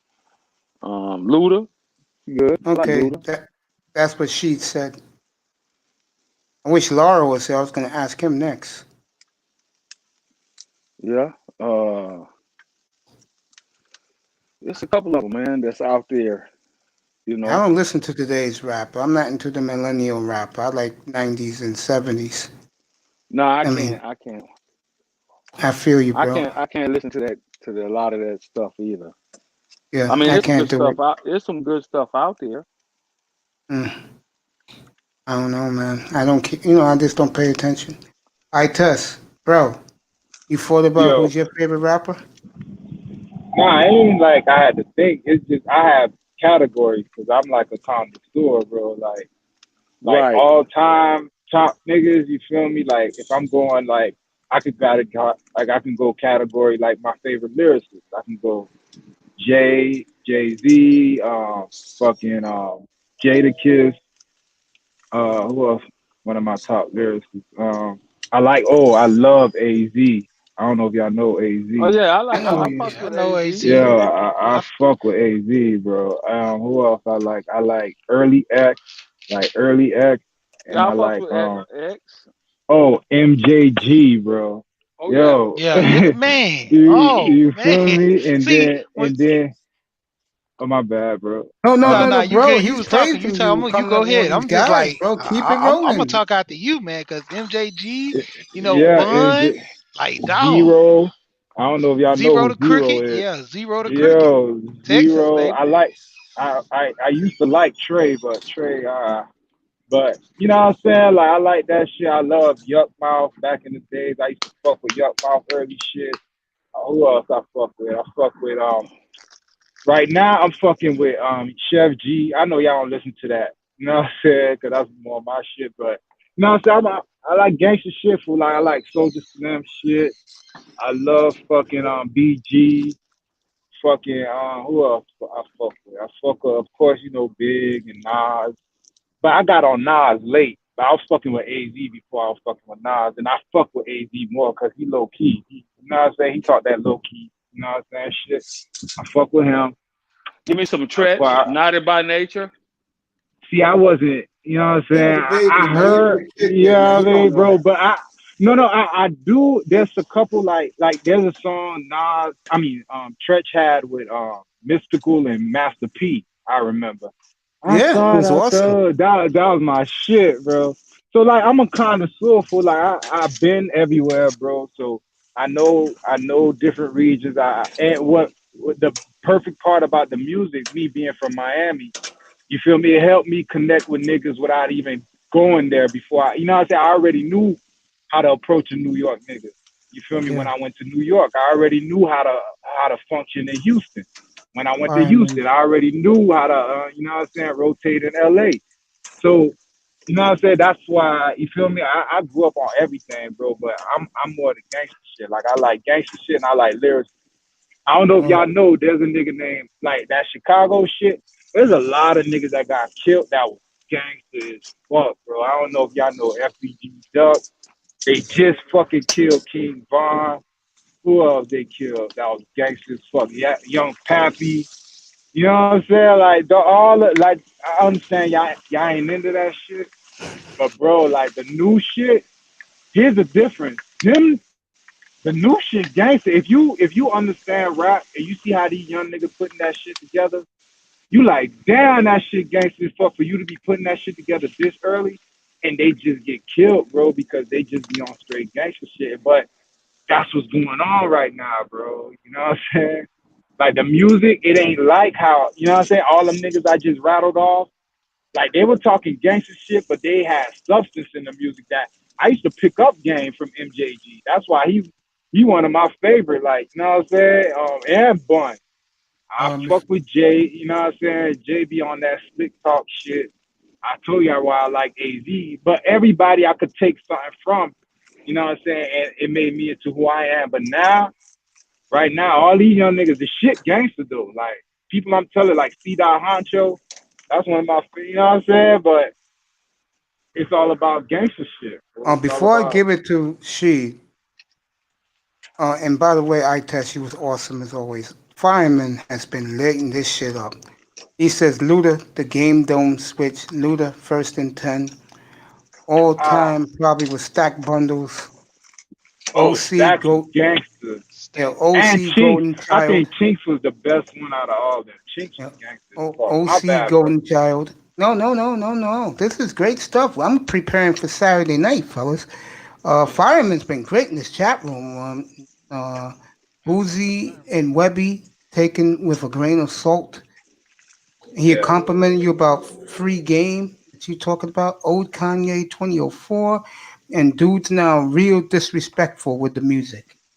Which Bro, is that shit out of hand, bro. They hey, they basically be, you know what I'm saying? Cause niggas doing that shit, and his was crazy right now. I couldn't believe it, fool, because you know what I'm saying. I'm new generation, but I had a touch of that old shit. So I learned different rules. These niggas doing the shit, and then they putting it on wax. And when you listen to it, you like, how the fuck? Because when I first heard it, I was like, nah, there ain't no way this nigga talking like this and he really on that. And then he gets smoked, and I'm like, what the fuck is going on? And then as I noticed more, I was like, yo, it's a plot, bro, because the way the music just shifts, and now it's just straight gang shit. Kill a nigga, put it on wax, and talk about him. Fool, King Von just got smoked, fool, and that man, yo. This okay. shit crazy right now, bro. Yeah, and what's crazy about the music is that's our way of communicating. So Yeah. they've changed the way we've communicated now. It went from I didn't get a chance to listen to that Tribe Called Quest and all the motherfuckers, but I'm a oh, historian, so what I'm saying is I understood at that time they used to be putting out game, bro, like how we could come together and put shit together. Now I won't say I'll listen to it now, you feel me? Because I'm on some other shit, like see murder and all that other shit. But See, murder was old, um, man. That was my time. Me and General's time. See, you know what I'm murder. saying? Like shit like that, bro. Like Yeah. gangster shit gonna always age well. You feel me? Yeah, You of know what I'm course. saying? That's my Like type of like rap. he Yeah, had it's to gonna say. age. He said old Kanye. He right. The old Kanye was gangsters, college dropout, and I think the second or third one. But after that, I stopped fucking with Kanye, bro, a long time ago. And Okay. of course, I'm from the crib, bro. I cannot forget Trick, JT Money, fucking you know what I'm saying? Fool, that's a Trick, JT Money. Of course, Luke brought a nigga in, but it was about Trick and JT for me and I other hear you, niggas brother. y'all don't know about. All right. She, and then yeah, back to cause the that's general with that. the Lakers. Man, you talk about Bootsy and Webby. Man, I remember them guys. So when I was young, man, I came up here and I'm like, look at these little young dudes coming up around the same time as me, man. You know what I'm saying? Hit it hard. They was signed to Bun B and UGK. So you knew they was coming hard. You know, even the crazy part with Rollo, uh, I actually, matter of fact, I got my Rollo hat on now. There That you free go. Rollo. I end up buying this hat right here. I bought the hat, bought the socks. Well, I bought the hat and the mask, and they gave me the well, not about the hat. No, was what it was about the mask and the t-shirt. But because they took so long sending it to me, they gave me this skull cap and a pair of socks to go with it. I mean, that guy, he did something that was crazy, just putting on for the city of Atlanta. This guy brought apartment complex, you know, put all his Muslim brothers in the apartment complex, got the cars and everything. Even though he had the script and taken from him, you gotta understand, he was doing the things that the industry don't want him to do. Of course. Even though he was making the money, he was putting it back into the community on some American gangster type, you know. Even though he was putting poison out, he was also, saying feeding people, paying bills, doing certain things for the neighborhood. And the craziest part, when you look at that, you look at all these other rappers, Tila, like Tila was my boy back with MJG and all them back in the day. If you going by the best rap duel, it's hard because you got the South. Even with Scarface, I forgot about my boy Face when the general said Ice Cube. I'm like, dang, Ice Cube rapping Forte, man. I'm like, Oh dude, yeah, MC8. I'm yeah. like, dude, I'm missing. I'm Spice. like, You could go to it's Spice crazy. One. You could Spice, go to man, Spice Yeah, Spice. One. that's my nigga, bro. And my favorite Yeah. rapper is Cube. The greatest rapper. Well, I'm gonna tell you guys a little something, and I'm not joking with you guys, including you, General. I was in the schoolyard because I live here back in 1978, 1979, and to me, I have to give him the title of the Godfather of rap, bro. Because without him, this shit wouldn't have been here for us, bro. And I was there in the schoolyards when break dancing came out. Dances, girls used to do like the Patty Duke and the Fred Flintstone. No joke, those were the dances back in the day in the schoolyards. And I gotta go. I know that um my man Kool Herc was the one who invented it, and Kool Herc was nice. I saw a lot of his battles at the old Espionage Gardens on 116th Street in Harlem. But Melly Mel, to me, is the best not only rapper but lyricist of all time. And it wasn't for Melly Mel, there wouldn't be LL Cool J's, it wouldn't be Run DMC's, it wouldn't be Sugar Hill Gang, it wouldn't be KRS-One, who doesn't live too far from here, by the way, Chris Parker, Boogie Down Productions. To see those guys do it live, and I'm gonna tell you how cool it was back in the day. You had assholes, of course, wanting to rob people, but when you can go up to Melly Mel and half hour before the show and ask him, "Yo, Mel, can I put my boombox to make to record the tape, dub tapes, live tapes?" They say, "Yeah, go ahead, fat boy, go put your boombox next to the crate." And that's the way it was in the beginning, fellas. You two guys are so young, and General was here, but he was in the West Coast. To be there, to witness it, to see it, young men, was a thrill of a lifetime Yeah, it because was it was kind of so like the much same fun. thing on the West Coast. We Yeah, had the but same thing out there. what I'm saying is, the rap and hip hop started here in the BX where hip hop lives, and I was there to see that, and I was proud to see it. Now, unfortunately, a lot of those guys who was the Godfathers never made mainstream. But shout out to those guys from my generation, General's generation, that's laid down the foundation for you young guys to spit out all these guys you're talking about tonight. And I'll tell you right now, General, I hope you're there Saturday night. I think it's gonna be a hell of a platform Saturday night, Yeah, man. fellas. I Hey, think you you should all should come up you should and break it let your down in some feelings get. categories too, man. Like I just was talking about different categories. You got the best rapper, then you got the best duel, like the pair. Then you got the groups, and then you got the best record company, I'll do of all all that. time. I'll do all Man, that. that'd be amazing I'll put because all down the list. that'll have people really thinking. That Yeah, I'll do that's even that. like that's going back to a story I told guys, and like I was on Art and Styles channel, and I told them, I said that I used to have to sneak and listen to rap.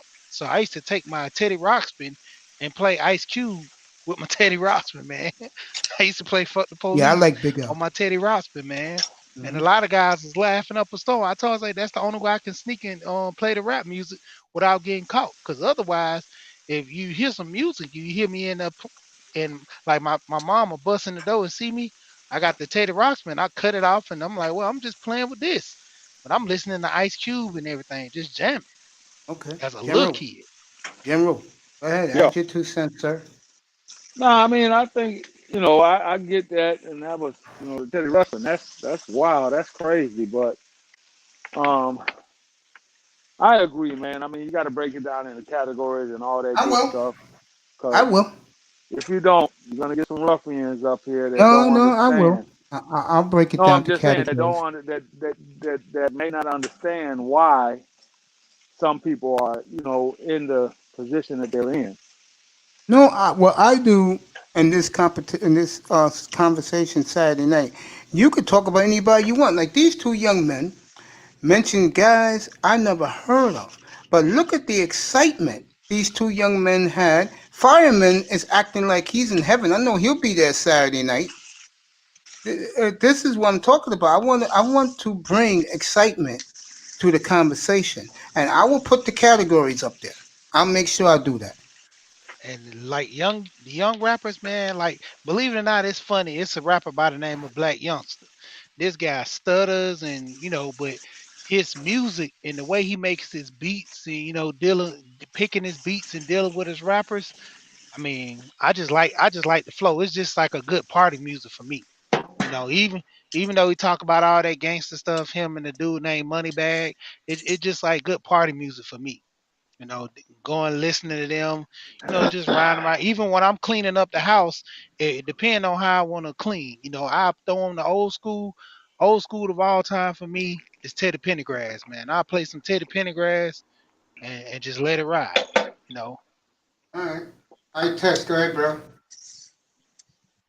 I test. I test. You there, bro? he probably muted up. Yeah, he muted Yeah, up. man. But I mean, it's just crazy dealing with these young.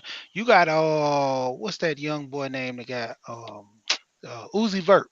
Everybody always like I listen to his music and everything's cool. And I'm like, okay, it sounds good, but the whole fact that he put on this whole gay looking facade, I don't get into him. But when I listen to other rappers, I always praising him. The way that they break down, the way how he does his beats, he you know, put his ad libs in, and the way he structured the music to where everything flows. A lot of older artists are praising the way how he like kind of controls the music and so in some way. And that's where a lot of guys they kind of favor that because of the way he controls the music.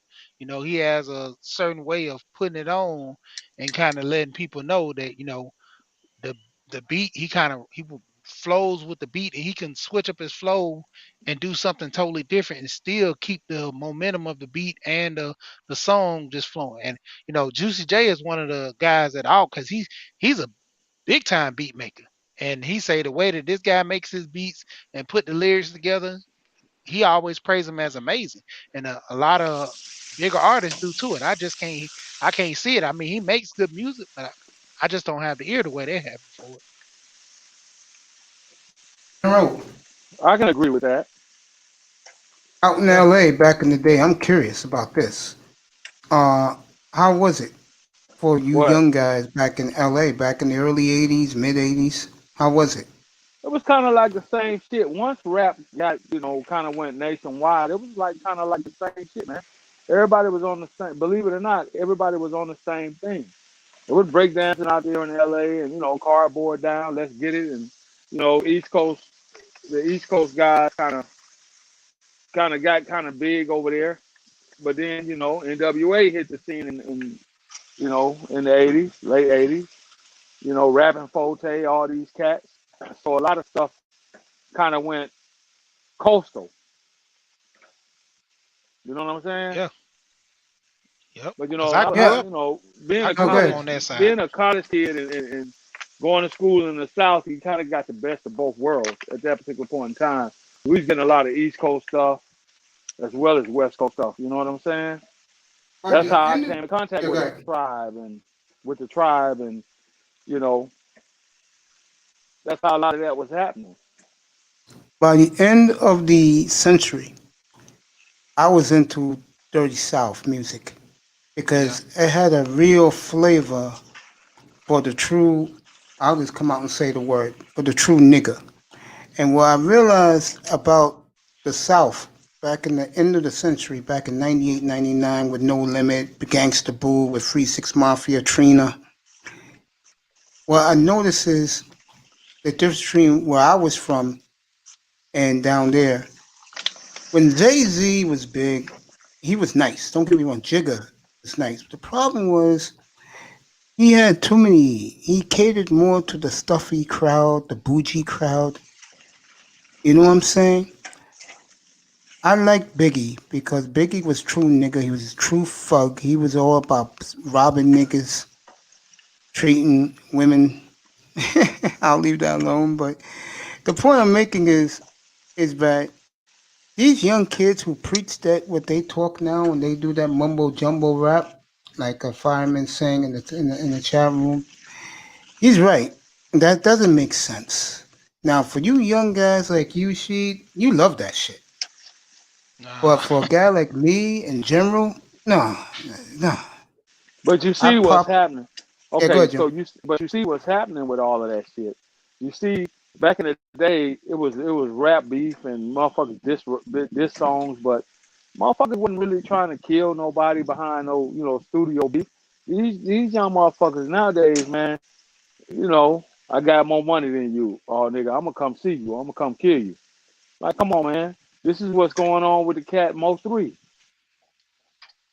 This is Yeah, what happened with the young boy. With them young boys in Chicago, as talented as they are, having a short lifespan. Yeah. So It, what's the good? What good does it do for you to be a very talented, you know, rapper or artist and you lose your life? facts. yeah, cause that's also comes like even with Mo 3, you had the dude with the little shag out there, who got that song, That's On It's Me. on me. He, Yeah. yeah, he got shot up going home. He just got a new crib. He came back in town, went home. Guy shot him up on the freeway the same way. He crawling in the woods, calling his family, telling them he was on the highway. Somebody shot it. You got to understand, like right now in Dallas, it's rough. I mean, Houston is on lock. You know what I'm saying? You do little stuff in Houston, but Jay Prince control all that. A situation with NBA young boy, somebody got at him, went into his crib, took his stuff. Jay Prince got it back. He got offended that Jay Prince did something for him. And he told him, he said, as of now, he said, you fair game. If anything happened, hey, I ain't got no ties in it because the young boy kind of dissed him on his invite where he's trying to look out for him because he's like, for one, you're a rapper and you in my town. So as you being in my town, I'm gonna go ahead and put out the word, protect you. Yeah, but see I these can't. these niggas gotta stop with that my town shit. And that's what's wrong with us Yeah, as black people. You like, come on, man, you gotta stop that bullshit. My town, you in my yeah. town. But well, that's Jay Prince, and Jay Prince, the elder, he basically say that as it stands, he controls Texas. I mean, it's not Texas, but Houston in general. He controls Houston. He got Face. He got a lot of rappers that look up to him, and everybody give him that respect. Just like what Trey said, when Mike Jones came out, and Mike Jones was talking about how he do stuff for Houston, and Trey was like, "Man, I live here. I do this. I don't see you." He was like, "Dude, you got a name for yourself in the industry, but you don't have a name for yourself in these streets." And it came to Yeah, the but point see, where, but that's the problem. See again, in these streets, that's the problem that I'm talking about right there. It's like, okay, man, I got it. You got juice, you got pool, you got paper, you got some artists under your belt, you got writers and all this shit. Why can't we get along? And they're focusing on the wrong shit, in my opinion. It's just my yeah, opinion. Instead of coming together saying, "Hey, how do we start taking control of the art that we put out? How do we take control of rap music?" Far too long, the Jews have had control of it. So how do I shouldn't have said that word, but How do we take control of our own shit? You got But Jay Z, you got Jay Z, you got Diddy, you got all these dudes that have made billions of dollars, right? It's a damn shame that none of these motherfuckers have major record labels. It's a damn shame none of them got major record labels. You should be talking about how do we set up distribution? How do we take the younger guys in the industry and set them up for success to put money back in the community, back in their hands? How do we do that? it's been tried. They shut them down. No, it haven't been. It hasn't been tried because these guys got too much juice. If you got enough juice talking about this my city, you got enough juice to goddamn open up a major record label. The problem is niggas can't get along. Niggas cannot coexist. That's the problem. Everybody got to be bigger than the other one. Jay Prince is talking about Houston is his city, right? So there's no reason why he can't come together with other Houston rappers and control the market of music and say, look, we're not doing these 360 deals no more. We're not gonna let you guys take advantage of the young artists that's coming out here anymore. We're not gonna do that no more. But see, when they had that deal, all of them was trying to do something similar to that. All of them got indicted. It was P, Jay Prince, Irv Gotti. Yeah, they got indicted because they were still trying to run into this gang shit and this dope shit. That's why they got indicted. Let's just be real. You can't front no record label and be trying to funnel dope through it. Let's just be real. See, we gotta put the blame where the blame is. Yeah. Irv Gotti and them was still trying to be dope boys. Yeah, they had their hands into it, but that was the thing. They were trying to establish themselves from getting away from that by starting that distribution company. They were away from it. They were away from it. These guys were major artists at the time that they got indicted. That's another excuse. They had got away from the hood.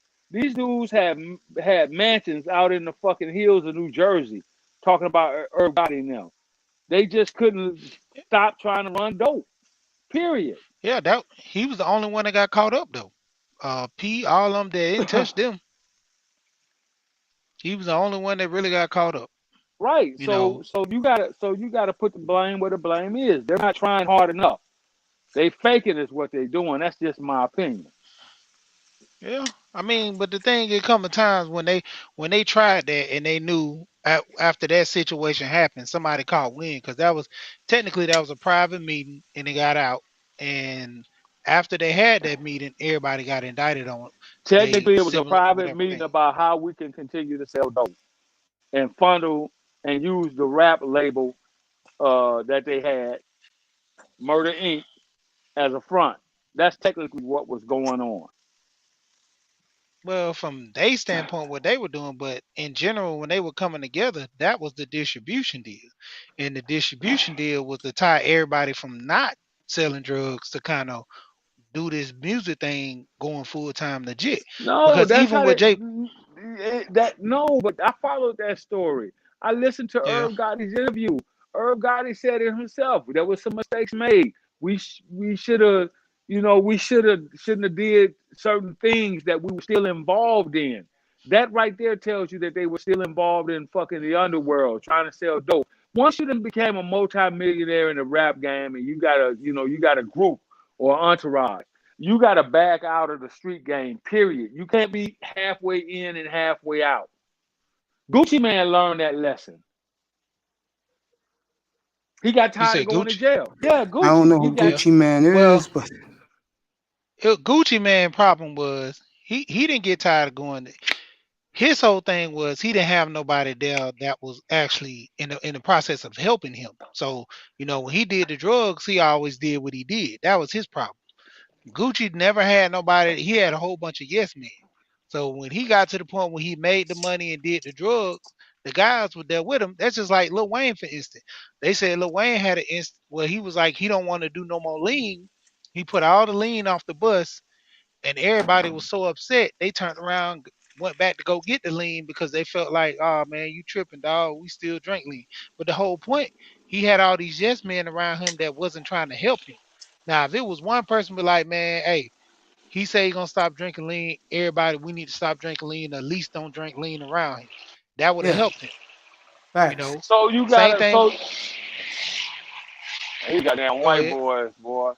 So the fact of the matter is, you gotta goddamn me make the call. If you're the leader of the group and you're the money man, it's your call to say, you know what? Hey, no more lean. Okay, you don't want to fuck with that. You're out of here. Yeah, Whether you my but a lot of homeboy, those.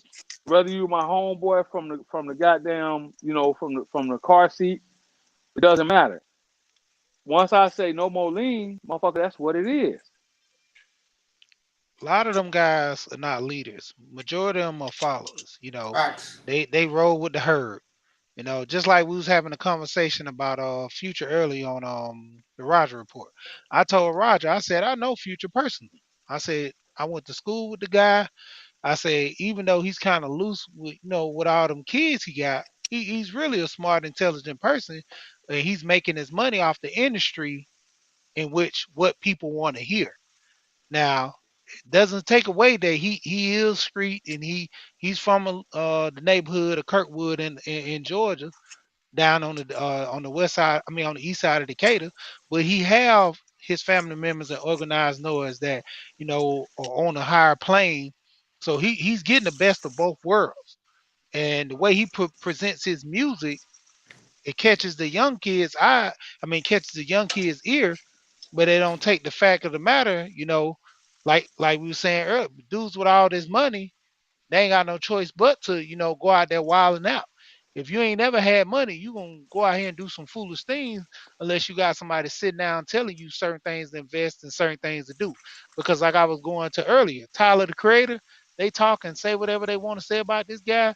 This guy got over what I think they said he started over 35 businesses and multiple money. Even with Chris Brown buying into Subways and Burger Kings and stuff like that.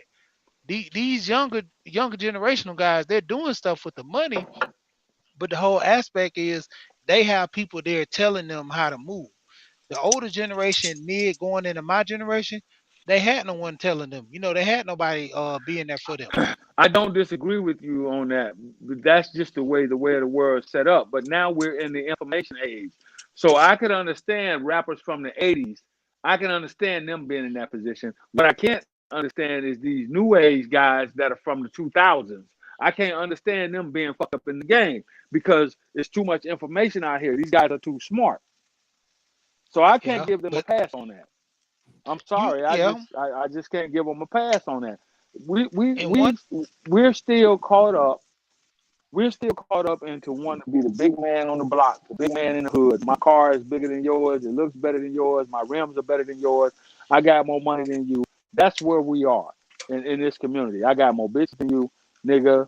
You know, I'm better than you. That's the problem. Instead of saying, hey, Jay-Z, for example, Jay-Z, in my opinion, Diddy, uh, and this is why what's his name don't fuck with him. What's the dude name used to rock with Jay-Z back in the day? Mace. No, No, Mace was with P Diddy. no, the other dude, the dude used to fuck with Jay. Biggie. Oh, you talking Uh, about Jay-Z? No, no. who was fucking with him? Was I know him and Nas didn't like each He other. got the sister, the real pretty sister. What's the motherfucker name? Dame Dash. This is Dang. why. Oh, This is oh, oh, why. you mean Stacey Dash? Yeah. Yeah, this is Yeah, why it's Dame cuz. Dash. This is why Dame Dash and Jay don't fuck with each other no more. A damn shame. Because Dame was like, "Hey, we fucking the game up. We should be doing this instead of that. Why are we letting fucking Def Jam tell us what the fuck we supposed to do? We supposed to be the president of this shit now. Let's take this shit in a different direction. Let's take this shit over." And they had to part ways. Why? Because Jay wanted the money.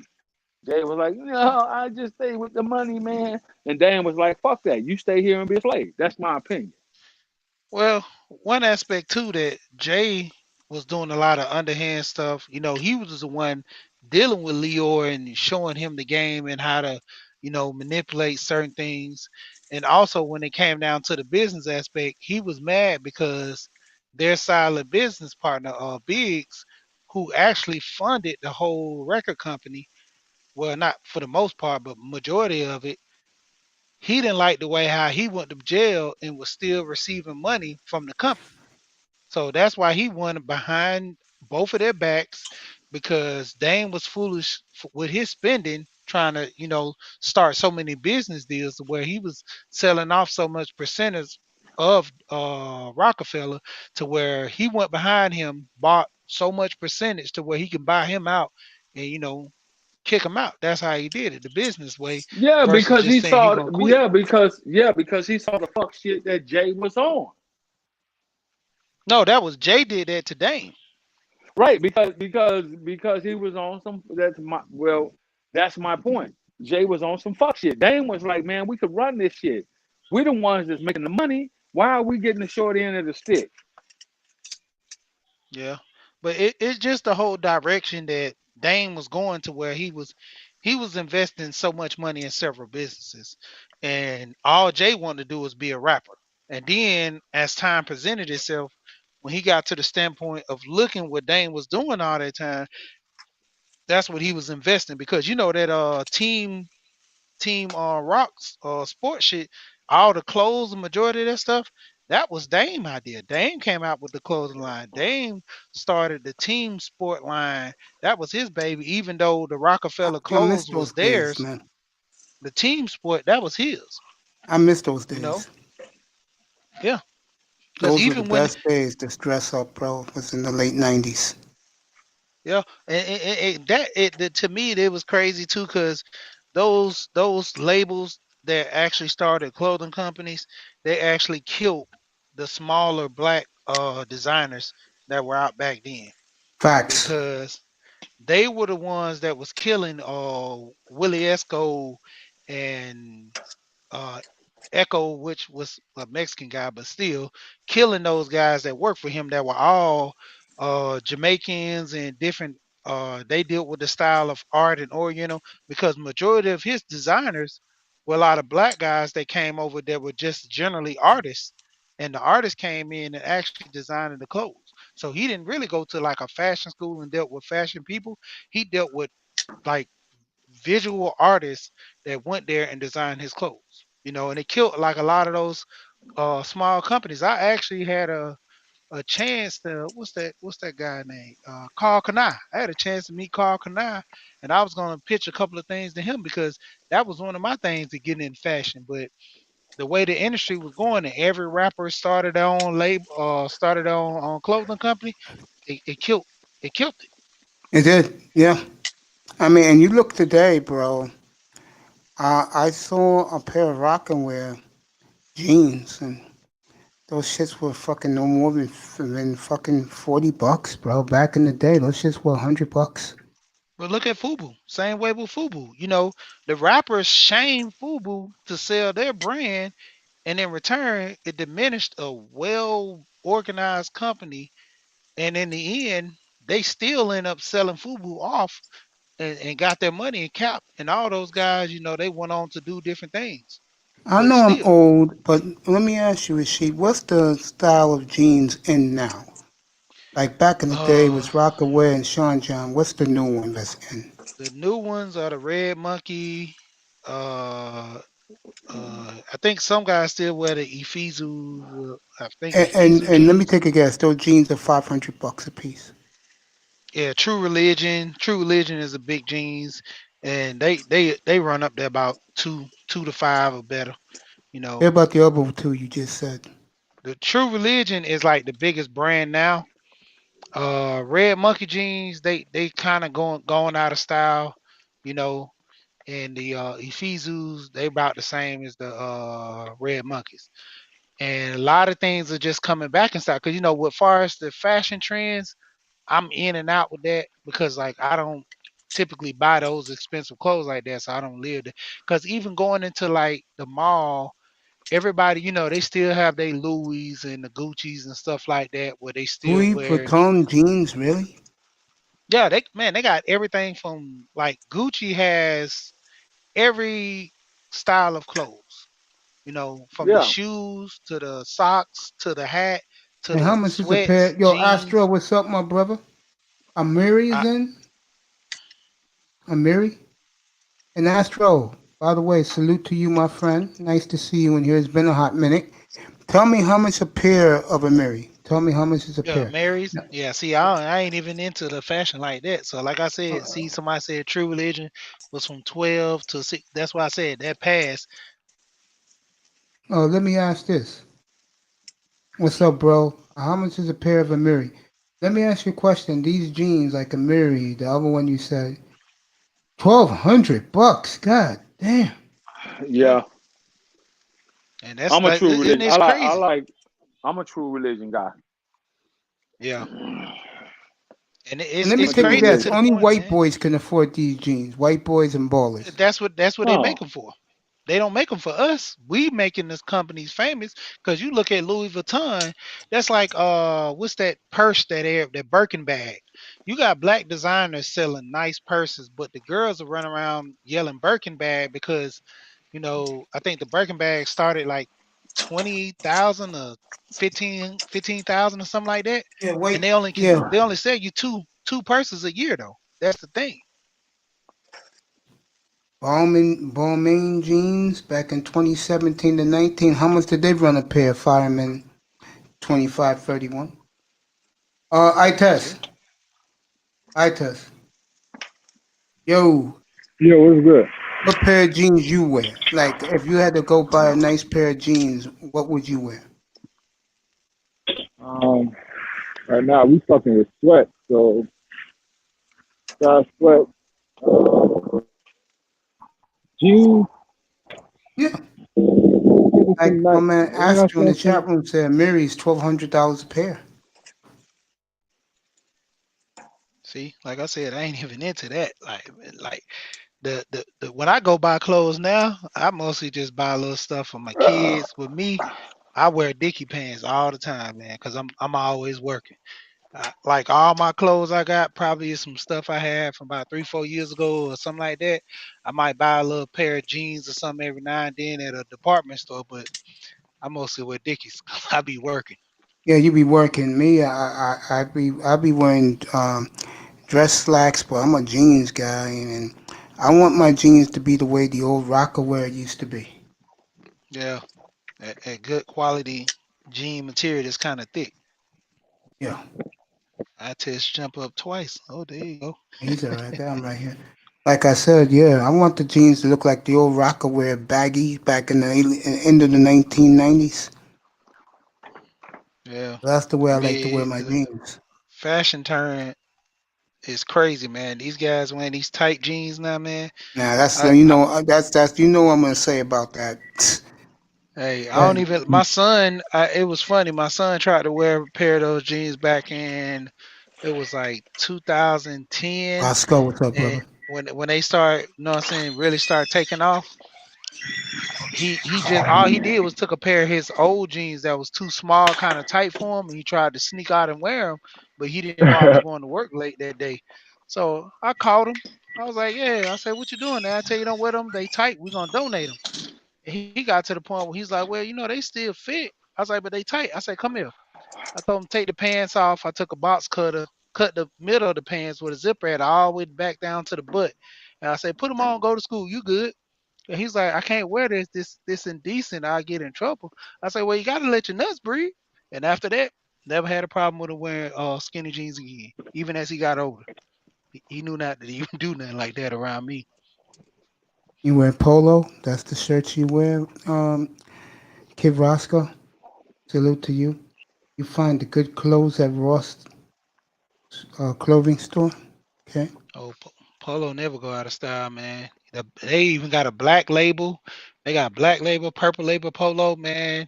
Like a regular T-shirt, probably about 25, $30, like $36. Black label might run you about 60. Purple label might close to be like 120. That's crazy. So you get General. Let me ask you something, because we're about the same age.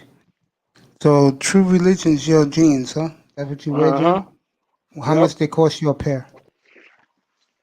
I generally, um, I'm smart. I shop sales. You get them for like 80, 90, Okay. $110 a pair. Where you get them at? Macy's. Okay. They got a Yeah, True look. Religion outlet. They got a True Religion outlet. I think it's Uh-huh. out here in Georgia, in Commerce. Fireman said polo and white forces haven't gone out of style yet.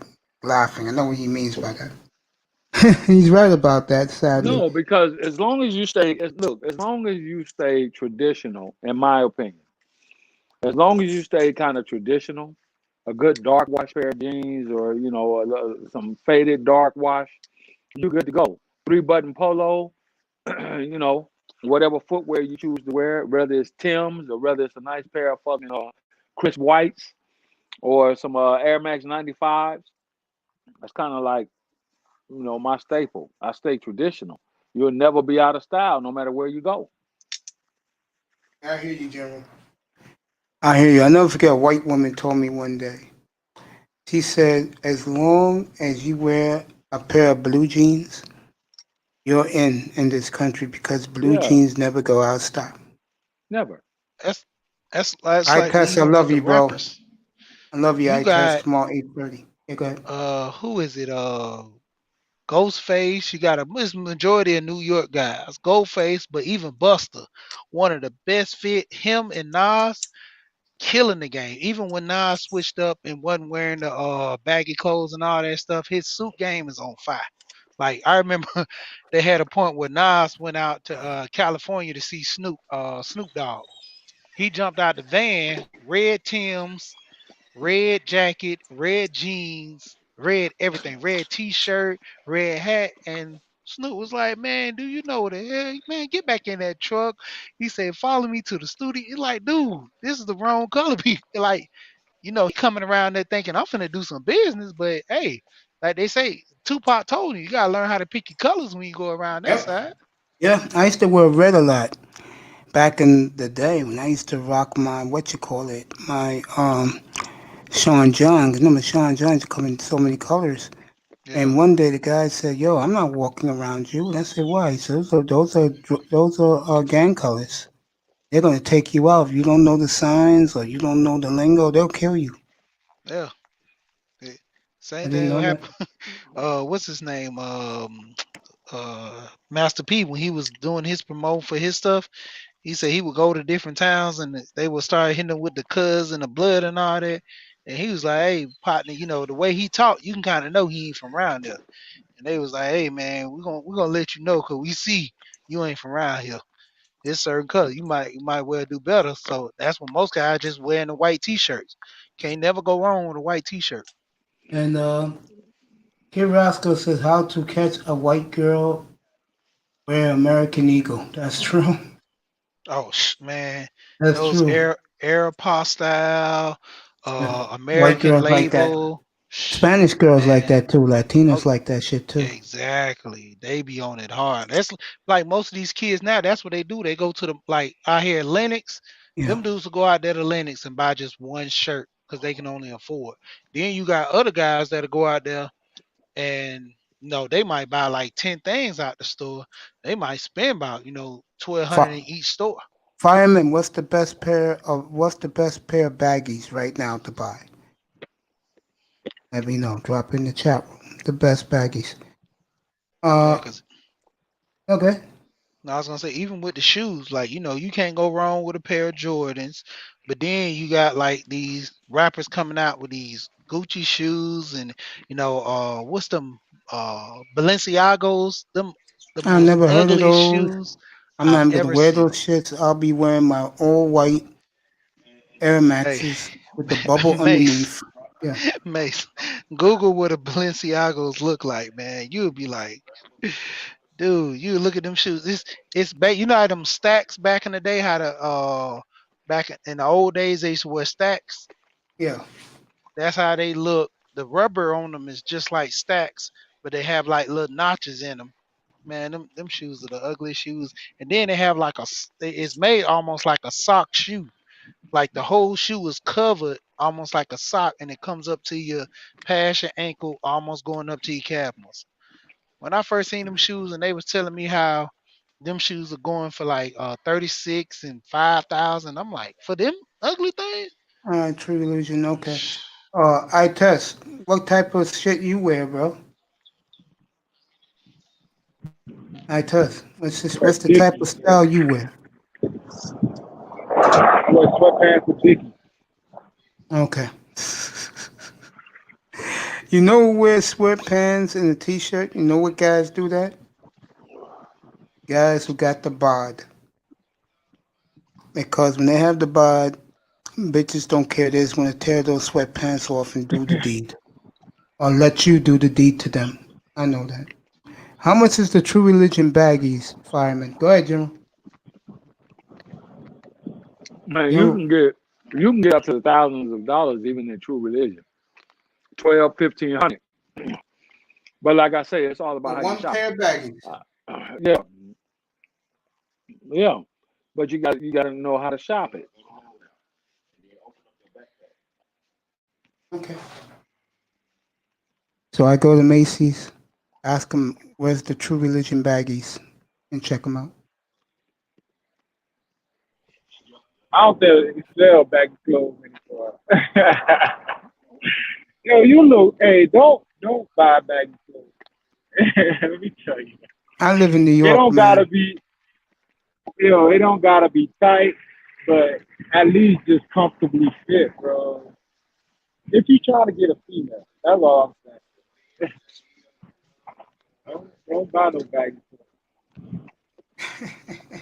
Like you want some nice clothes that'll fit you, but not hug you, bro. So that's why you can't go wrong with some nice shit. Like get some Givenchy shit, get some nice, you know what I'm saying? Get you a nice little some black shirt. You know what I'm saying? Some nice polo black shirt. You wear it, bro. Get a nice little gold chain, nice watch. You don't need much, bro. Well, I'm not out here for the women. I just want to look good. So, you know, when the nigga walks I'm down the all street, into comfort, bro. I'm into comfort too.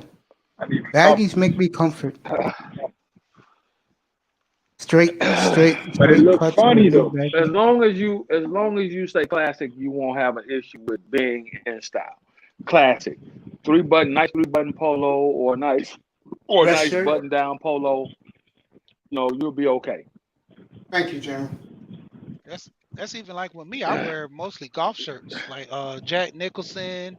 I do a lot of golf shirts. You know, I get them from Ross or certain little spots. And my friend, I was telling him that he actually had a business where he was doing personal care. And I was telling him, I said, I'm getting older, so I'm starting to dress like this because this is the way I'm gonna move when I go out. And so he's like, yeah, man, I'm still cool. I'm gonna rock my t-shirt, my tank tops and stuff. So it was a situation where an old lady had fell, and I got over there, went and helped her, and I gave her his business card. And I was like, see, you can't even approach her because of the way you dress.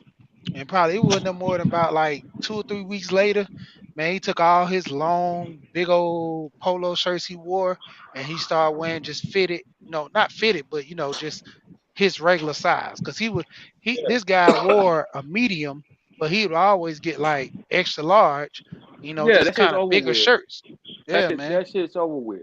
All of the days of the fucking t-shirts looking like dresses and baggy pants, slouchy and shit. That shit is over with, man. The more clean and fit and tailored look, that's what's in.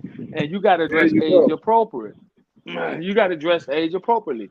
I'm 53. I can't go out here and dress like these 23-year-old, like my son dresses. I can't go out here and dress like my baby brother dress. I Well, can't I wear no got always goddamn wear. extremely tailored jeans and all these, super high top ass tennis shoes and shit. I can't Yeah, wear that's that me. shit. I Age always wear appropriate. my Air Max. Always. I always wear the ones with the bubble, and I pay $200 for them. I always wear my baggy jeans, my earrings. Yeah, Nah, man. you gonna want to change that, bro. I'm just telling you. Because I'm not You out look like here. a You know what fucking. type of women I attract? I attract two types. A baby mama, ghetto fabulous, because that's the way I dress, and I date, Because and I that's the attract way it. that's the way you dress. That's why you are attracting certain types of women. And I attract Exactly. the 40-somethings that still think they're clubbing in their 20s. Yeah, you don't want to do You that, attract bro. the Like me, bro. you Like attract real them shit. rough ones. I could wear anything, and bro, it's just how you come off. But if I'm going out to attract people, what he's saying is right, bro. You want nice fitted clothes, bro. You don't want no baggy shit. You don't want to be wearing Air Max. Okay, first You know what I first of mean? all, you say I got a question for you. You say how Okay. old are you? How old are you? First of all, you say you can wear anything. I'm How I'm old are you? I'm 30. I'm 35. Okay, you're in that tweener stage. You still can get away Bro, I with can some wear stuff. I can wear anything, bro. You know what I'm saying? Right, And but then, I'm saying, but listen to what I'm saying. In my opinion, I'm not judging you. You're kind of in that tweener stage where you can kind of get away with the stuff that the 20-year-olds are wearing, and you can still dress it up. You know what I'm saying? Like it's this guy called Red, the style consultant. I can't think of his name, and he talks about dressing age appropriate. Oh, I know that guy. He has a Yeah. lot of good he has a lot of good stuff on there. And he actually shows and tells.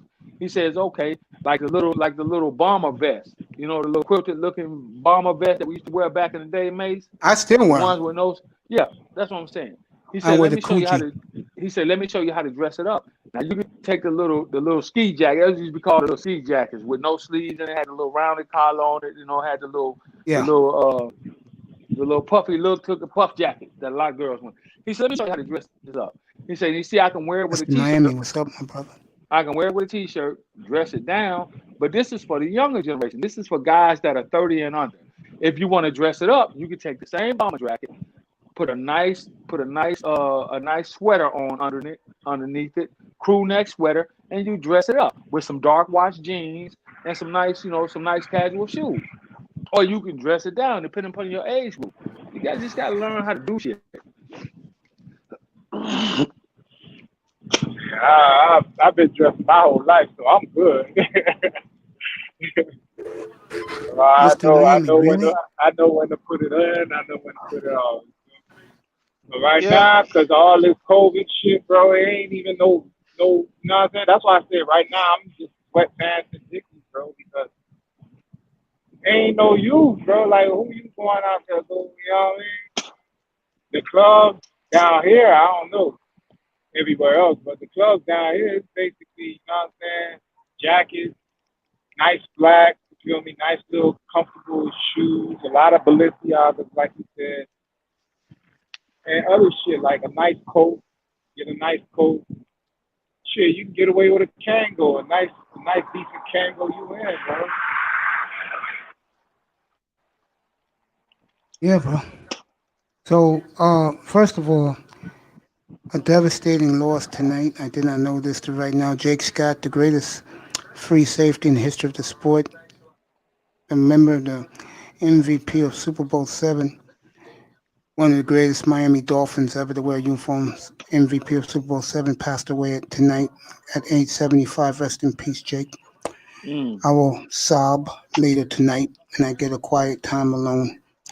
And General, your advice is you and ITES dress to fitted clothing? Not General? fitted like tight, just, you know what I'm saying? Make it look your size, bro. Don't be doing no baggy shit. Don't be wearing no weird clothes, bro. Like, Okay. General? like the Yeah, polo suggestion he had is perfect, bro. Like go to the polo store. They got some nice shirts in there, dog. General? Yeah, you can't like all that red monkey jean bullshit. That shit is over with, man. You need to stay classic. You're 50 plus years Yeah. old. You gotta stay classic. You can't be running around here no goddamn red monkeys and no Balenciagos and shit at 50 plus years old. I Oh, wasn't going to wear that anyway.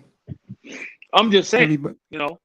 You know, but he everybody's could still laughing. wear some he could wear some classics. He could wear some ones, you know what I'm saying, when he's feeling dressed down. He could Yeah. wear, you know what I'm saying, a little classic shit, fool. So it's still shit he could put on when he dresses down, fool. That'll still look.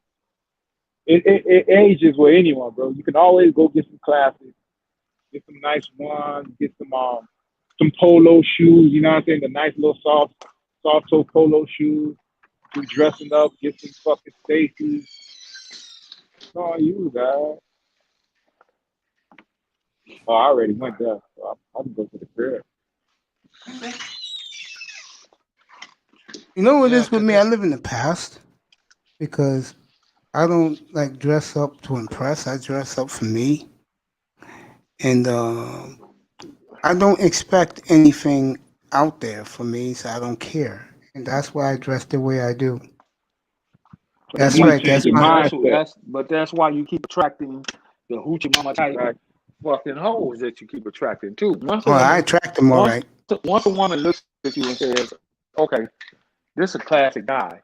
He the way he dressed, I can tell that he's dressing age appropriate." Like I see women that are nice, they got great bodies, but they still these 40-plus-year-old women are still out here trying to compete with these young girls. Yeah, They out that's here, the ones they I out attract. here. Okay, but that's because of the way you dress too. You understand what I'm saying? I'm just being honest with you, bro. Just keeping it a buck. Yeah, those women, they like me, boy. The ones who are 45 act like they're 20. Yeah. You know when they walk away from me then? You know when they walk away from me? When I tell them, seriously, when I tell them I've never been to a goddamn nightclub in my life, they look at me sideways. And then they go, "Are you on Facebook?" I say, "I don't social network." They just do, I'll show you what they do. They do this. Here you go. They do that. And they keep it walking. Girls still thinking that it's 1997. Like, for example, while I was out at the market, I saw a nice, attractive, very attractive lady. She was gray, was going gray.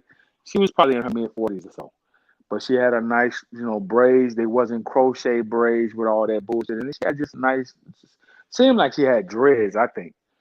And then she had on her little tights, but she had on a smock dress over the top of her tights. And I was like, wow, that's okay, that's appropriate. That's age appropriate. One of them little dresses that had the little sleeves out, and then Yeah, I know what you're talking long. about. It kind of Covering getting there. spandex. Yeah, I know what you're saying. Yeah. No, I'm talking about the it's like a smock. It's like more like a long, elongated blouse. And I was like, okay, that's cute the way she, and she had a little, her little wedge heel sandals on with her little tights or whatever. And I was like, okay, yeah, that's appropriate. But there's a lot of these hoes out here. They want to wear a super tight t-shirt, and then they want to put the goddamn spandex little workout pants on, leotards, what we used to call them back in the day. They want to put their spanks on, and then wonder why we approach them a certain way. Yeah, I love that. Me too, bro. I'll be going to Publix. See that panty line, bro? I go to Publix. I go to Publix just for that. Like, I was like, hey, I am in business with that too. Don't do it, artist. No, I ain't gonna go. You know what I mean? I be killing myself, man, when I be seeing them chicks wearing them sandals, man, everywhere, especially the fuzzy sandals. If you wearing fuzzy sandals from the A, he's in Atlanta. I be seeing them chicks with them fuzzy sandals. I be like, man, for real, like, even with the pajama thing, where these women wearing pajamas and fuzzy sandals, I'm like, dog. I don't pay attention to their pajama crew. Who the thing raised you? down here in Miami, everybody's super comfortable, bro. Like, of course, like, the women's. But when it's club time, we gonna put on. So that's why everybody could be like, oh, you know what I'm saying? That's just she going to the store. You know what I mean?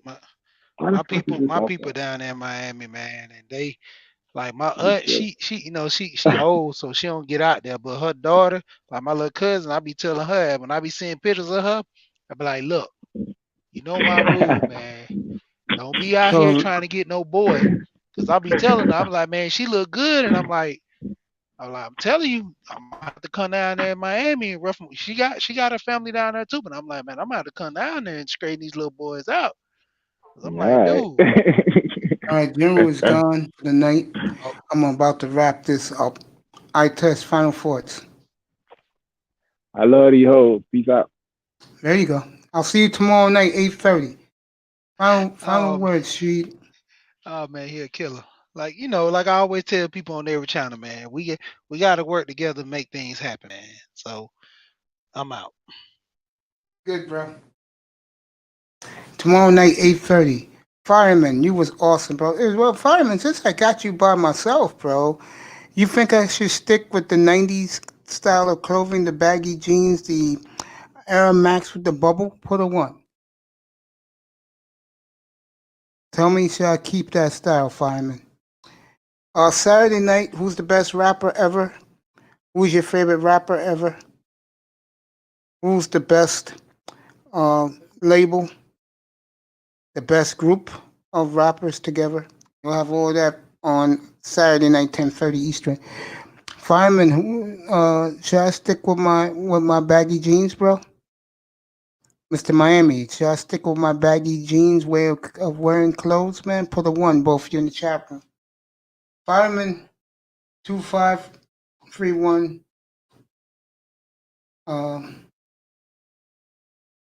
Don't smoke rocks. The great Mr. Miami, of course. The General. Tacman. Eye Test. Astro. I'll see you all tomorrow night, fellas. 8:30 Eastern.